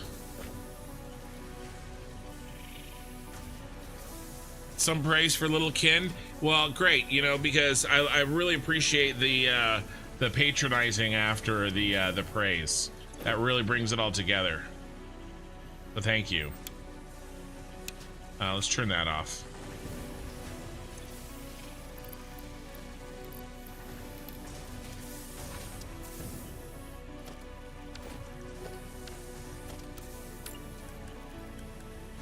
Well, I've heard it before, and when I get it right, I kind of feel like it feels correct.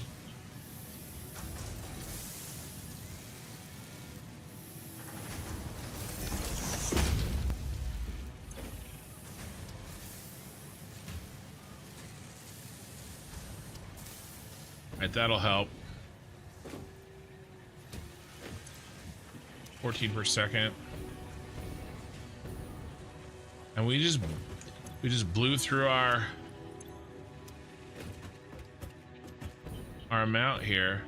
Are we making any here? I don't think we are. I know you wanted a tour of this. You're still here, Leo the Human. So let's do this. Let's go ahead and do the tour. That'll give our reinforced iron plates production a chance to catch up. So yeah, all right. I haven't really been over here very much. But this is the starter area, the original starter area. Everything I've done in this save, all 400 plus hours, exists on a VOD. I have a playlist on my YouTube channel. You can watch this from the beginning. Twitch doesn't keep VODs that long, but YouTube certainly does. So basically I started off here. This is my very beginner starter stuff. I haven't deleted anything. We even have the starter power, okay, with our biomass burners. They still are here and alive and well. We have our blueprint designer area, and then this here, which I actually was using a little bit earlier. Ooh, what happened? How did we clog? What is up with this? Switch off to the hover pack. Oh, interesting. All right. Yeah, declog, my friend. Declog.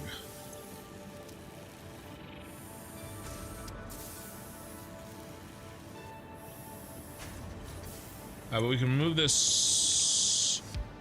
Yeah, this one was stingers. This one hatchers. No, let's do the spitters. Let's drop this in, and then we can do the spitter remains and drop in all the spitters.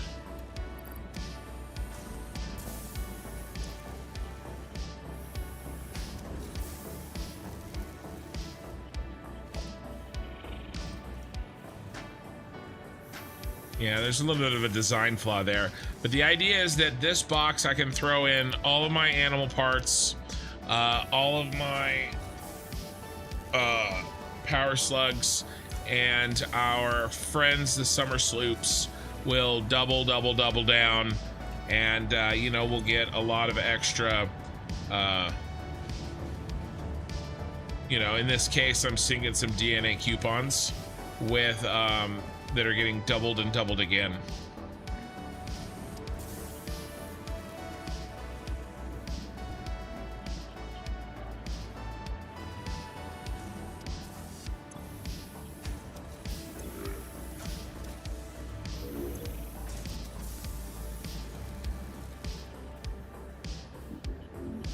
But yeah, I do kind of have a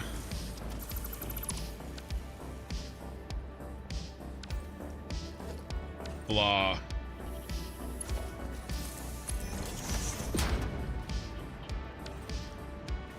I'm not gonna worry about it. It'll be what it'll be. I'm not gonna stress about it.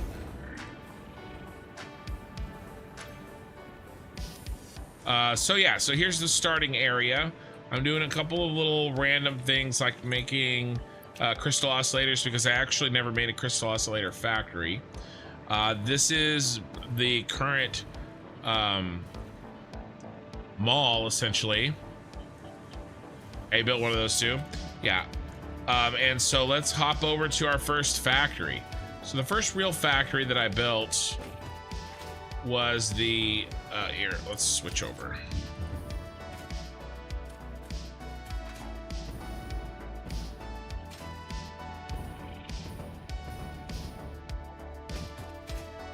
There we go. This factory design sucks, and it isn't just because I put way too little of a logistics floor in here. I basically just like, oh, we needed 16 assemblers. Well, let's line them up, and let's do it in a big old line, and then the inputs go out and the outputs go in, all that good stuff, and we're done, right? I just, yeah, pause production. I mean, I could turn this on probably. Oh, I turned this off because we needed more concrete. But we don't really need that anymore. That's a huge stack of concrete. This kind of factory is the kind of factory that I started building, and it's the one that a lot of people start with. 74 viewers, welcome everybody. But I don't build factories like this anymore. I build factories like the computer factory over here. Not computer factory, motor factory.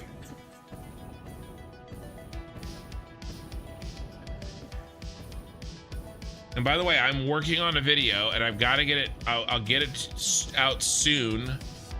That details how I do this. It's a 45-minute tutorial on how to plan factories using blueprints, or how I plan factories using blueprints. But essentially what this is we have a blueprint on one side, a blueprint on the other, and a blueprint in the middle that acts as a vertical bus. Inputs and outputs flow along the vertical bus so that you can quickly bang out large factories, right? So, and then, you know, you lay down the blueprints, and then you just have to hook them together, right? By the way, that hooking up with 1.1 is going to be even easier to do. Well, crap. That means that I probably need to glad I talked this out. I haven't actually filmed the construction part of where I put it all together. I absolutely need to finish filming that video that talks about how I do this in the 1.1 experimental, so that I can show people how to do the connections, the pre-built connections, because this style of factory building is going to be even faster with the 1.1 belt connection methods, or new, you know, feature. So, because basically we'll be, you know, you'll be able to take these connections that are lined up and pre-belt build, instead of having to run through and clip all the way down. I love my city. But yeah, this is the second factory that I built. I'm really happy with it. I have a blueprint here that makes one that makes rotors. This one makes rotors, and the one downstairs, these down here make stators. All right, so then you got the rotors traveling here, the stators traveling there, and then when you run all the way down. And by the way, this is all in a VOD, and actually an edited episode. You go all the way down, and we make our motors in these bad boys. And we send some stators and some rotors home, but mostly we send the motors home. So this is the second factory that I built in this playthrough. And then the third is the factory for Ethereum. And I also did that blueprint vertical bus setup. And that's over here. So here we have Caterium wire, and AI limiters. What else is being made here? I mean, that's basically it, right? Yeah, AI limiters and Caterium wire. It's pretty much the only thing coming out of here. So again, you know, this blueprint is pre-made. I like to put lights in them. I like to connect them with catwalks.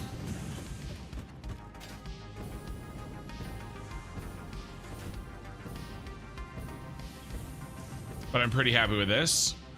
And then next, what I want to show you guys.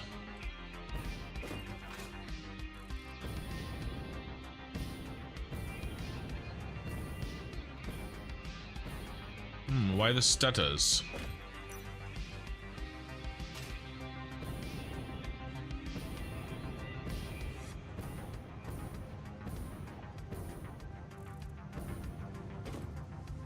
Oh, because we're dumping rubber. Rubber. Here, let's.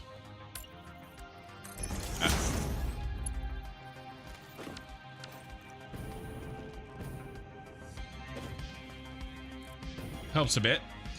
Yeah, all right, let's pop over to the power plant.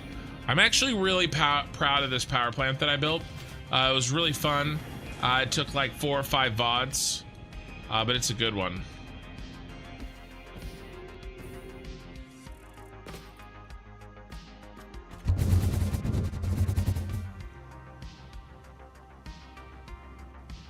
There's a little coal plant down there.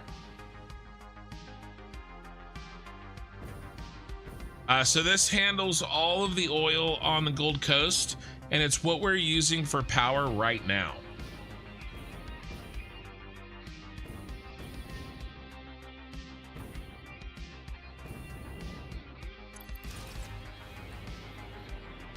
And I am using the packaged diluted fuel. Will it be different 1.1? You still need to add the belt connections across the BPs? No, you do not. Here, let me find a, here, let's leave the camera there. Let me find the clip that I want to show you. I'll show you what I'm talking about.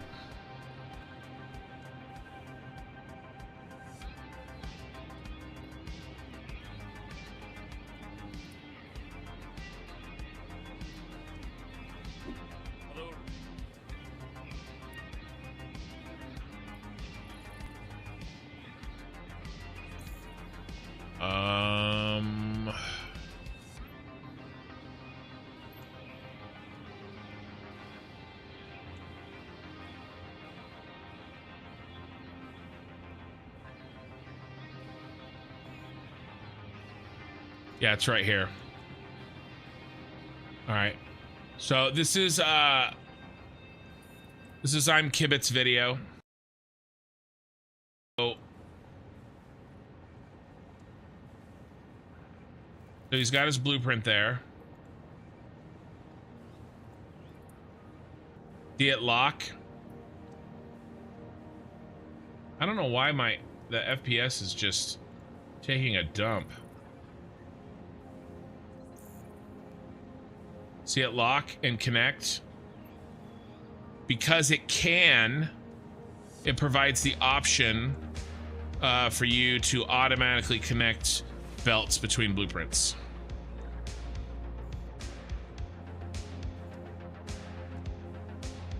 So that's what I'm talking about. That's what I'm gonna have to show. Looks like efficient power plants are just extremely massive in this game. Yeah, and this isn't even rocket fuel. This is partial turbo fuel and partial regular fuel. But yeah, this is just the Gold Coast oil. And look at all the I have 2 floors of production, and then all of these And a lot of these are overclocked to get them to work out. But I have 2 pipes of turbo fuel and 4 pipes of regular fuel, or 6 pipes of regular fuel and 2 pipes of turbo fuel. And this is 90,000 megawatts. If you'd simply worded it that way, I would have understood immediately. All right, I'm sorry, Eye in the Sky. I will try to only word things in the exact way that you will understand them. I will work on it. So yeah, I mean, pretty happy with how this turned out. I think it looks really cool. I wouldn't necessarily recommend the diluted packaged fuel if you can get to blenders, but in my case, I kind of wanted to use it, and I wasn't to blenders yet.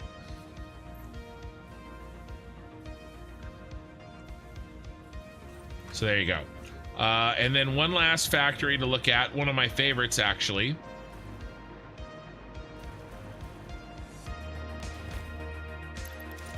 And then yeah, I will be doing a rocket fuel plant in the city itself.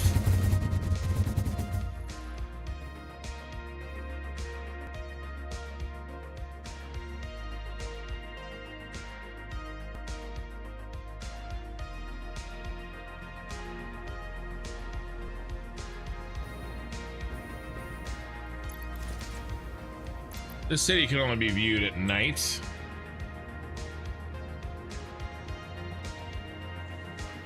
I mean, this factory. So this is my aluminum factory. Explain it to me like I'm 5 is the thing. Yeah, it definitely is.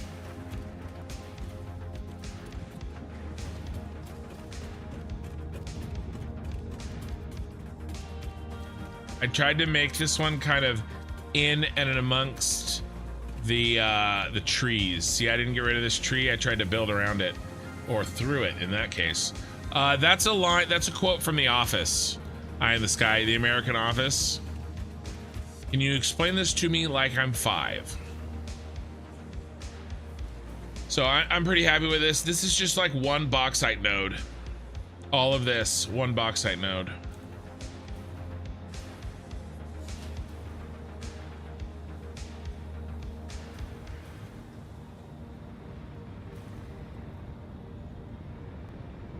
And I am water recycling. 100% efficiency with water recycling. I am not doing something like making, you know, wet concrete. You know the show, but not the scene? Yeah. Yeah, you can look it up. 80 viewers on YouTube. I'm so happy that you're here. So yeah, this is the last factory that we made before we started on the giant city above us. So yeah, let's go up the to get back to work. Let's head up the giant train spiral. Yeah, you finished the game running 60 gigawatts on 3 pure oil wells just with diluted fuel. That still took 240 power generators. Yeah.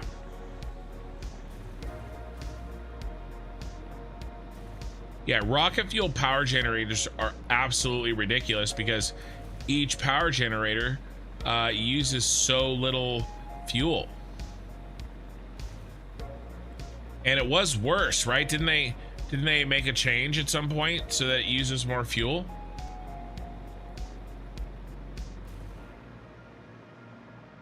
I think they did.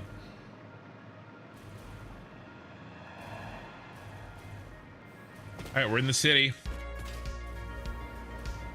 Here's my cyberpunk city. I won't do a full tour tonight, but very soon, as soon as we finish the pyramid that we're working on, we have to do a lot of road work here. We got to get the roads, more of the roads hooked together, and then we're going to start hooking up these trucks. I hope to get this done Friday or Saturday of this week.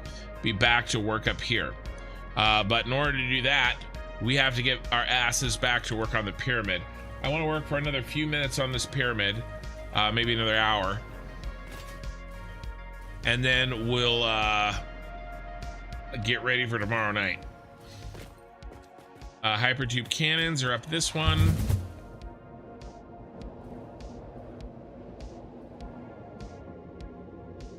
But if anybody has any questions, anything like that, feel free to ask me.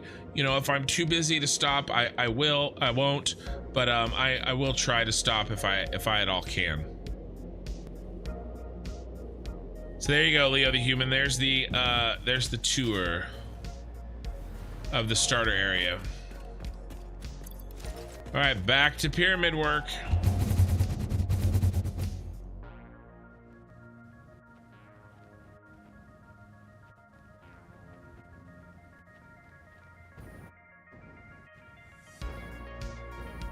It's starting to come together on the other sides.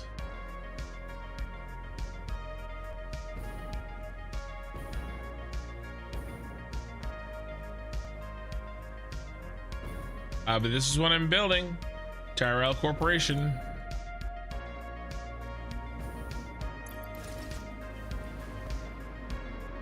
Yeah, of course. All right, we're building a number 3.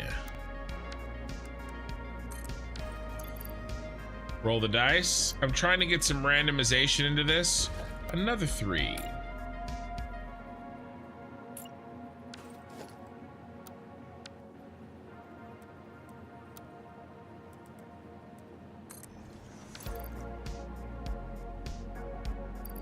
Six. And I have 6 different blueprints that provide different random versions of these lights. Yes, I did set myself to have an oversized head. I figured I would try to make the game and real life match as well as possible. I think I've done a pretty good job.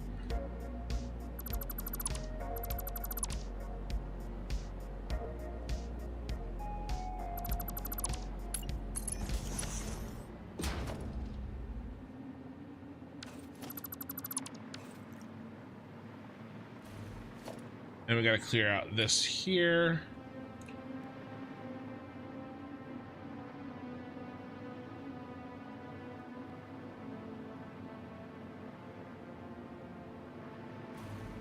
Yeah, big brain move, definitely.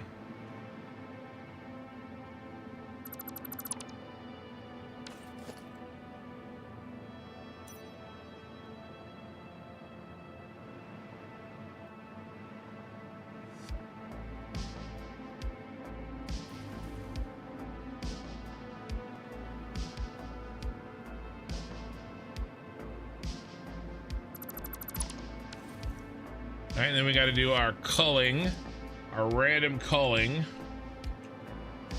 because we're a little more dense than we want. And this helps make sure that we definitely don't have any repeating patterns.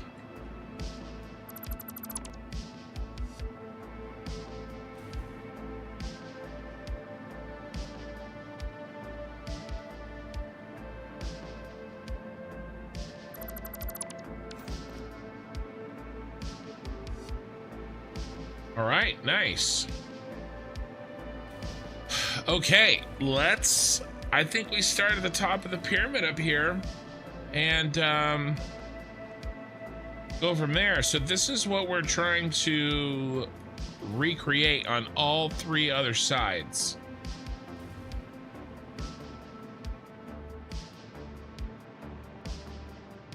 Now, all of this has been blueprinted, see? So that's good.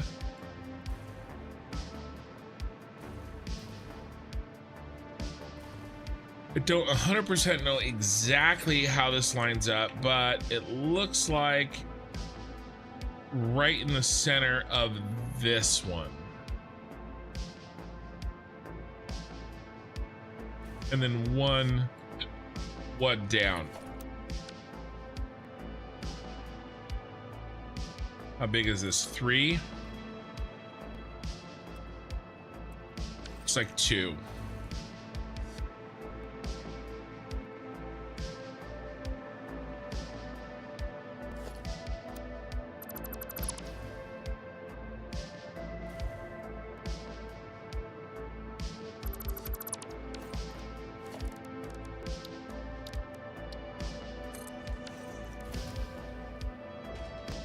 right, and then we're grabbing this one.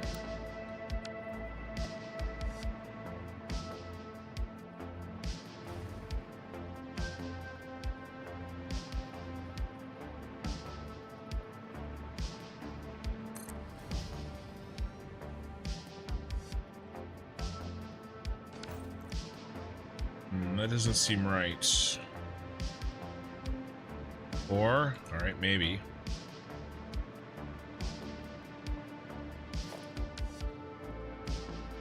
No, just a big head.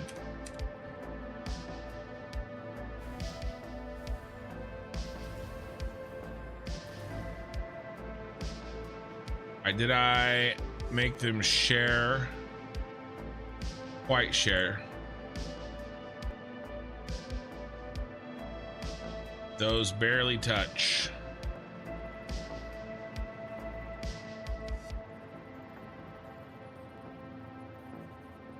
Yeah, looks like right here.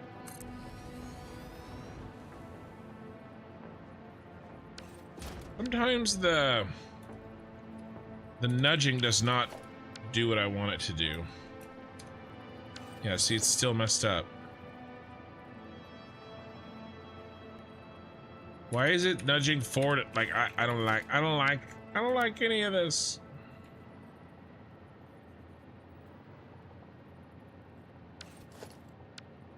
Nudge like a normal person. Thank you. Thank you.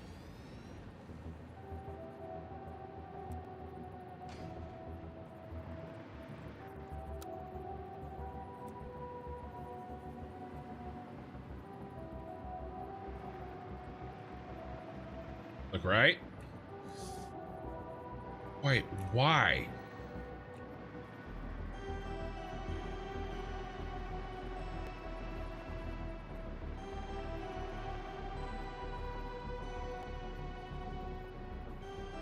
It's right there.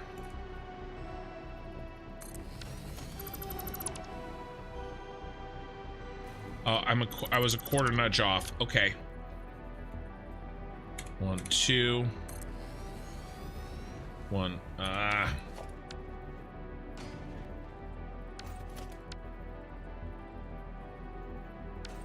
It's really overcooking my grits, coach.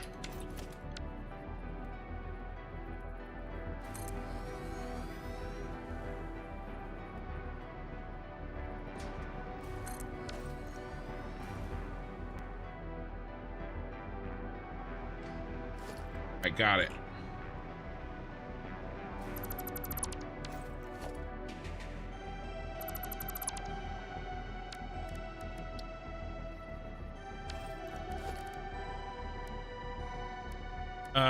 Test the witch with a dimensional light. It fits exactly if correct. With a diamond light. Yeah. No, I think we're good here. Could only be there, you know.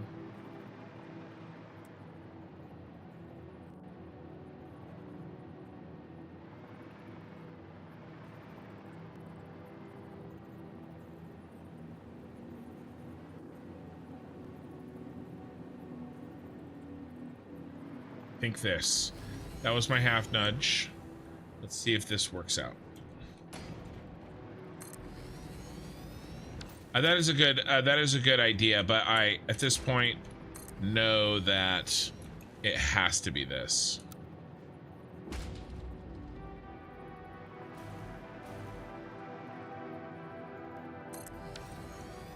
Back, unlurk. Welcome, unlurked.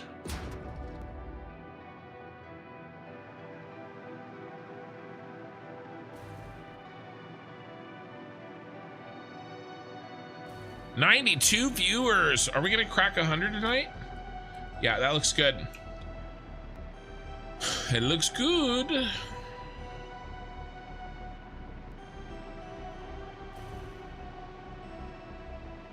All right, let's get all of these in because I don't want to have to remember what the hell I'm doing.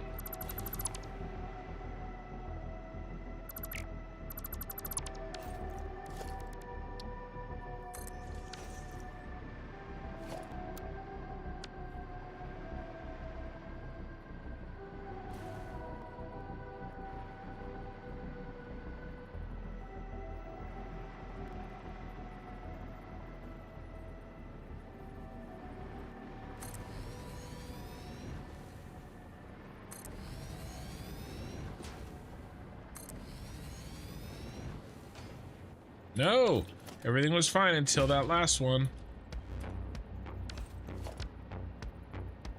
Sometimes the nudges don't want to nudge. There we go. And do we match? No, we don't. Why? Why? Why?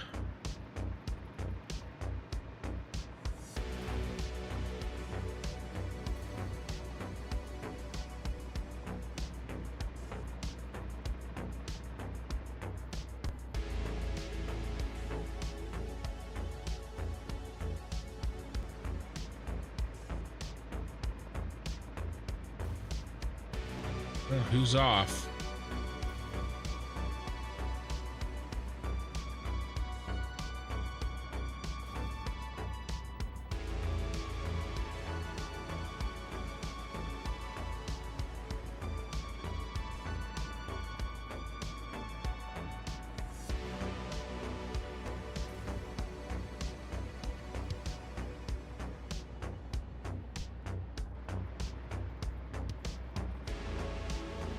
I know why. I'm off this way. All right, this one's off.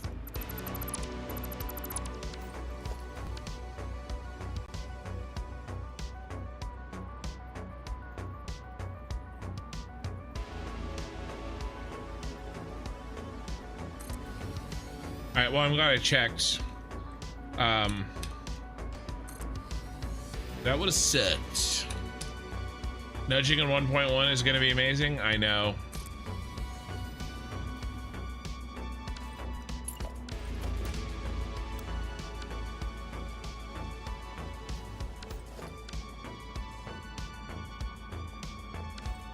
Can you please just work?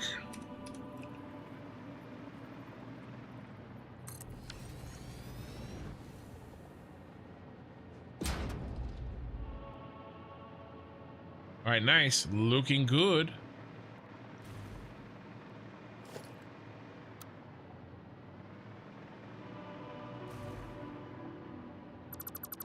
Yeah, don't worry, Eye in the Sky. I got there. I know there's a delay.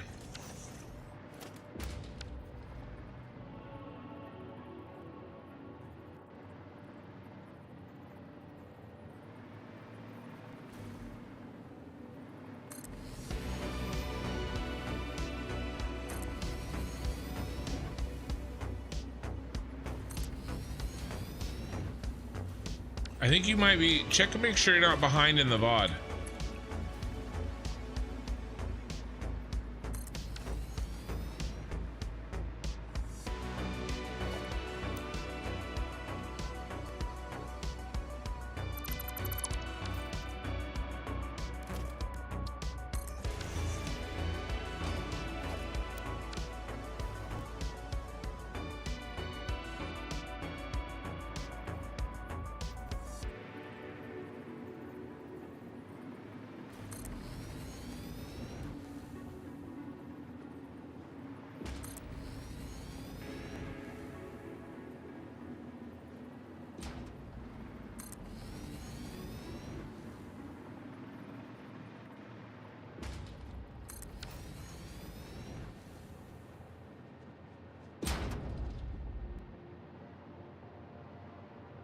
Bam.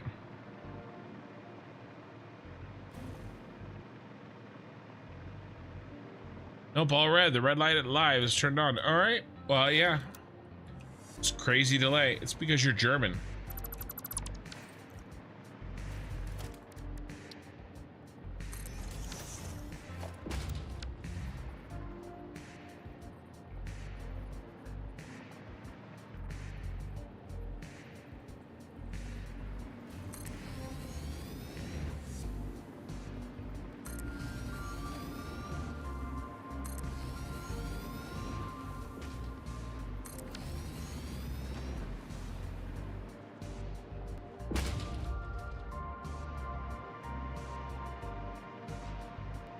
Okay, sweet.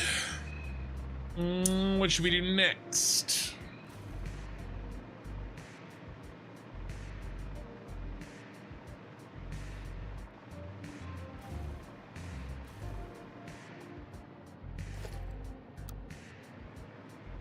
Right down the middle.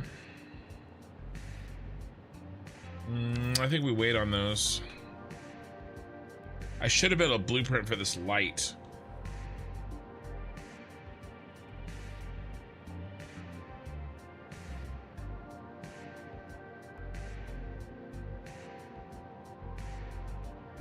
Yeah, bandwidth can't cross easily. I think we're okay.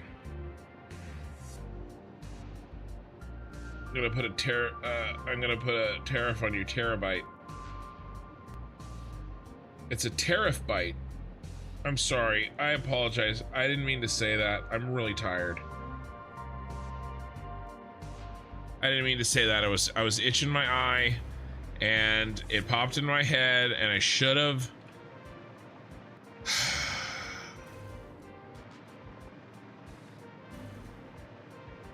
Should have let it go. I apologize.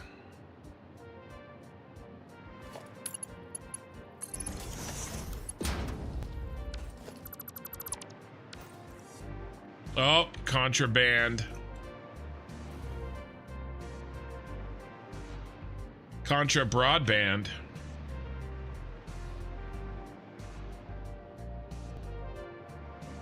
All right, so here's the deal, guys. I really, really hate to do this again, but we have 90 viewers on YouTube, and I have to say goodnight for the night.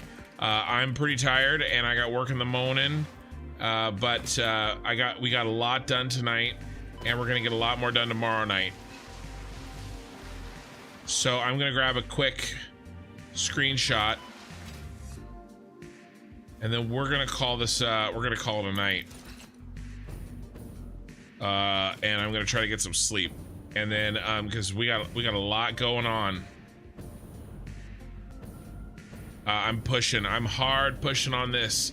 So if, oh, I didn't hear what you said. I said, terabyte, tariff byte, and contra broadband.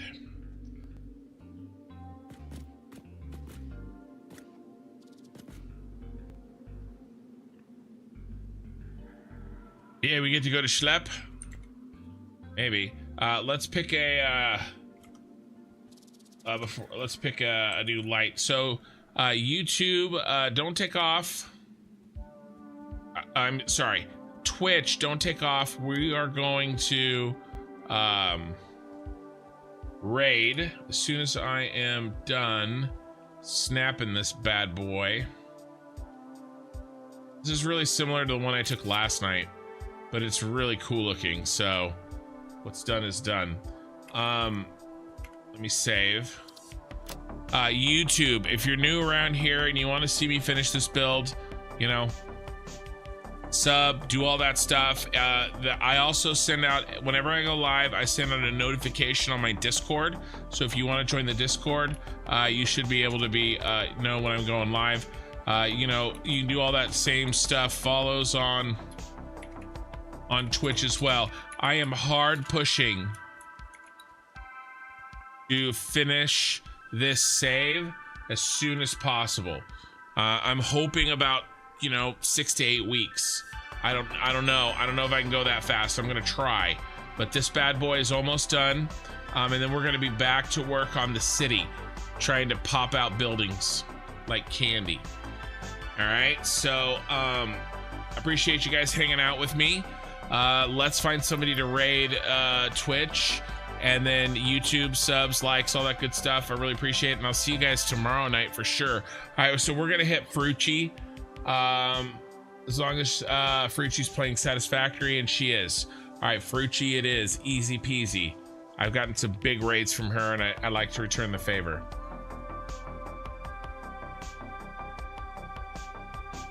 All right, the raid is in very shortly. That's it for me, guys. Really appreciate it. Thank you. And I'll see you guys in less than 24 hours.